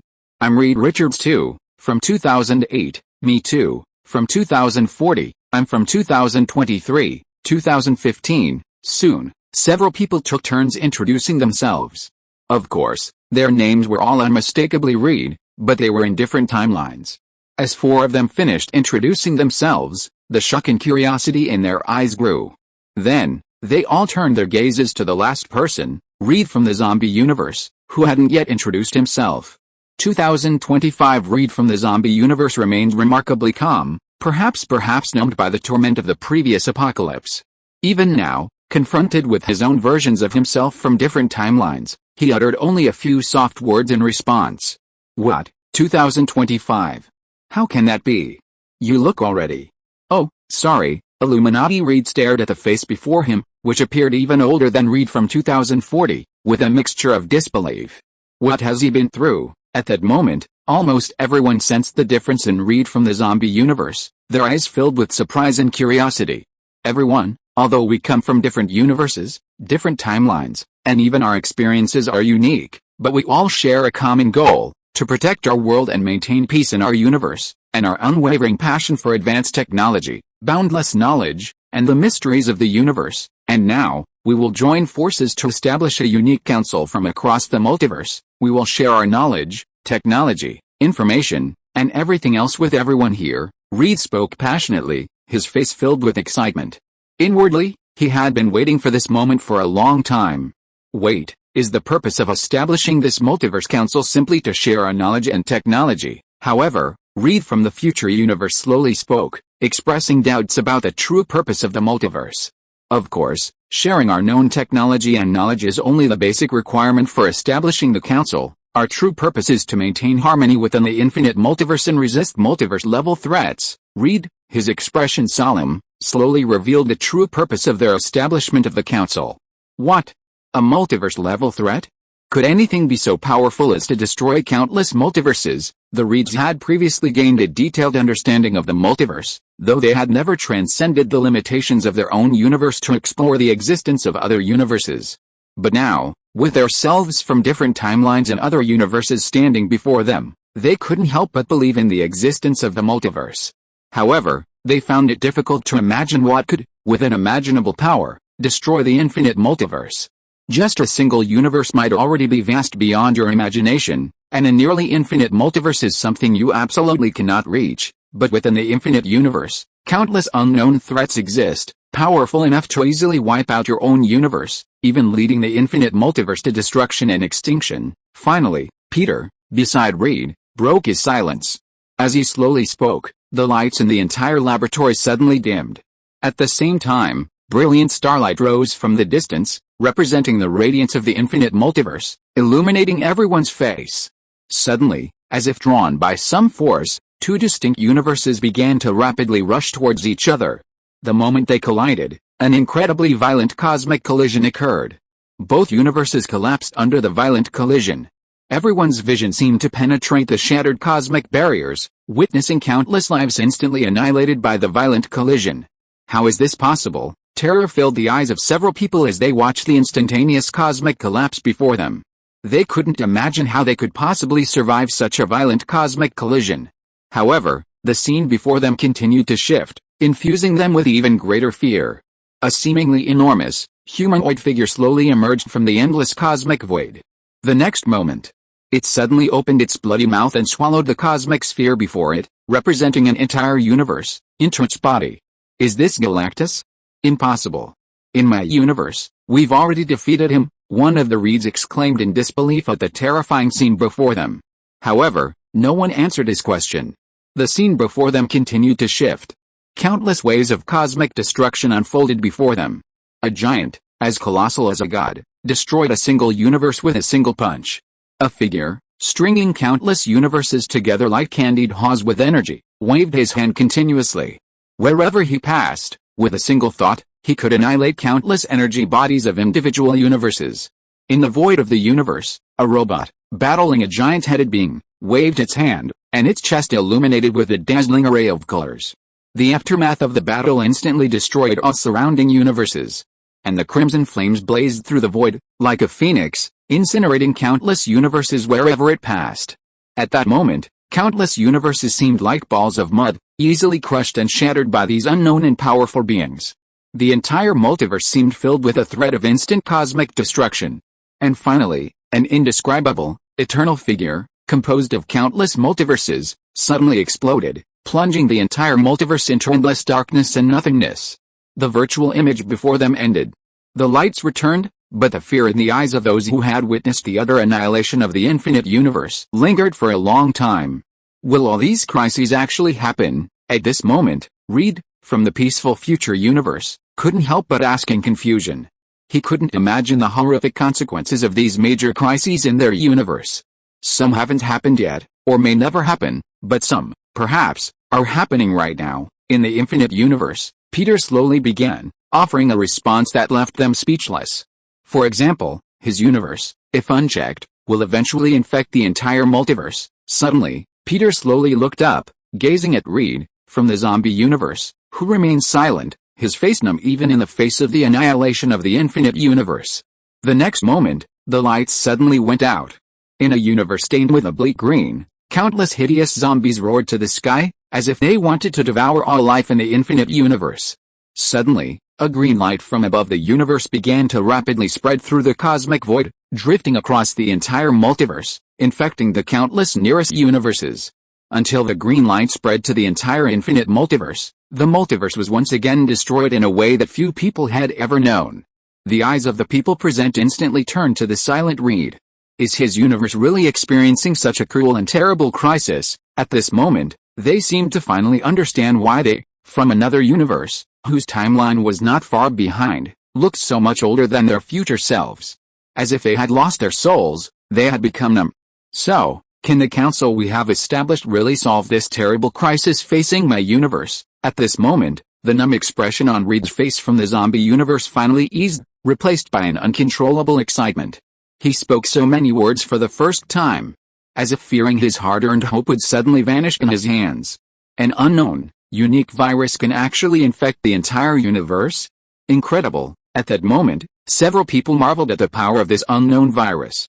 Not only that, it seems that it affects more than just humans, otherwise it would never be able to infect the infinite multiverse. Reed, from the future, seemed to have already discovered the powerful infectiousness of this unknown virus.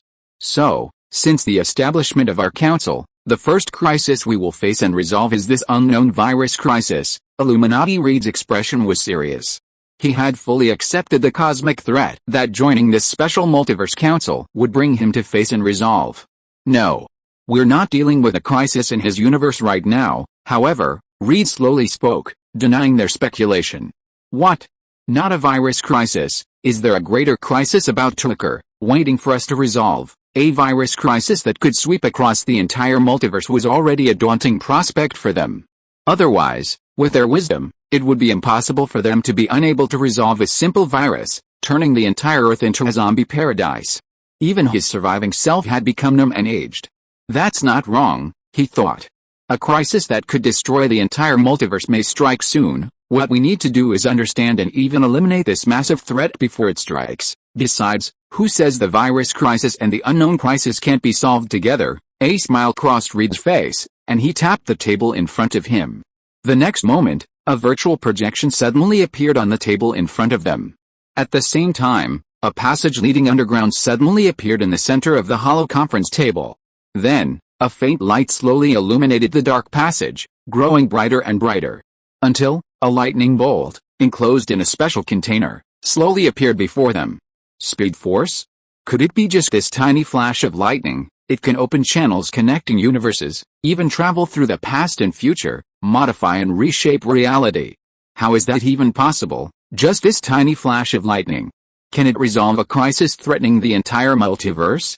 Don't lie to us. At this moment, the Speed Force information depicted on the virtual projection instantly drew everyone's attention to the constantly dancing lightning. Their eyes were filled with disbelief and wonder. Traveling through time, modifying the past and future, as if realizing something, Reed from the zombie universe's face showed a look of intense surprise. Chapter 168 A Dusted Experiment restarts. Over the years of battling the endless zombie horde, Reed had tried countless methods to defeat them. However, this zombie virus was too mysterious and powerful.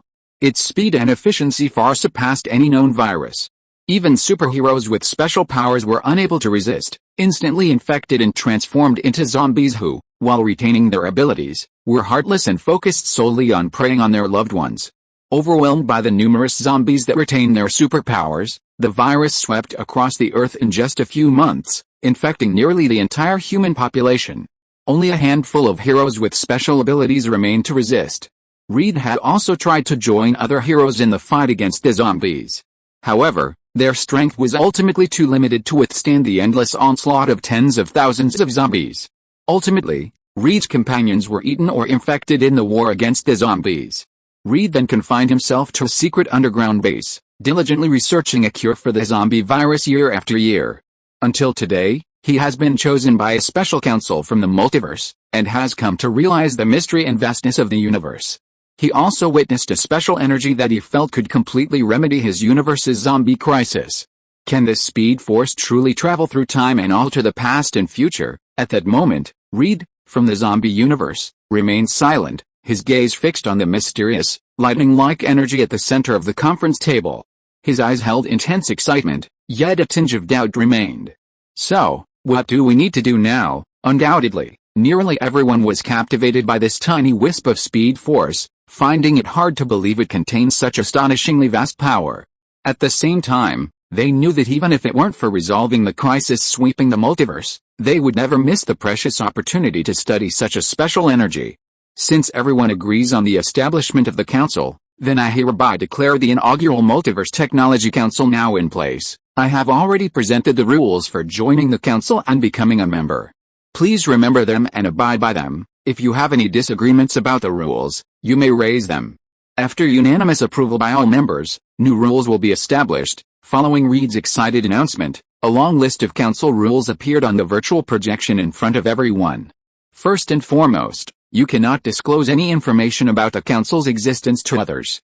Secondly, you cannot use the council's advanced technology to arbitrarily alter the technological development rate of your own universe without prior consent.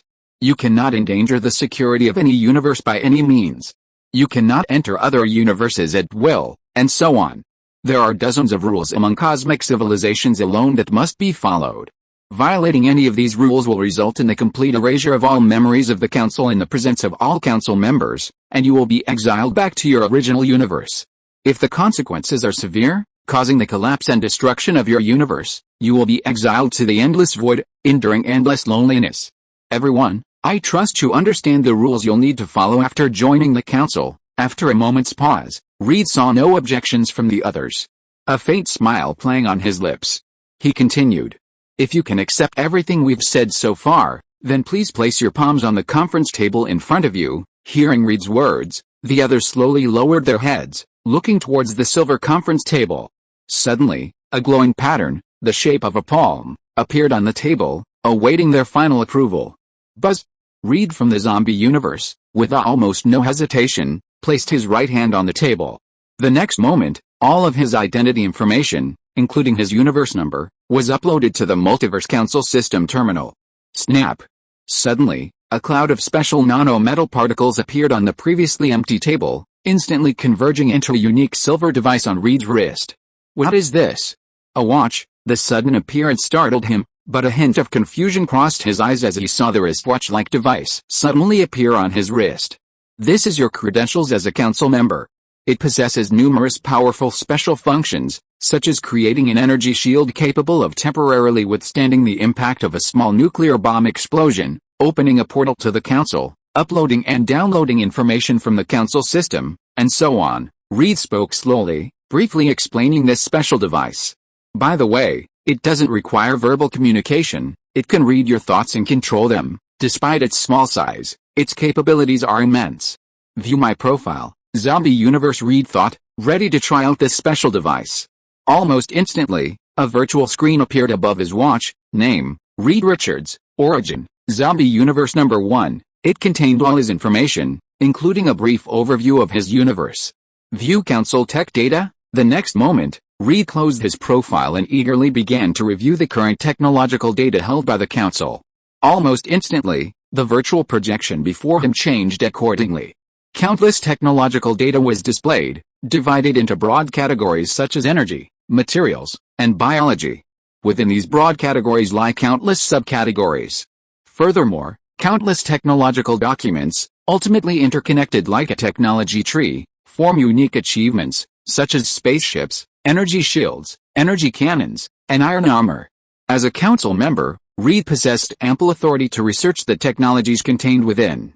Without hesitation, he skipped over the vast array of powerful technologies covering spaceships, energy, materials, and more.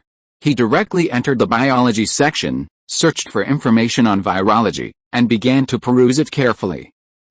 Seeing Reed's reaction from the lost universe, the others exchanged glances, seemingly hesitant.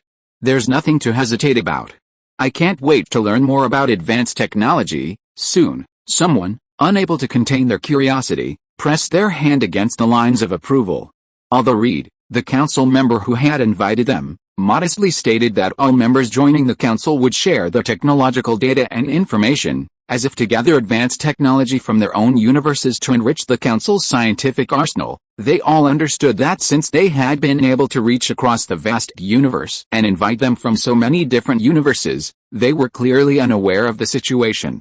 This meant that the technology in this universe had advanced to an incredible level. The scientific discoveries they had researched were practically insignificant to such an advanced cosmic civilization.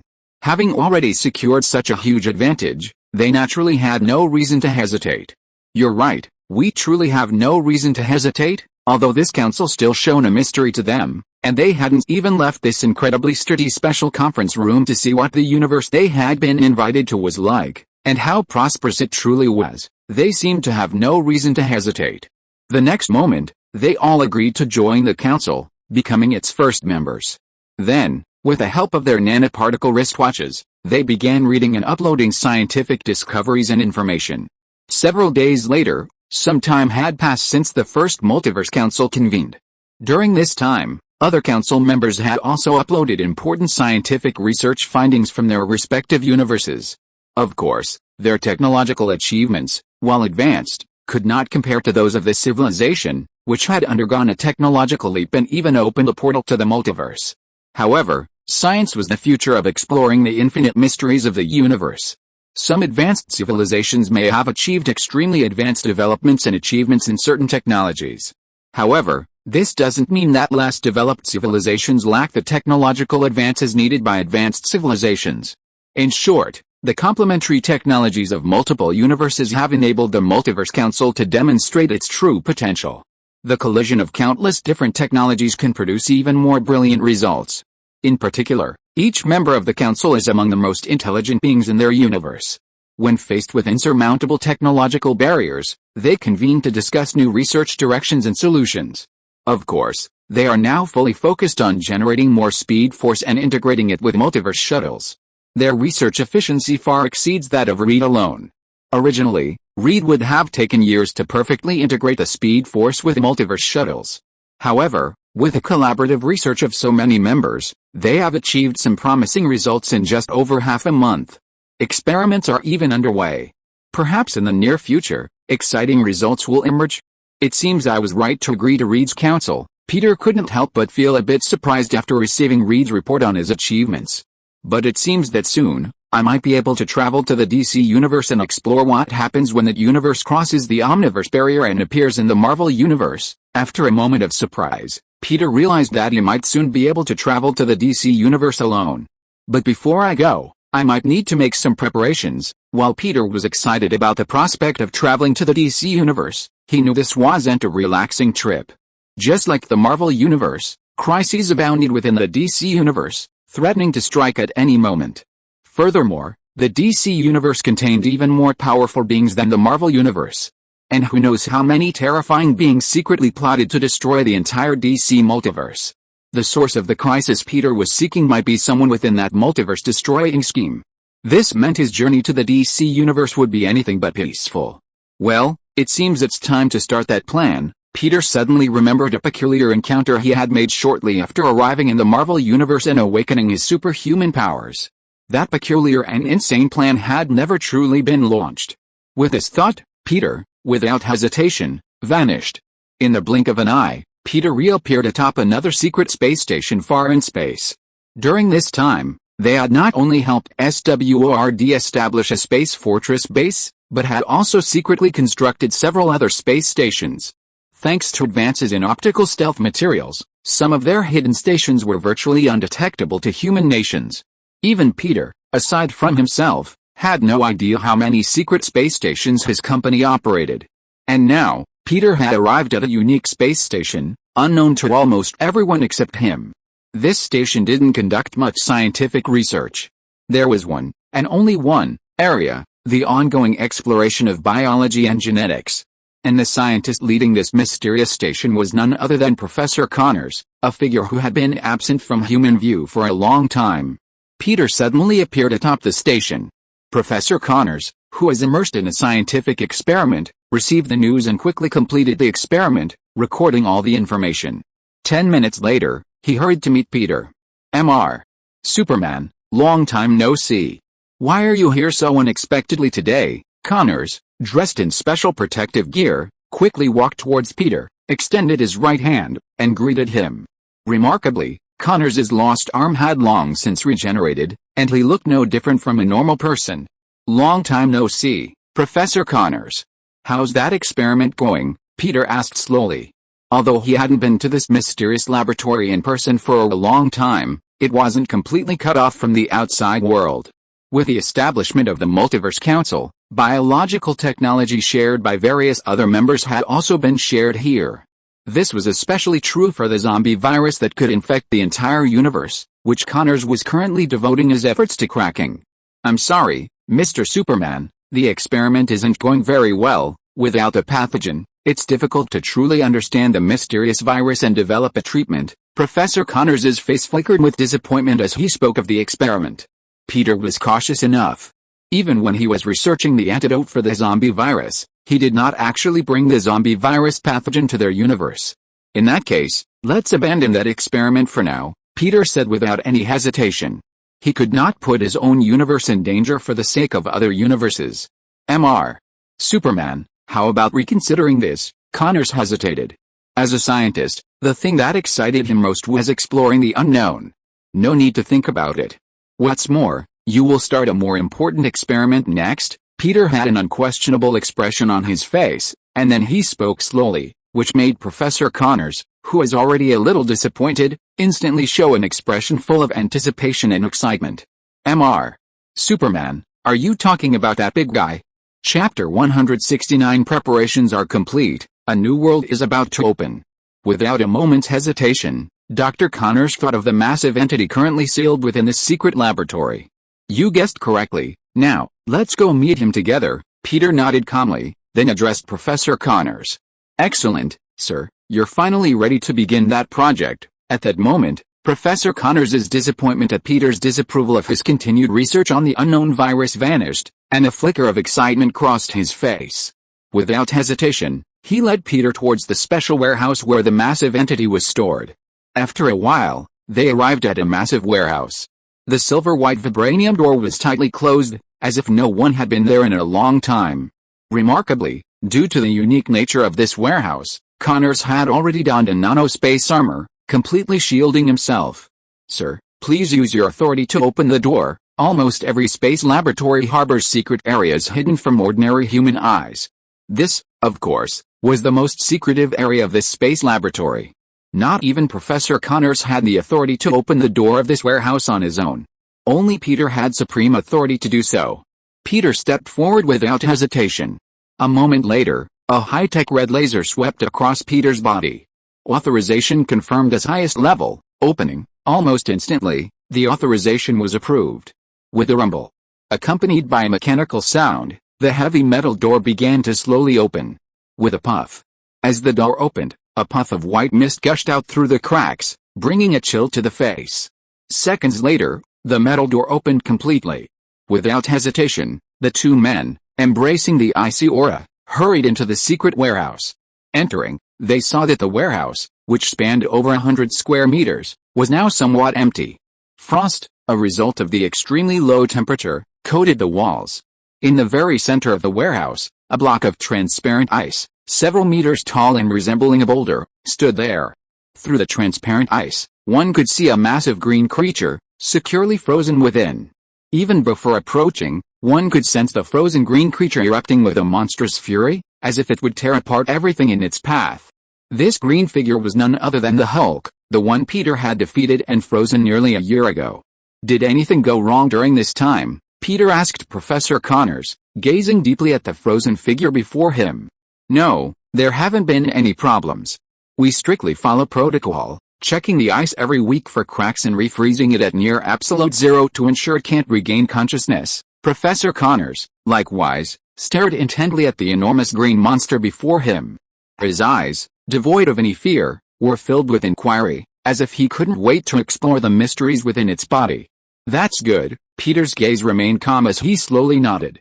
But sir, are you truly ready to begin that experiment?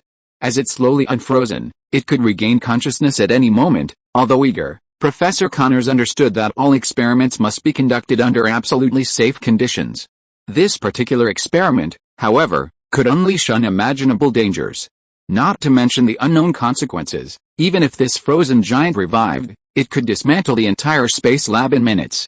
Even though this warehouse, and indeed the entire space lab, was constructed with advanced technology and vibranium, it would still be difficult to withstand the enraged fury of this giant. Professor Connors had felt the terror of this giant during previous experiments. He still vividly remembered the rage that threatened to tear him apart. That was shortly after they acquired the monster's body, when Peter had him begin experimenting on it. As the experiment progressed, further experiments on the monster required partially unfrozen it. However, he had little idea that merely removing the ice from one arm, with a slight stimulation, would completely restore consciousness. Upon realizing his predicament, he erupted in a raging rage, his terrifying power swiftly breaking the ice Peter had created. The freed monster glared at the bewildered Professor Connors with eyes filled with rage, roaring and charging towards him, as if to tear him apart. Fortunately, he had alerted Peter the moment he saw the situation was dire. Just as the monster was about to rip him apart, Peter arrived and completely froze him again with his icy breath. It was precisely because of that terrifying experiment that Peter hadn't hesitated to completely seal the creature, temporarily suspending further testing. However, even though the experiment was halted after only a portion of its progress, detailed genetic analysis and exploration allowed Professor Connors to successfully create the regeneration potion he had longed for. Professor Connors was well aware that the massive monster before him, besides harboring terrifying dangers, also held invaluable resources. If its genetic sequence can be fully uncovered, then human immortality will no longer be a dream. Recalling the lingering fear, Connors gazed at the massive figure before him with fascination. Don't worry, I'm here. I promise to deal with it before it fully recovers. A furious Hulk could tear the earth apart. But for Peter at this moment, it was nothing more than a simple matter. Even if the Hulk's strongest form from the comics appeared before him, he felt no fear. Alright, Professor Connors, for the next few minutes, please complete all preparations for the experiment and await my latest instructions. Any questions? Seeing that the frozen Hulk was performing without any problems, Peter didn't intend to linger. Although he had already envisioned conducting that unique experiment, all of this depended on the Reed Council quickly completing the integration of the Speed Force and the Multiverse Shuttle, thus opening the gateway to the DC Universe. At that time, he would personally journey to that world and uncover the true cause of everything. Absolutely no problem, sir. As Peter planned his upcoming trip to the DC Universe, Professor Connors excitedly declared his decision perfectly. However, Connors seemed hesitant to speak. Any questions? Peter, sensing Professor Connors' preoccupations, asked directly. Sir, are you truly planning to begin this special experiment? Professor Connors spoke slowly, but soon realized his words seemed a bit vague, and added. Of course, I'm not questioning your decision, but I believe this monster poses no threat to you, even if our experiment ultimately succeeds perfectly, transforming it into the powerful biological weapon described in the technical documentation you provided me. It wouldn't seem to have much effect. We'd even have to pay for the potential consequences of failure. Professor Connors was eager to conduct that special experiment, because it represented the creation of a new biological species. Undoubtedly, if he mastered that technology, he would be called a creator, no exaggeration. However, this experiment was still too advanced for today's Earth technology. Furthermore, with a being as powerful as Superman, creating a powerful biological weapon seemed to have little use or benefit. Especially since that experiment had a high probability of failure, creating an uncontrollable, destructive monster that would only destroy and evolve, perhaps even be impossible to kill. Don't worry, I created it for a purpose. Even if the experiment fails, I won't let it disrupt the harmony of our universe. Peter's face showed a look of complete control. He then gently patted Professor Connors' shoulder and turned to leave the special warehouse. Do as I say, and prepare quickly. As Peter left the warehouse, Professor Connors spared a last glance at the frozen Hulk before finally following Peter's footsteps. With a rumble, the heavy door slowly closed. The entire warehouse fell into deathly silence once again. Icy air continuously emanated from the special device, maintaining the extreme chill throughout the warehouse. However, in this environment that practically froze molecular motion, the massive figure, completely frozen in ice, still had a heart beating slowly within its chest. It was as if even the frozen body couldn't stop its life force from blooming. After giving everything his all, Peter departed the mysterious space base. Professor Connors, receiving Peter's authorization and notification, immediately began preparing for the special experiment. This was still a tedious and complex process. This time, they couldn't run multiple experiments as they had in the past, relying on the data gathered from each experiment, and exploring a path to success through countless failures. They only had data and theoretical guidance. The actual experimental conditions were completely unknown, and even the results were practically unknown. Therefore, they had to strive for perfection in their preparatory work, ensuring that no simple mistakes would derail the experiment. Even so, after a while, Professor Connors completed all the necessary preparations for the experiment. Then, the entire mysterious space base was cleared out, leaving Connors alone, awaiting Peter's notification and the moment the experiment began. However, this wait was far longer than he had anticipated. It wasn't until over a month later that he finally received Peter's notification.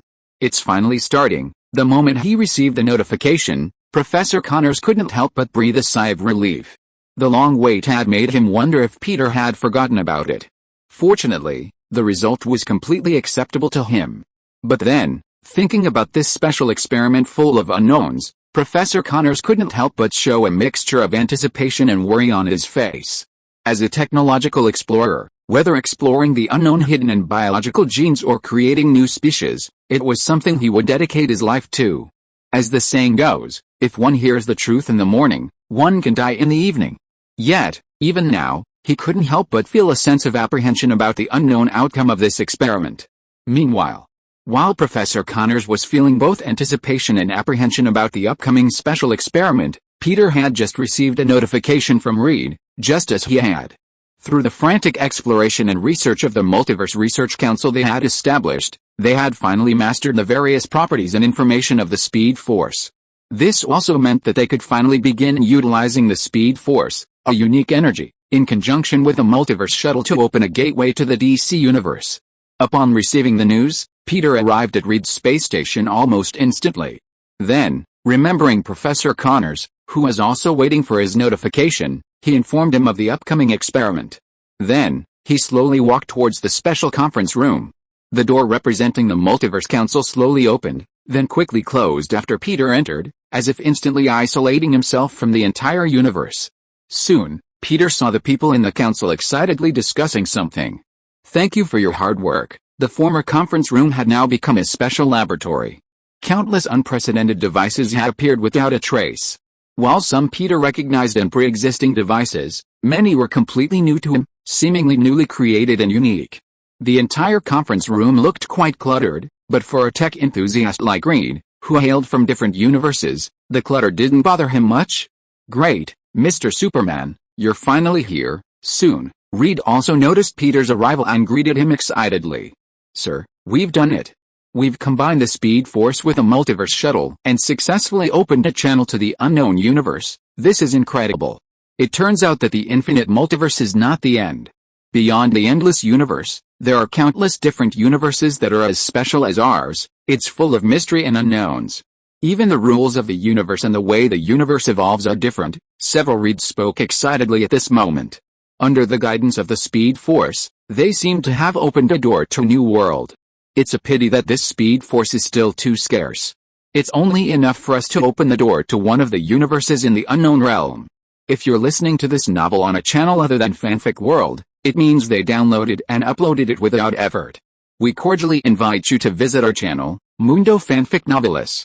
There you'll find the original version of this story and you can explore many other novels of various genres. We're waiting for you to immerse yourself in a world of incredible novels. Chapter 170 Fusion of Speed Force. Is this Speed Force only enough to open a space-time portal to a single universe? Seeing the hint of disappointment on their faces, Peter understood what this meant for them. For all of them, Speed Force was incredibly precious at that moment. It was a completely non-renewable energy source. Even in the entire multiverse, there was only a tiny amount. Furthermore, the rarity of Speed Force made them cherish this precious opportunity. This single Speed Force might only be enough to open a portal to a single universe. As the experiment reached its final stage, they had collectively perfected the theories integrating the Speed Force with a multiverse shuttle. The final step in opening the Speed Force universe could only be confirmed by Peter himself. "Sir, are we ready to begin opening the portal to that universe?" Reed approached Peter, his expression tinged with excitement and impatience. Just this brief understanding of the multiverse was eye-opening for them all. Furthermore, they were about to witness true cosmic history and open a portal to an unknown universe beyond the multiverse. How could they not be filled with excitement and anticipation? "Are you fully prepared?" Peter's expression couldn't help but grow serious as he asked in a deep voice. "Don't worry, Mr. Superman.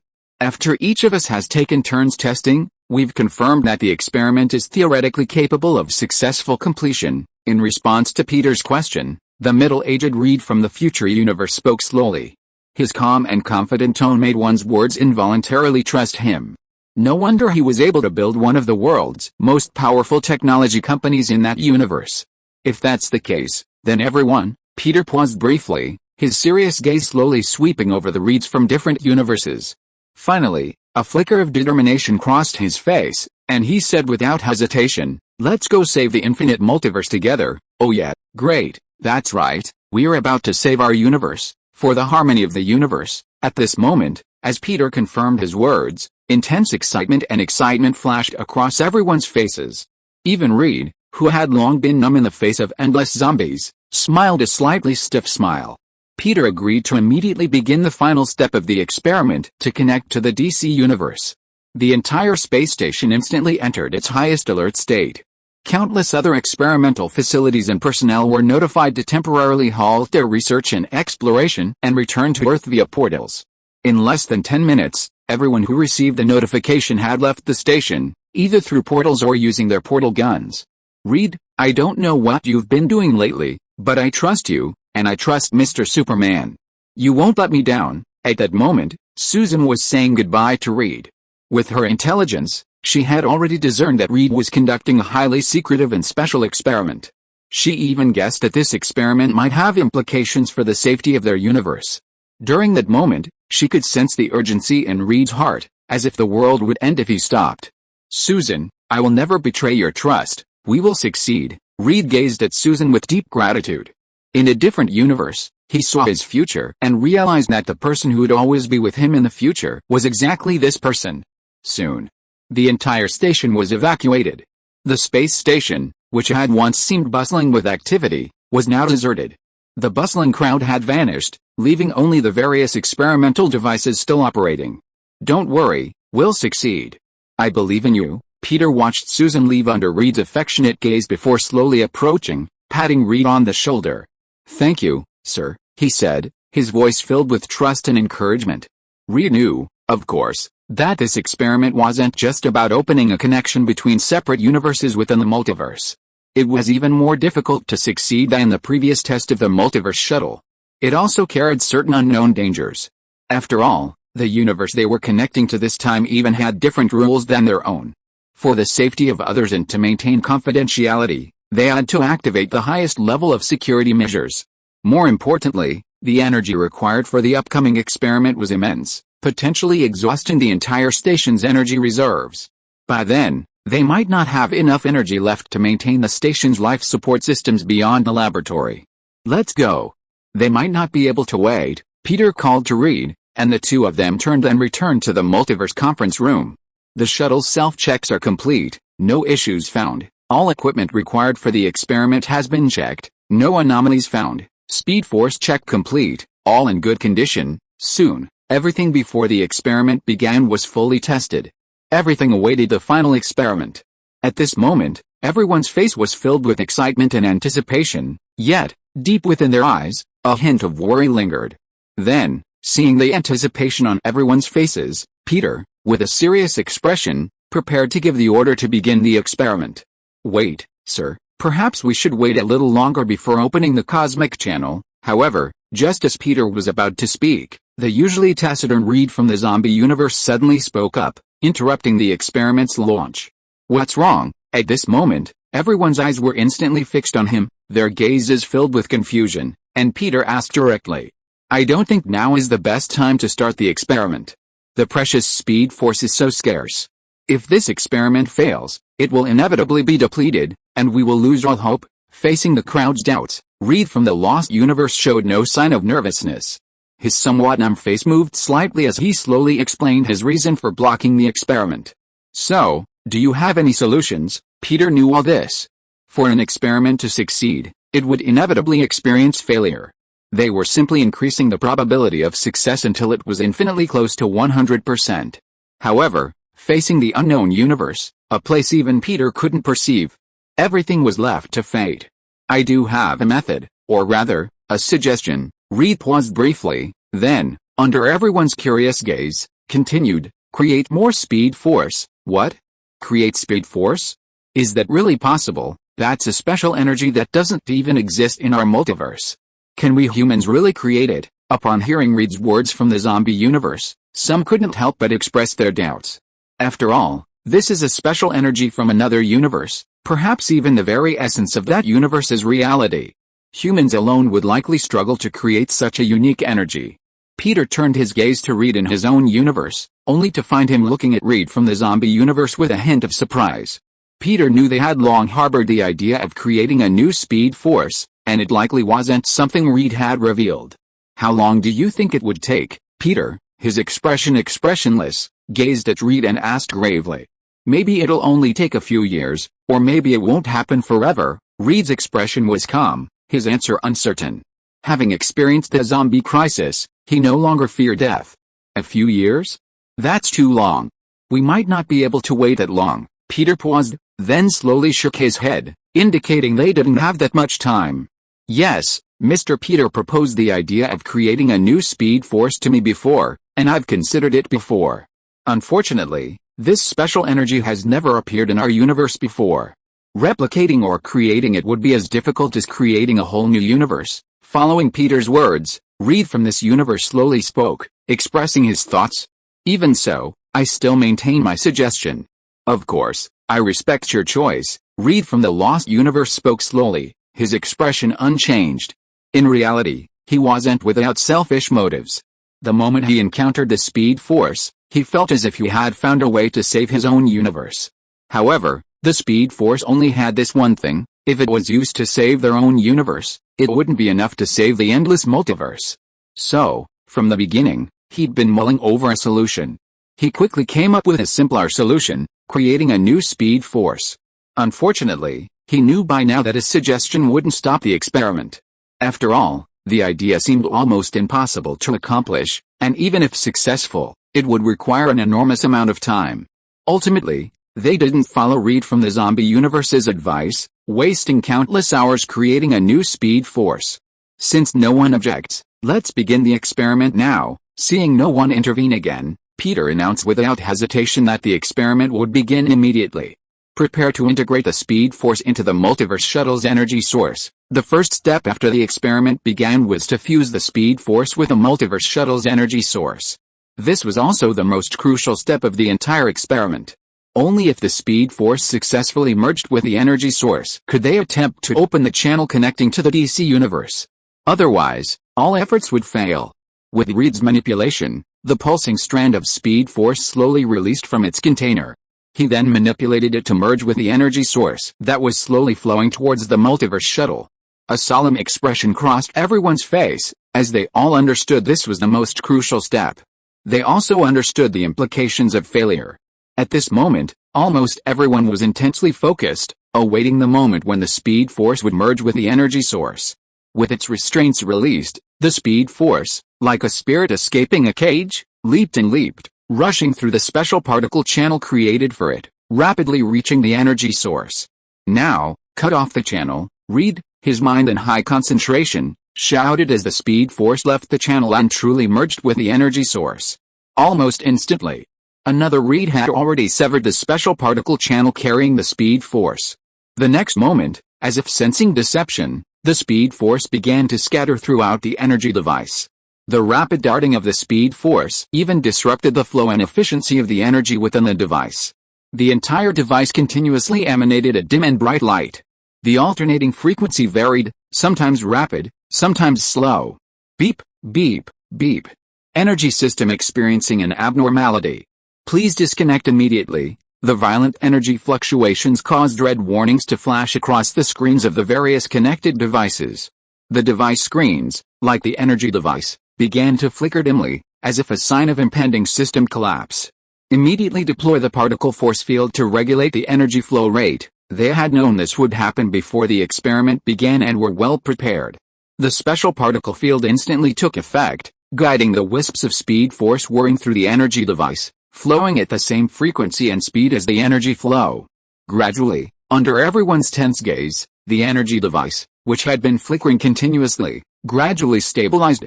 The warnings flashing on the device's screen gradually disappeared, and everything seemed to have returned to calm. Great, everyone was thrilled to see this. The stabilization of everything also indicated that they had finally, without incident, passed the first stage of fusion. Now came the true fusion process. Immediately activate the superluminal particle accelerator at full power and completely destroy the speed force. Suddenly, accompanied by Reed's voice, a rapidly darting stream of light suddenly erupted from the massive circular tube surrounding the energy device. As the superluminal particle accelerator continued to accelerate, the light grew increasingly dazzling, until it accelerated a particle to supersede the speed of light, directing it towards the speed force, which was operating according to the pulling field. Boom! It was like two shining stars colliding. Two flashes of light instantly erupted into a brighter brilliance. The intensity of the light even made the entire conference room incredibly bright, filling it with light and making it difficult to see with the naked eye. Several people, already prepared, donned special goggles and watched the changes in the speed force within the energy device. The speed force was suddenly shattered, instantly splitting into countless speed force particles, nearly invisible to the naked eye. These particles began to flow slowly, along with the energy within the device. Gradually, the flowing energy within the energy device transformed into a brilliant streak of lightning. With a complete integration of the speed force, the energy device seemed to undergo a fundamental transformation. Great! We actually succeeded. At this moment, everyone's face was filled with excitement. They had witnessed history, the advancement of cosmic civilization. And they were about to witness the unknown, infinite universe. Chapter 171, Lightning Through the Universe. The speed force rapidly flowed through the energy device. A dazzling light shone in everyone's eyes, filling them with excitement. Don't let your guard down. The next steps will determine the success or failure of the experiment. However, a voice soon interrupted the group's immersion in the speed force's energy. It instantly brought them back to their senses and allowed them to resume the equally crucial experimental process. At this moment, the speed force's energy had completely merged with the energy powering the multiverse shuttle. The multiverse shuttle also underwent a unique transformation. As Reed unhesitatingly activated the multiverse shuttle, the lights in the conference room dimmed. Peter's familiar starry sky slowly emerged before everyone. As their perspectives shifted, they seemed to be transported together through the endless starry sky. They crossed distances almost unimaginable to humans, piercing the solid barriers of the universe. Instantly, they appeared in the void beyond the universe. Within this void, the infinite universe emanated a light that was sometimes bright and sometimes dim. Hanging in the cosmic void, like dark red stars, they seemed filled with mystery and yet possessed a unique beauty. Is this what the endless multiverse truly looks like? Aside from Peter and Reed, who had already witnessed such a magnificent spectacle, the others had only a passing glimpse of the multiverse.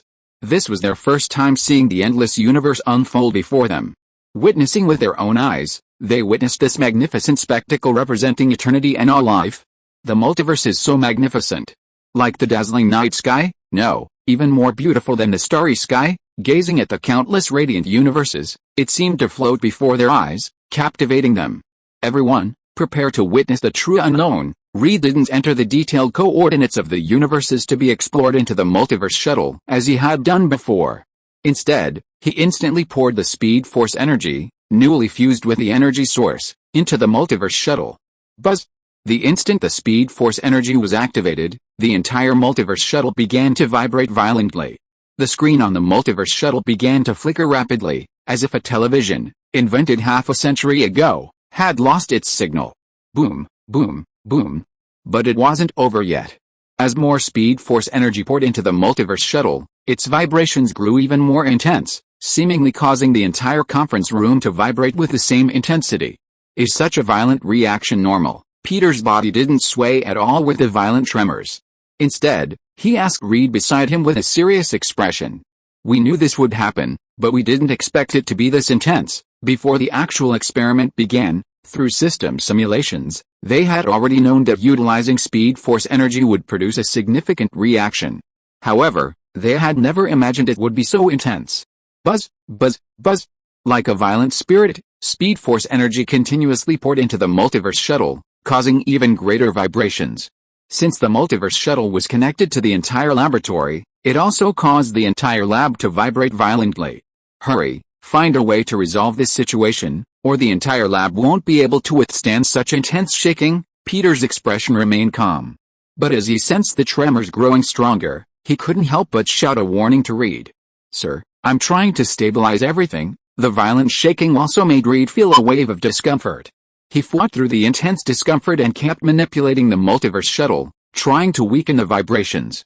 Fuck, if this continues, even if the lab isn't broken, I'm afraid our internal organs will be shattered. Unlike Peter and Reed, their bodies were special and barely affected by the intense shaking.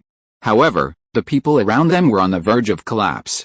They felt as if their bodies were about to shatter from the intense vibrations. Peter sensed the situation and instantly released a powerful bioforce field, enveloping everyone present. Huh? What's going on?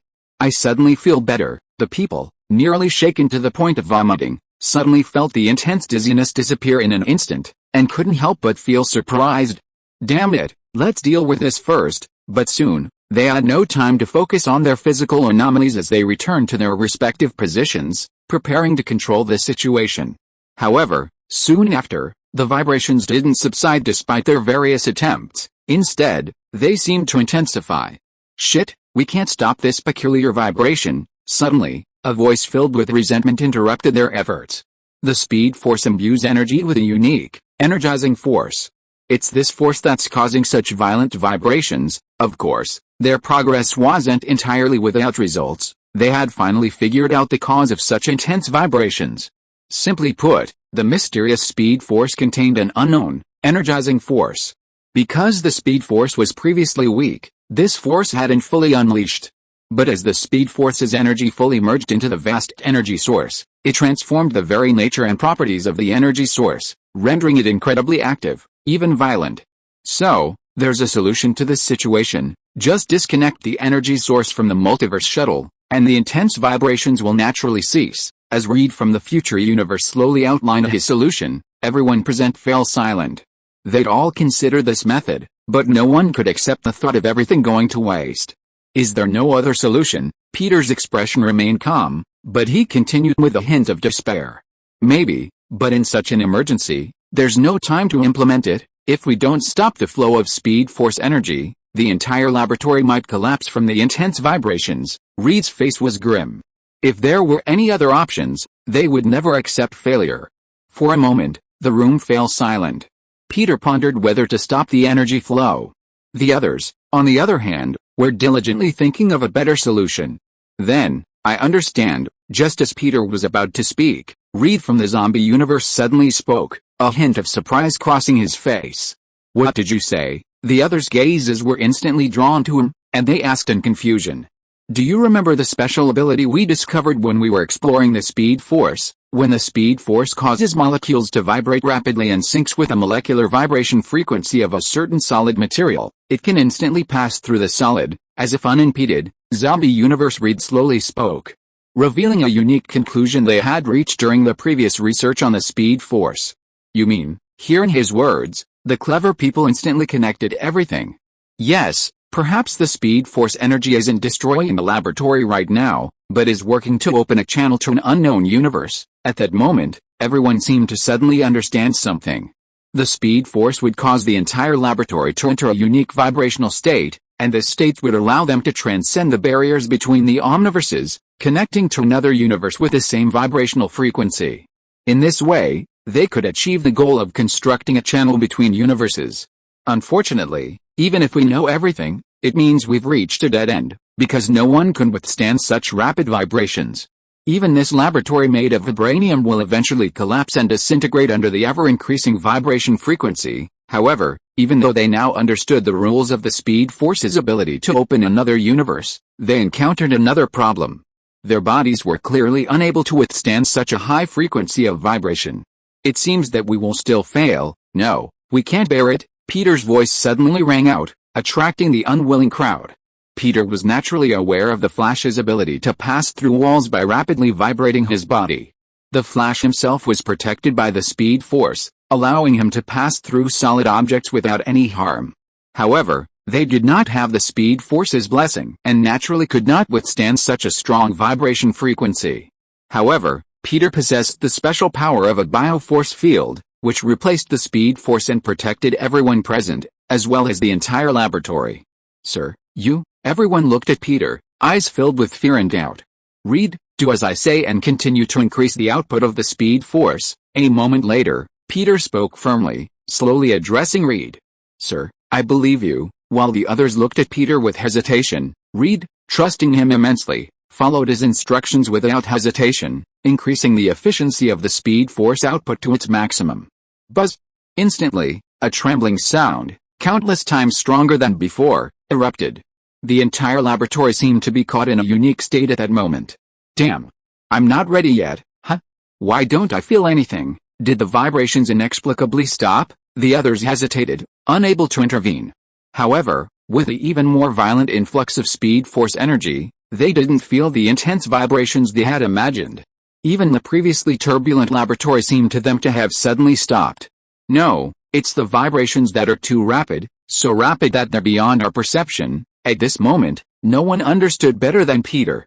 With the full force of the speed force energy, the entire laboratory had entered a unique state of resonance. Of course, if he hadn't unleashed a powerful bioforce field, protecting everything in the lab, everything would have collapsed instantly, unable to withstand the intense vibrations. Mr. Superman, the multiverse shuttle seems to be back to normal. Reed, who had just resolutely followed Peter's instructions and unleashed his full speed force energy, suddenly shouted excitedly. The next moment, the virtual universe, which had dimmed due to the vibrations, reappeared before everyone. However, the magnificent scene of the endless universe, like a dazzling starry sky, now became blurry, as if flickering at an extremely fast speed. Buzz! Soon, the release rate of speed force energy slowly increased to 100%. In an instant, it was as if the entire lab had violently trembled. A brilliant flash of lightning pierced the endless universe, rapidly leaping through the dim and blurry space. A shadow of lightning flashed through the cosmic void, constantly refracting. Snap! As the lightning continuously jumped, it seemed as if time had stood still. Under the dazed gazes of the crowd, the endless universe that had been looming before them, increasingly blurry, suddenly shattered and flickered. Is this the unknown infinite multiverse? With the shattering of the Marvel Infinite Universe, the entire scene suddenly shifted dramatically. A unique multiverse, encompassing numerous individual universes, appeared before everyone. The scene it unfolded was vastly different from the Marvel multiverse. The endless wall of origin enveloped everything within the Omniverse. Within the infinite cosmic realm, several specialized dimensional realms emerged. Within the central region, encompassed by these special realms, lay the true DC multiverse.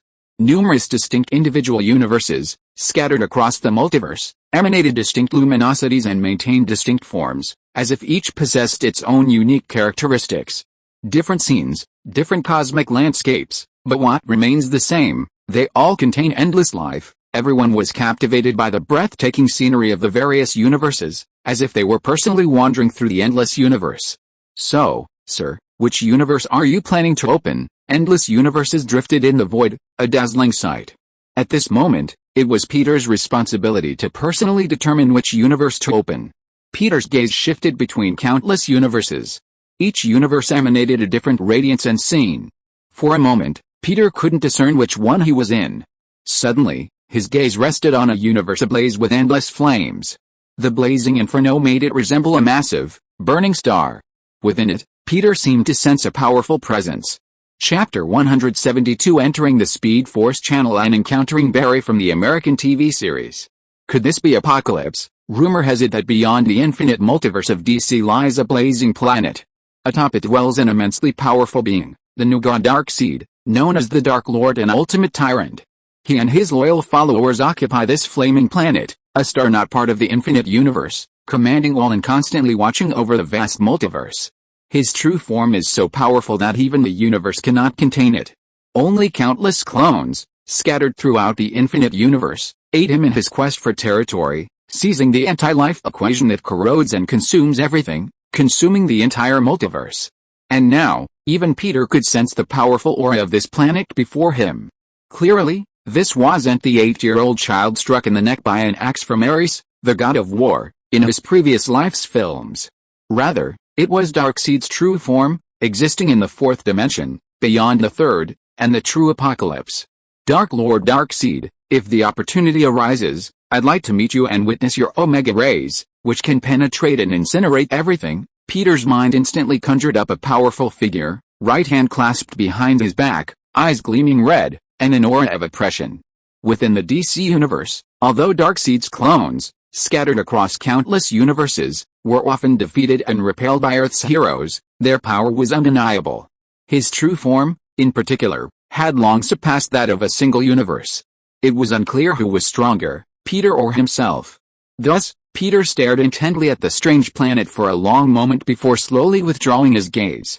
Sir, our speed force energy is only enough to open a passage to one universe, and that might only last for less than 2 weeks. At that moment, the endless DC universe slowly emerged before Peter and the others. This marked the end of the test for Reed and the others. What followed was a test of Peter's choices. Their speed force energy could only open a passage to one universe. If they couldn't choose their true target universe, they might not have a second chance. Are you truly prepared to journey alone into that strange universe to investigate the source of the infinite universe crisis? At that moment, the other Reeds fixed their gazes on Peter, his expression composed. They understood the dangers of such a move. Invading another universe alone was no less dangerous than taking on the entire universe.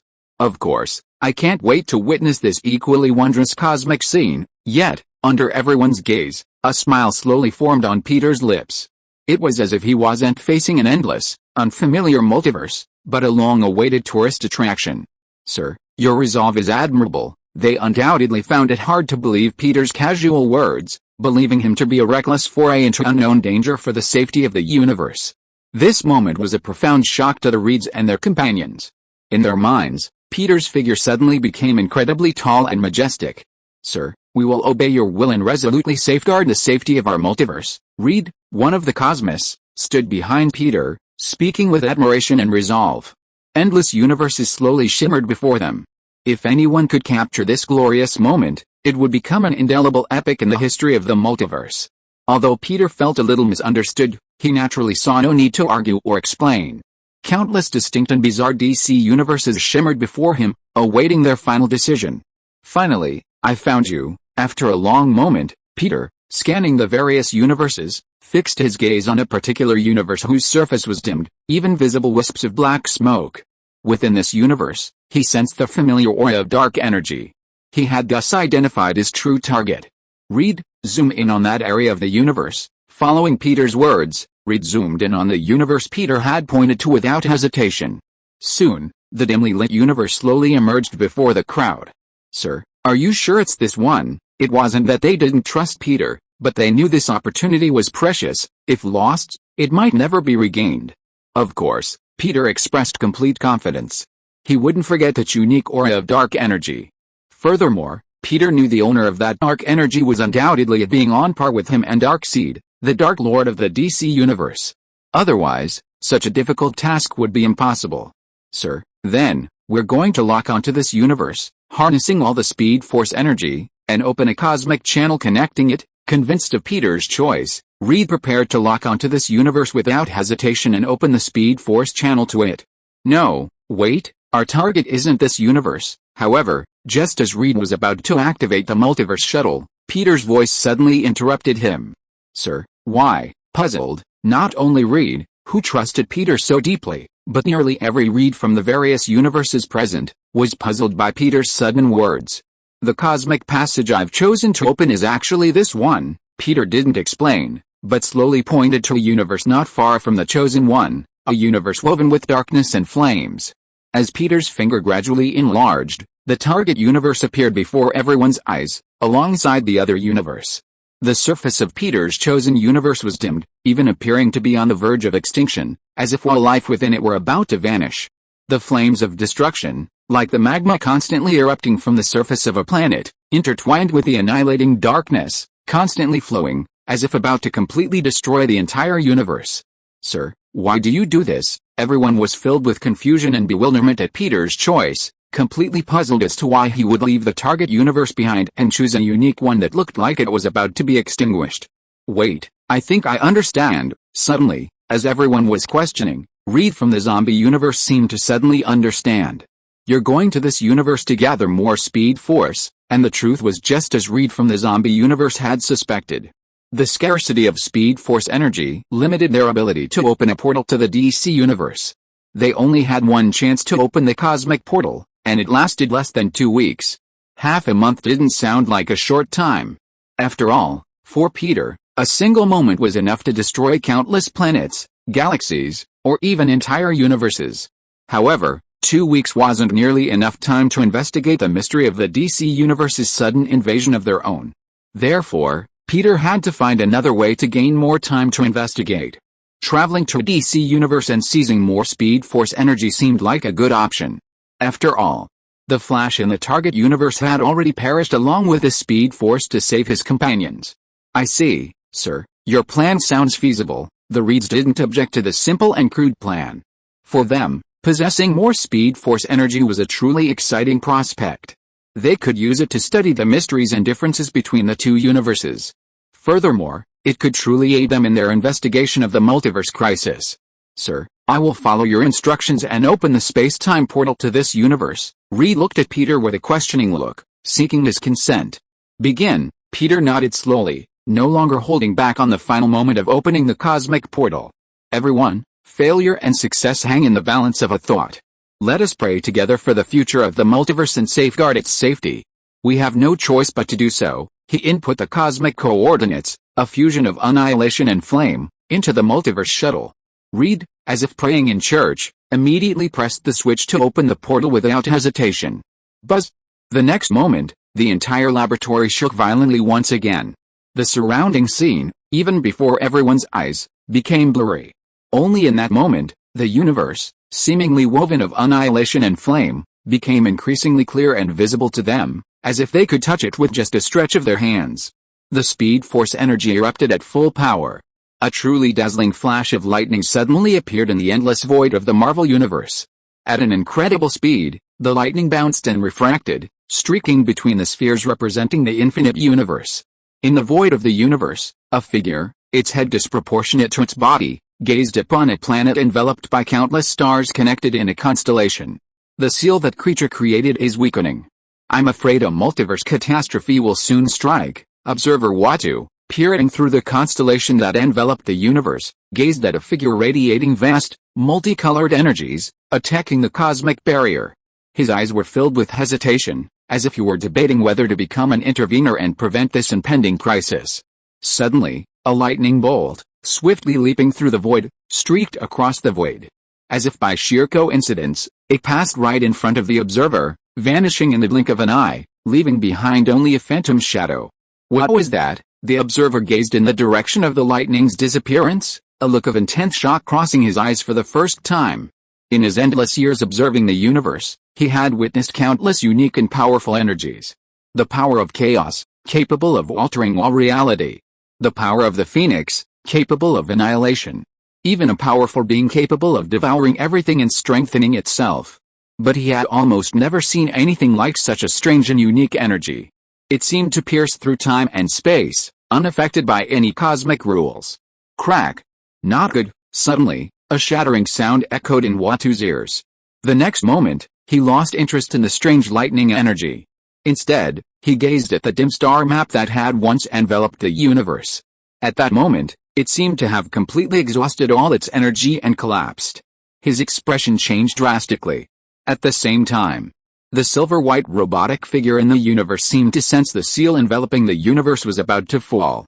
A cold red light shone in its eyes, and upon its chest, 5 gleaming infinity stones slowly emanated a bewitching and terrifying violent energy. At this moment, accompanied by the violent speed force, the lightning pierced a cosmic void. Finally, across the infinite distance, it reached the omnipotent wall that enveloped the multiverse. The next moment, the lightning began to vibrate rapidly, as if transmitting some special message to the other side of the omnipotent wall. Meanwhile, in the laboratory, Peter and his companions suddenly discovered that above that planet of intertwined silence and flames, as if receiving some kind of signal, a brilliant bolt of lightning suddenly erupted. It instantly spanned the boundless cosmic void, piercing the speed force wall and the one Tianyi, the instrument that encompasses the DC multiverse. Like a special leap, it passed through the divine realm beyond the multiverse, the watchful realm, and arrived at the wall of origin. Beyond the wall, it met with a speed force bolt of the same origin from afar. Crack!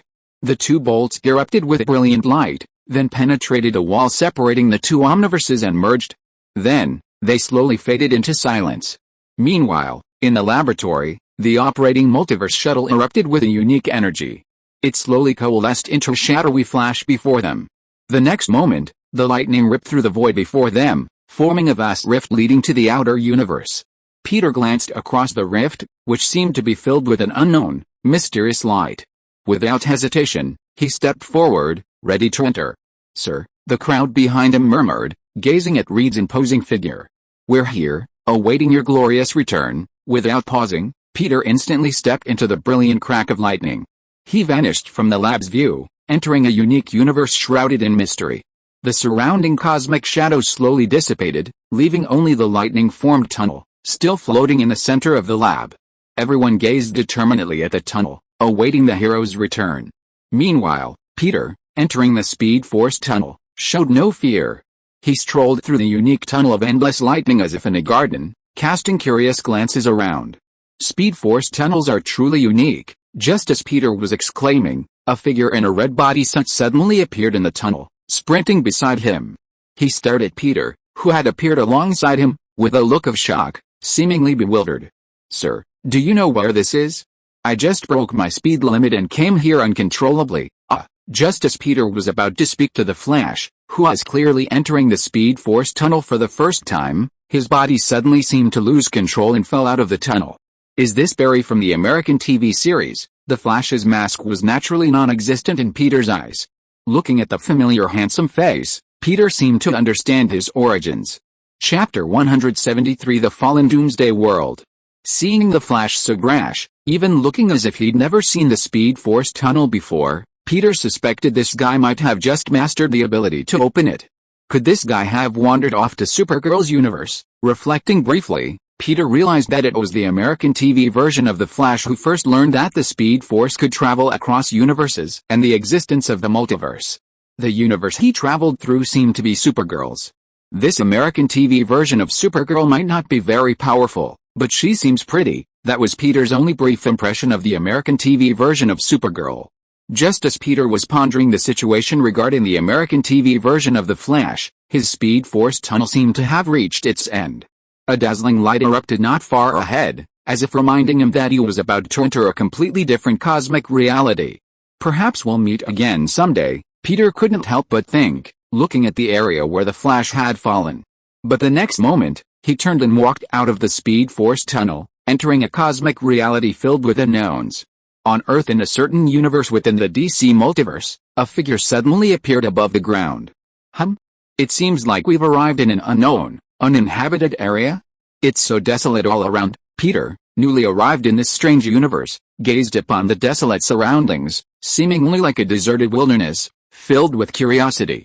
This was the DC universe, a world distinct from the Marvel universe. This was also his first time personally setting foot on Earth within the DC universe. This sky, however, Peter's gaze drifted across the sky, and his eyes couldn't help but narrow slightly. The scene above was completely different from the skies Peter often saw on Earth.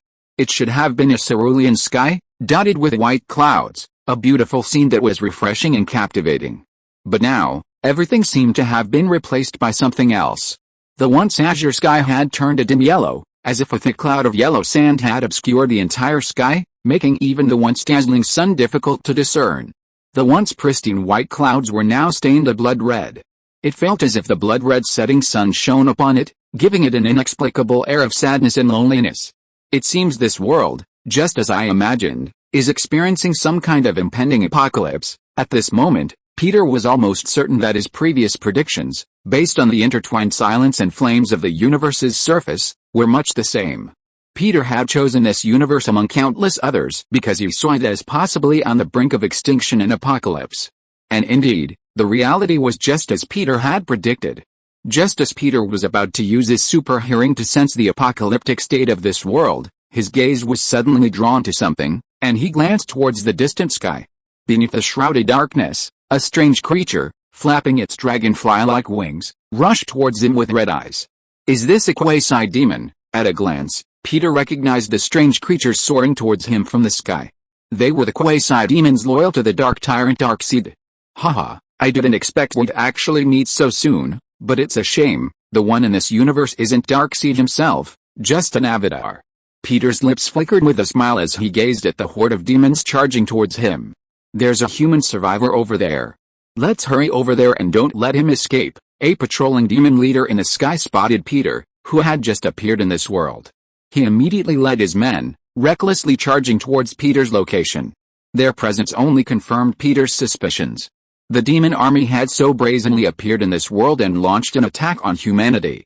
It seemed the Earth in this universe had completely fallen to the demon army, perhaps even under Darkseid's rule. In the brief moment Peter paused to think, the demons had already soared above him.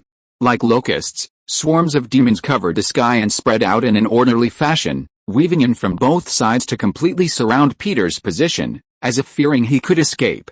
The next moment, a demonoid slowly broke free from its pack and flew towards Peter, landing in the air in front of him. Holding a special weapon, it aimed it at Peter's body and gazed down at him. Its crimson eyes betrayed an intense cruelty, as if it were about to brutally slaughter this human, whom it had finally discovered. Hey, you despicable human, you can't escape. Under the leadership of the great Lord Darkseid, we will ultimately conquer this planet and plunder everything on it, and you, humble and weak humans, deserve only to live in endless fear. Provide our powerful legions with a constant supply of fear, tremble, and then, let us rip your bodies apart. Under Darkseid's leadership, the endless demonoid army nearly overran the entire Earth. Countless humans became food for their fear. At that moment, looking at the tiniest human before him, as tiny as an ant, the demonoid leader resisted the urge to tear it apart. In a cat-and-mouse-like fashion, Peter instilled an immense fear in him, providing them with a delicious feast of fear. However, it was destined to be disappointed. Surrounded by a swarm of demon-like creatures, Peter's face didn't betray even a trace of fear. Fear? Peter asked, a faint smile playing across his face. Sorry, you should be the ones fearing me. The moment he finished speaking, the smile vanished, and he vanished from the spot. That's impossible, human. In a split second, Peter appeared before the demon-like leader without warning, floating in the air. Then, as the demon-like leader stared in disbelief, he punched him. No, at that moment, Facing Peter's blow, the demon-like creature seemed to feel the same endless fear that countless humans had felt before it. Overwhelmed with resentment, it attempted to dodge Peter's blow. However, the nearly condensed space seemed to press down on its body, preventing it from even triggering its weapon. Swish! Peter's fist struck the demon-like body without incident, piercing through it and passing through its back. No! A shrill, terrified wail echoed throughout the world. For the first time, the demon-likes felt the intense fear brought upon them by the delicious food they were so proud of. The next moment, Peter's hands grasped the demon-like leader's body and slowly tore it apart, splitting it in two. The crimson glow in the demon-like's eyes lingered for a long time, as it endured the endless pain and terror of its torn body. Suddenly, as Peter casually tossed the demon-like body to the ground, a burst of crimson flames erupted from the fallen body. The raging flame seemed to consume not only the demon-like body but also its soul. The demon-like, already mute from the ripping of its body, let out a final, piercing, terrifying wail. Then, it completely crumbled into a cloud of ash, scattering across the ground, blending with the sand and being blown away by the wind. No, how could this be possible? Humans are simply not that powerful. Countless demons, seemingly overcome with utter terror, surrounded Peter and retreated slowly, as if attempting to escape. Yes, that's right. In fact, I enjoy seeing your expressions filled with fear, that look of unwillingness to live, just as you do. A faint smile played across Peter's lips, a cruel revelation to countless demons. Fire! Kill this damned human. The next moment, countless demons, finally overcome by their inner fear, attempted to wield weapons surpassing Earth's technology to eliminate this human survivor. Zzz! Bang! Bang! Thousands of demons opened fire without hesitation, surrounding Peter. Endless crimson beams tore through the surrounding void, converging on Peter's area, erupting in a series of resounding explosions. The area surrounding Peter was completely stained blood red, as if splattered with human blood, transforming into a cloud of mist. Did we get him? Countless demonoids screamed, their crimson eyes straining to discern the figure within the crimson mist. But the next moment, a figure suddenly burst forth from the midst, instantly plunging into the endless horde of demonoids. In that moment, it seemed like a merciless killing machine. Its terrifying power and formidable physique allowed it to easily rip apart every demonoid. In a matter of moments, the demonoid army suffered heavy casualties, countless demonoids instantly ripped apart by the overwhelming force. Countless remains fell from the air like hail, igniting blazing flames as they approached the ground, then incinerating into ash. Facing the swarming, locust-like demonoid army, Peter felt that simply ripping them apart with his bare hands wasn't enough. A flash of golden light flashed in his cold eyes. Hiss! A brilliant crimson ray, as brilliant as fire, burst forth from his eyes. Peter's head slowly turned. A beam swept across the demon-like army. Entire groups of demon-like creatures were severed, their bodies ablaze with flames. Those that remained wailed as they fell to the ground. Peter's heat-seeking gaze, imbued with the power of the phoenix, resembled the scythe of the god of death, reaping the lives of the demon-like army. The blazing phoenix flames completely consumed even their souls. In mere seconds, the entire sky, once filled with tens of thousands of demon-like creatures like a swarm of locusts, was completely annihilated. Only a few remaining demon-like soldiers gazed at Peter with fear in their eyes. Then, overcome by intense terror, they turned and fled. Perhaps they were signaling more demon-like forces to encircle Peter, the cruel god of death. The next moment, Peter appeared before the remaining demon-like soldiers who had attempted to call for help. He launched a powerful punch, tearing a chasm through the sky. The terrifying force instantly shattered the remaining soldiers into molecular form, completely fading from the world. Not far from Peter's area, a battered and destitute-looking squad stumbled through a world of yellow sand. Surrounding them was a shattered city, crumbling buildings, and a broken bridge beneath their feet. How far? The men, using the wreckage of the city as a cover, dodged the patrolling demon-like army from the sky. They prepared to continue their journey. However, a figure clad in sackcloth, leaving only their head exposed, a semi-metallic sheen, spoke to the figure ahead. "We'll be there soon," a figure wearing a tattered bat mask and holding a machine gun replied slowly.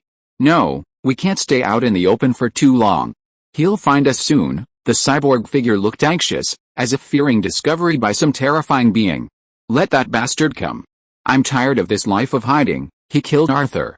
I will pierce his heart with my own weapon. Make him pay dearly." The woman in fish scale armor, her eyes filled with hatred. I'm sorry, Mara.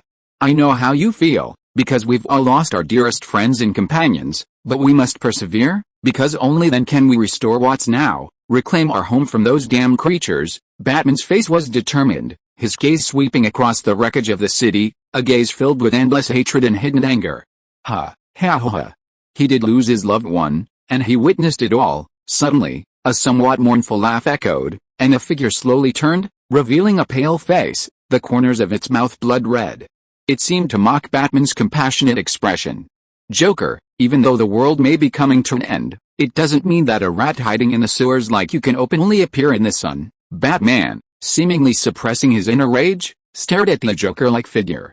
Batman, let's call a truce. Just as the Joker's face lit up with a smile, ready to say something else, a swoosh. A sound cut through the air. The clown's smile vanished instantly, and at the same time, the expressions of everyone present suddenly became extremely alert. Damn it, that bastard spotted us. Prepare to meet the enemy. Boom. A figure crashed down in front of them. The red cape behind him was particularly eye-catching. He slowly raised his head, his crimson eyes flashing and his face cold as he looked at the several people filled with vigilance and anger. A patrol just lost contact. So it's you rats who are so good at hiding that you finally decided to come out to hunt for food.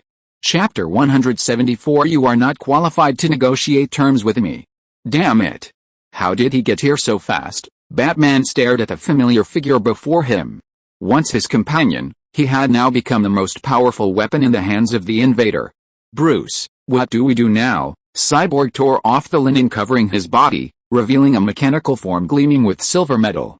His hands, morphing into shimmering energy cannons, aimed them at the suddenly appearing figure.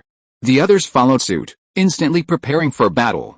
The Flash, looking somewhat aged, was clad in a suit of post-apocalyptic punk-inspired metal armor. Silver-white Speed Force bolts danced across his body. HMPH, I'm tired of dodging. Now is the perfect time to fight this bastard to the death. Mara clutched a silver trident, her eyes icy as she stared intently at the figure before her. No, don't forget, our goal isn't to fight him, but to complete our plan. Batman's face was grim. He knew that even if they all joined forces, they wouldn't be able to defeat the figure before them. But Mara seemed unwilling to give in. From the moment she saw the newcomer, her mind was already filled with intense hatred. Barry, we'll distract him later. You take this opportunity to leave quickly. If we ask you to, you must complete the original plan. Batman spoke slowly and sternly. Bruce, before the Flash could speak, Superman, draped in a red cape and a cold expression, approached them. None of you can escape. His crimson gaze fixed on the group, his oppressive figure inching closer. Ah, Mara roared, unhesitatingly aiming her trident at the figure's heart. This, like the signal for the battle to begin, was almost immediately activated by Cyborg's mechanical energy cannons. Bang, bang, bang. Blasts of energy blasted rapidly towards Superman's body. Nearby, a gray-haired, mercenary-like figure raised his gun without hesitation, aimed at Superman's head, and pulled the trigger. Snap, bang, bang.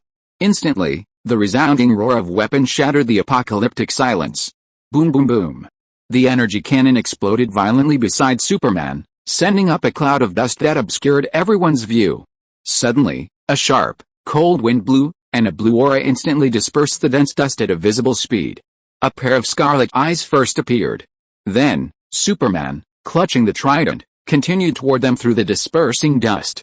With a slight exertion of force, he bent the trident, forged from a special material, into a U-shape and casually flung it back at them. In that moment, Superman's terrifying power was fully demonstrated. Their attacks seemed like mere tickles to Superman. Ho ha ho ho! The Joker's laughter suddenly rang out, as if mocking the presumption. Shut up. Batman knew he couldn't continue like this, and he rushed towards the towering figure before him, as if willing to confront a god with his own flesh and blood. Seeing Batman's actions, the others almost simultaneously rushed towards Superman. In this moment, for the sake of the dead, they were fearless. Bruce the Flash looked at the crowd charging towards Superman, a trace of sadness in his eyes. He knew they were trying to buy his chance. I will definitely complete our plan. The Flash made a decision, and the Speed Force concentrated in his body, instantly bursting with astonishing speed. He sprinted to the side, trying to get away from the battlefield. Humph! You can't escape. Superman's expression remained unchanged as he faced the crowd charging towards him. Instead, he focused on the Flash, noticing his movements. Almost as the Flash ran, his scarlet eyes flashed with a fiery red light, piercing towards the Flash who was trying to escape.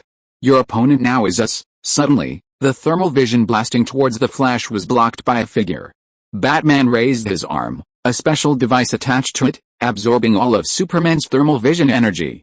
However, Superman's thermal vision contained an incredibly terrifying amount of energy, and in a split second, it ignited the device red hot. At that moment, Cyborg flew from the air and punched Superman in the face. A clang. With a loud metallic clashing sound, Superman's vision was deflected slightly. His thermal vision swept across the wreckage of the car on the broken bridge, erupting in a series of explosions. Damn rat! Although Cyborg's attack barely harmed Superman, it utterly enraged him. His eyes once again glowed crimson, and even more powerful thermal vision energy shot out towards the nearest Cyborg. A sizzle. Cyborg reacted quickly, his metal arm instantly transforming into a silver shield, blocking Superman's thermal vision. However, Superman's rage-filled gaze held immense power and impact. Cyborg was sent flying by the powerful impact. Barry, we're relying on you. At the same moment, Batman noticed that Barry had transformed into a streak of silver lightning, sprinting in one direction. In just a few seconds, he had covered over 10 kilometers. A flicker of relief crossed his face. They had finally given Barry a chance to escape. But the next moment, Batman's expression changed drastically. No, he saw a swift figure suddenly streak across the sky, as if ripping through the very void. Bang! The figure instantly landed in front of the Flash, blocking Barry's swift flight. Batman felt an immense sense of oppression within him. In the hands of one Superman, they might still have a chance to help Barry escape. But facing two terrifyingly powerful Supermen, they might be forced to surrender. Another Superman? What the hell is going on? Deathstroke stared at the figure in the distance with disbelief, his eyes filled with shock. The Joker, who always smiled even in the face of death, saw his smile fade. Even Superman's icy face flickered with surprise, his crimson eyes fixed on the figure that suddenly appeared in the distance. The next moment, Superman abandoned Batman and the others and charged forward like a cannonball. Who the hell are you? No one's shock was greater than the Flash's. He was filled with shock at the sudden appearance, blocking his path. At that moment, the Flash felt a pressure from the figure, even stronger than Superman's. Especially since the figure's golden armor glowed, and against the dim sunlight, it seemed as if it were tinted golden, exuding an overwhelming sense of oppression. Hello, Mr. Barry Allen, I need to borrow something from you. The figure looked at the stunned Barry, a faint smile on its face, and slowly spoke. Borrow what? Barry was deeply puzzled, yet instantly on guard. This sudden appearance, resembling a second Superman, wasn't out to take his life, was it? Huh? Suddenly, Peter's face turned icy, and he gazed at the figure in the distance, hurtling towards him. Almost instantly, it soared above them both, clenching its fist and striking Peter. Peter, without hesitation, vanished from the spot. Reappearing in front of the figure. Also clenching his fist, he met its blow with unflinching fear. Boom! The moment their fists collided, the world erupted like a thunderclap. A terrifying surge of power erupted, unleashing a powerful shockwave. At speeds visible to the naked eye, it engulfed an area tens of kilometers in radius. The violent collision unleashed a hurricane-like explosion, destroying nearly everything within a kilometer. The terrifying force rippled through the ground, creating a vast, irregular crater stretching nearly a kilometer. Yet, from the appearance of the force, it seemed as if all the energy was pouring out in a single direction. Damn it! Get some cover. Even Batman and his companions, over 10 kilometers away, instantly sensed the danger upon witnessing such a terrifying energy surge. They hurriedly ran down the broken bridge and took shelter beneath it. Whoosh! Soon, the intense energy surge, like a Category 18 hurricane, swept through, sending countless car wrecks flying. Batman and his companions saw a familiar figure being blown away along with a shockwave. Is that Superman? How is that possible? Everyone's faces were filled with disbelief as they watched the figure that had just brought such intense pressure to them, now instantly sent flying dozens of kilometers away, reduced to a tiny black speck. Meanwhile, not far from the Flash, Peter, who had just sent Superman flying, slowly turned and, from his high position, gazed at the seemingly unaffected Flash, a hint of a smile crossing his face. Now, we should be able to talk. The seemingly endless crater in the ground behind him seemed to speak volumes. Who are you? At this moment, even the Flash, who had experienced a true apocalypse, couldn't help but swallow. What do you want to borrow from me? He expressed an intense sense of caution and nervousness. He couldn't understand why such a powerful being would ask to borrow something from him. Haha, don't be nervous. I'm borrowing something only you possess. And it won't be difficult for you. Peter's figure fluttered, his golden cape flowing in the wind, slowly landing in front of the Flash. Only I have it, huh? Following Peter's words, the Flash pondered for a moment, then couldn't help but astonishedly determined what Peter needed. You guessed right. It's the Speed Force, which only you possess in this universe. With a smile on his face, Peter slowly stated his purpose. As expected, the Flash's face was filled with astonishment. He knew that, aside from the special energy of the Speed Force, he probably had nothing else that this powerful figure before him needed. Sir, I'm sorry, but the Speed Force within me is crucial. We need it to save this world from apocalypse. However, a flicker of hesitation crossed the Flash's face, and he slowly shook his head in refusal. While he didn't want to provoke this mysterious figure, even more powerful than Superman, the Speed Force within him was indeed the key to saving the world. Without sufficient Speed Force, their world could be completely doomed. No, Barry, I think we can grant this gentleman's request. Suddenly, a voice boomed from behind Peter. The next moment, accompanied by a swift mechanical figure, a human figure suddenly dropped from the air, knelt on one knee, and slowly revealed a face covered in a bat mask. Bruce, you're not dead. That's great. You? The Flash quickly walked towards Batman. Surprised but also puzzled by what he had just said.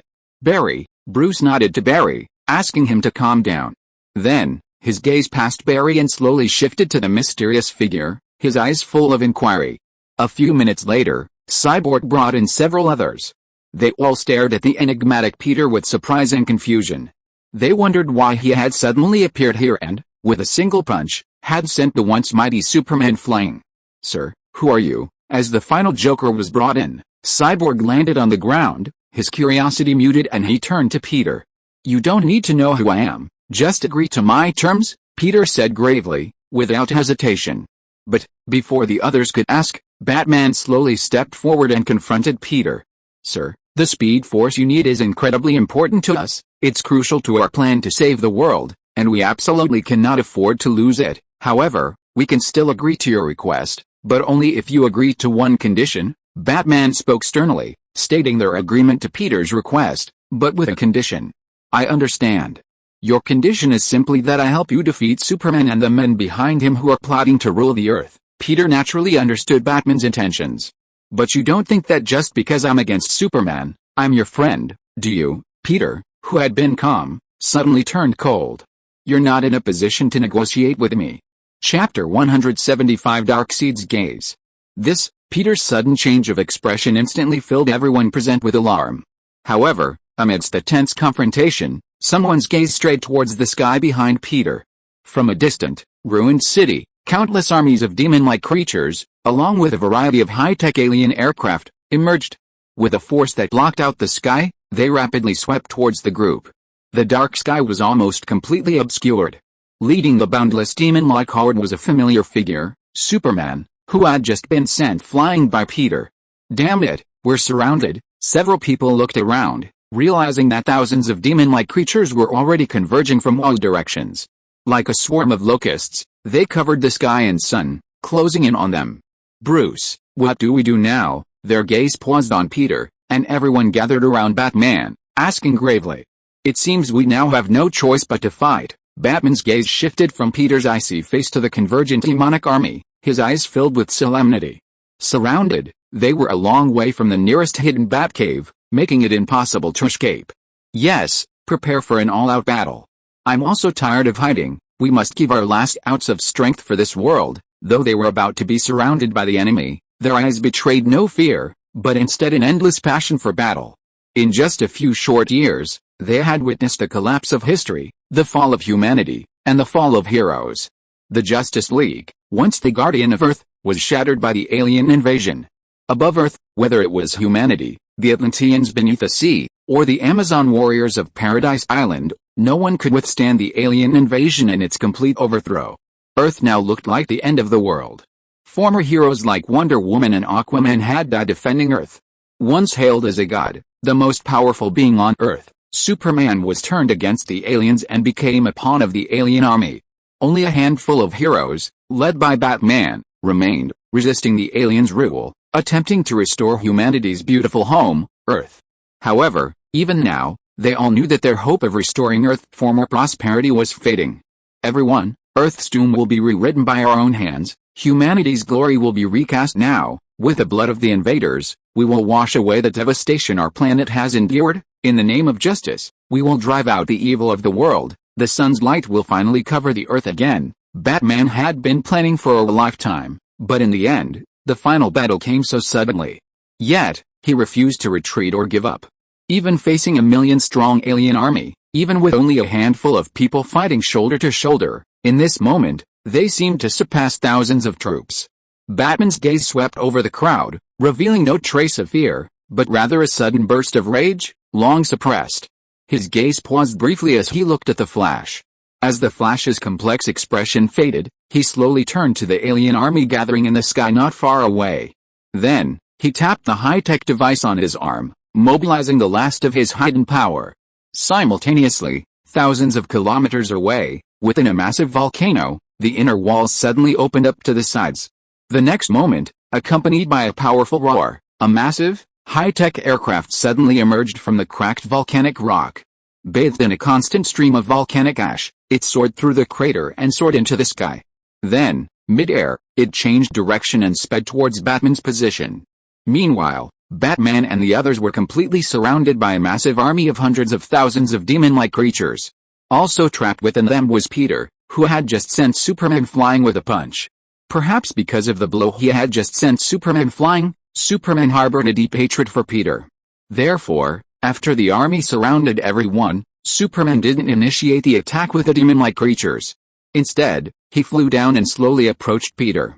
His cold gaze, filled with confusion and inquiry, scanned Peter carefully.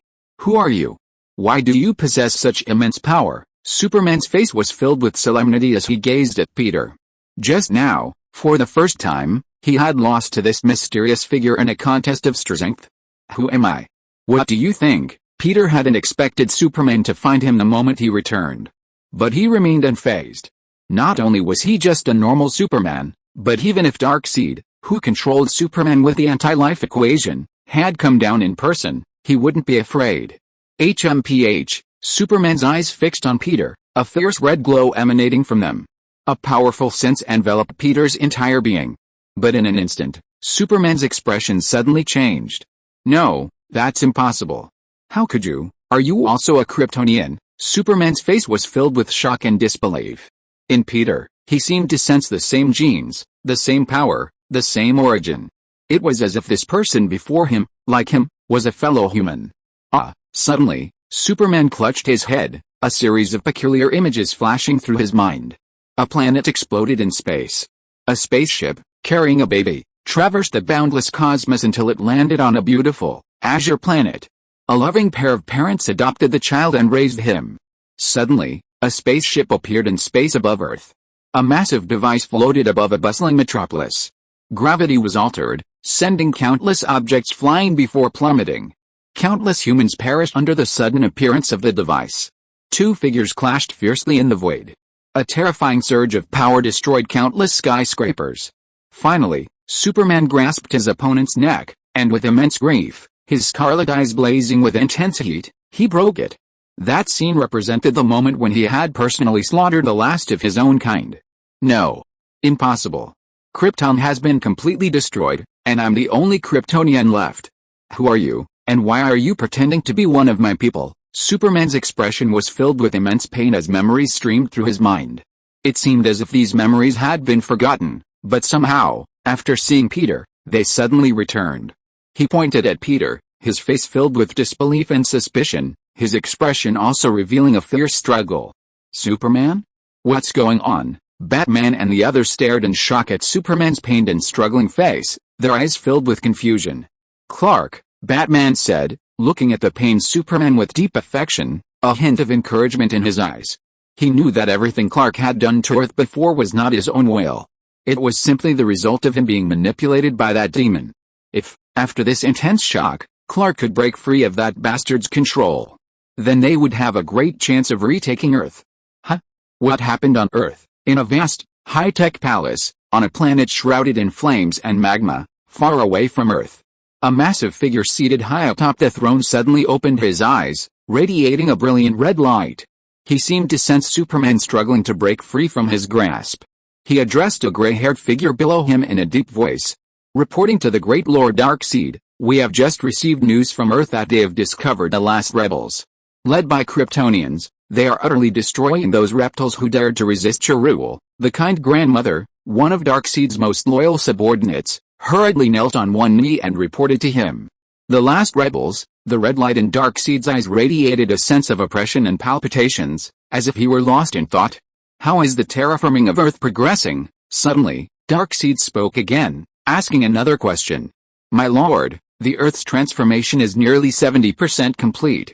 It will likely take some time before we can welcome our apocalypse. It's been so long since we've occupied Earth, and we've only reached 70%. The kind grandmother continued to report respectfully, but seeing the increasingly intense crimson gaze in Darkseid's eyes, she couldn't help but add, due to the presence of those rebels, the speed of transformation has been severely impacted. However, according to Darkseid's report, once the rebels are completely wiped out, the speed will be greatly increased. I will personally welcome you to Earth soon. Faced with Darkseid's overwhelming pressure, the kind grandmother's face was filled with nervousness, and even a trace of sweat broke out on her forehead. However, she still bravely explained to Darkseid, who was still transforming the Earth. HMPH, then give him some more time. Darkseid stared into space with a dignified gaze, then snorted coldly. The red light in his eyes suddenly shone brightly. The light illuminated the entire hall and slowly dissipated. Darkseid closed his eyes again.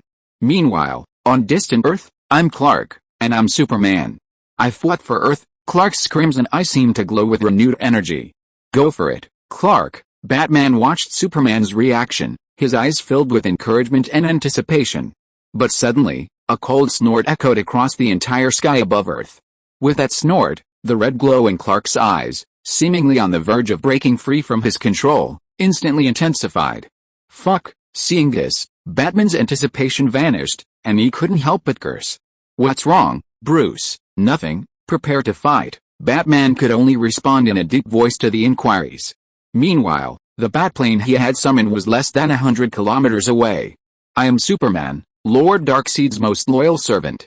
For the great Lord Darkseid, I will conquer the entire universe and defeat anyone who dares to resist his rule. As the red glow in Superman's eyes grew brighter, the pain and struggle that had once marked his expression vanished. He became mechanical again, his expression cold as he gazed at Peter. Hiss. Simultaneously, sensing Superman's imposing presence, the entire surrounding demon-like army roared to the heavens. Their ferocious faces resembled those of blood-sucking demons. Their glowing red eyes seemed to reveal a hunger for fear and war. As Superman raised his hand, pointing at Batman and the others, tens of thousands of demon-like creatures began to swarm them. Their maws gaped, drooling, as if they wanted to tear Batman and the others apart and devour them whole. Bang! Bang! Bang! Cyborg launched the first attack, his mechanical body transforming into energy cannons, firing continuously at the surging demon-like horde. Aiming was almost unnecessary. Encircled by the dense swarm of demon-like creatures, volleys of energy erupted, exploding upon striking the hapless demon-like creatures, instantly annihilating hundreds. However, this small number had no effect against the near-infinite swarm of demon-like creatures. Countless demon-like creatures broke through Cyborg's energy cannons and charged towards the group. Ouch! A pale, ferocious face roared as it lunged at them. Meanwhile, Superman, his icy gaze slowly fixed on Peter. Without hesitation, his crimson eyes erupted with intense heat vision. With a sizzle, the heat vision pierced the void, suddenly shooting towards Peter. Let me show you who the real Superman is. Faced with Superman's challenge, Peter didn't hesitate, his eyes blazing with golden light. Embodied with the terrifying power of the Phoenix, the golden heat vision instantly burst forth. With a sizzle, the intense heat and the incinerating power of the Phoenix seemed to pierce the very void. The entire space began to warp. Boom! The heat visions of both collided in midair, erupting with an unparalleled roar. The surrounding demons were instantly swept away by the surging energy. their bodies completely annihilated in the void. As Superman stared in disbelief, Peter's heat vision, like a crushing force, instantly shattered his own, striking him directly in the flesh. The terrifying force threatened to pierce his steel body, sending him careening to the ground. The immense force sent him careening across the ground, creating a chasm tens of meters deep. It continued to pierce through the air for thousands of meters before finally colliding with a boulder weighing hundreds of tons, exploding with a resounding explosion. This thing is too powerful. This shocking scene instantly silenced the entire battlefield. The surrounding demons, as well as Batman and the others who were resisting, stared at Peter in disbelief, their eyes filled with utter shock. They had never imagined that this being before them possessed terrifying power countless times greater than Superman's. Meanwhile, dozens of kilometers away, atop a flying vehicle, an alien leader watched the unfolding events with a sullen expression. Where on earth did this thing come from? No, we must report this to Lord Darkseid. End of this chapter. Thank you very much for reaching the end. Don't forget to like. Looking for more exclusive content and immediate access? Subscribe to our Patreon. Remember, every like, subscription, or donation encourages us to continue. Thanks to everyone. See you in the next video.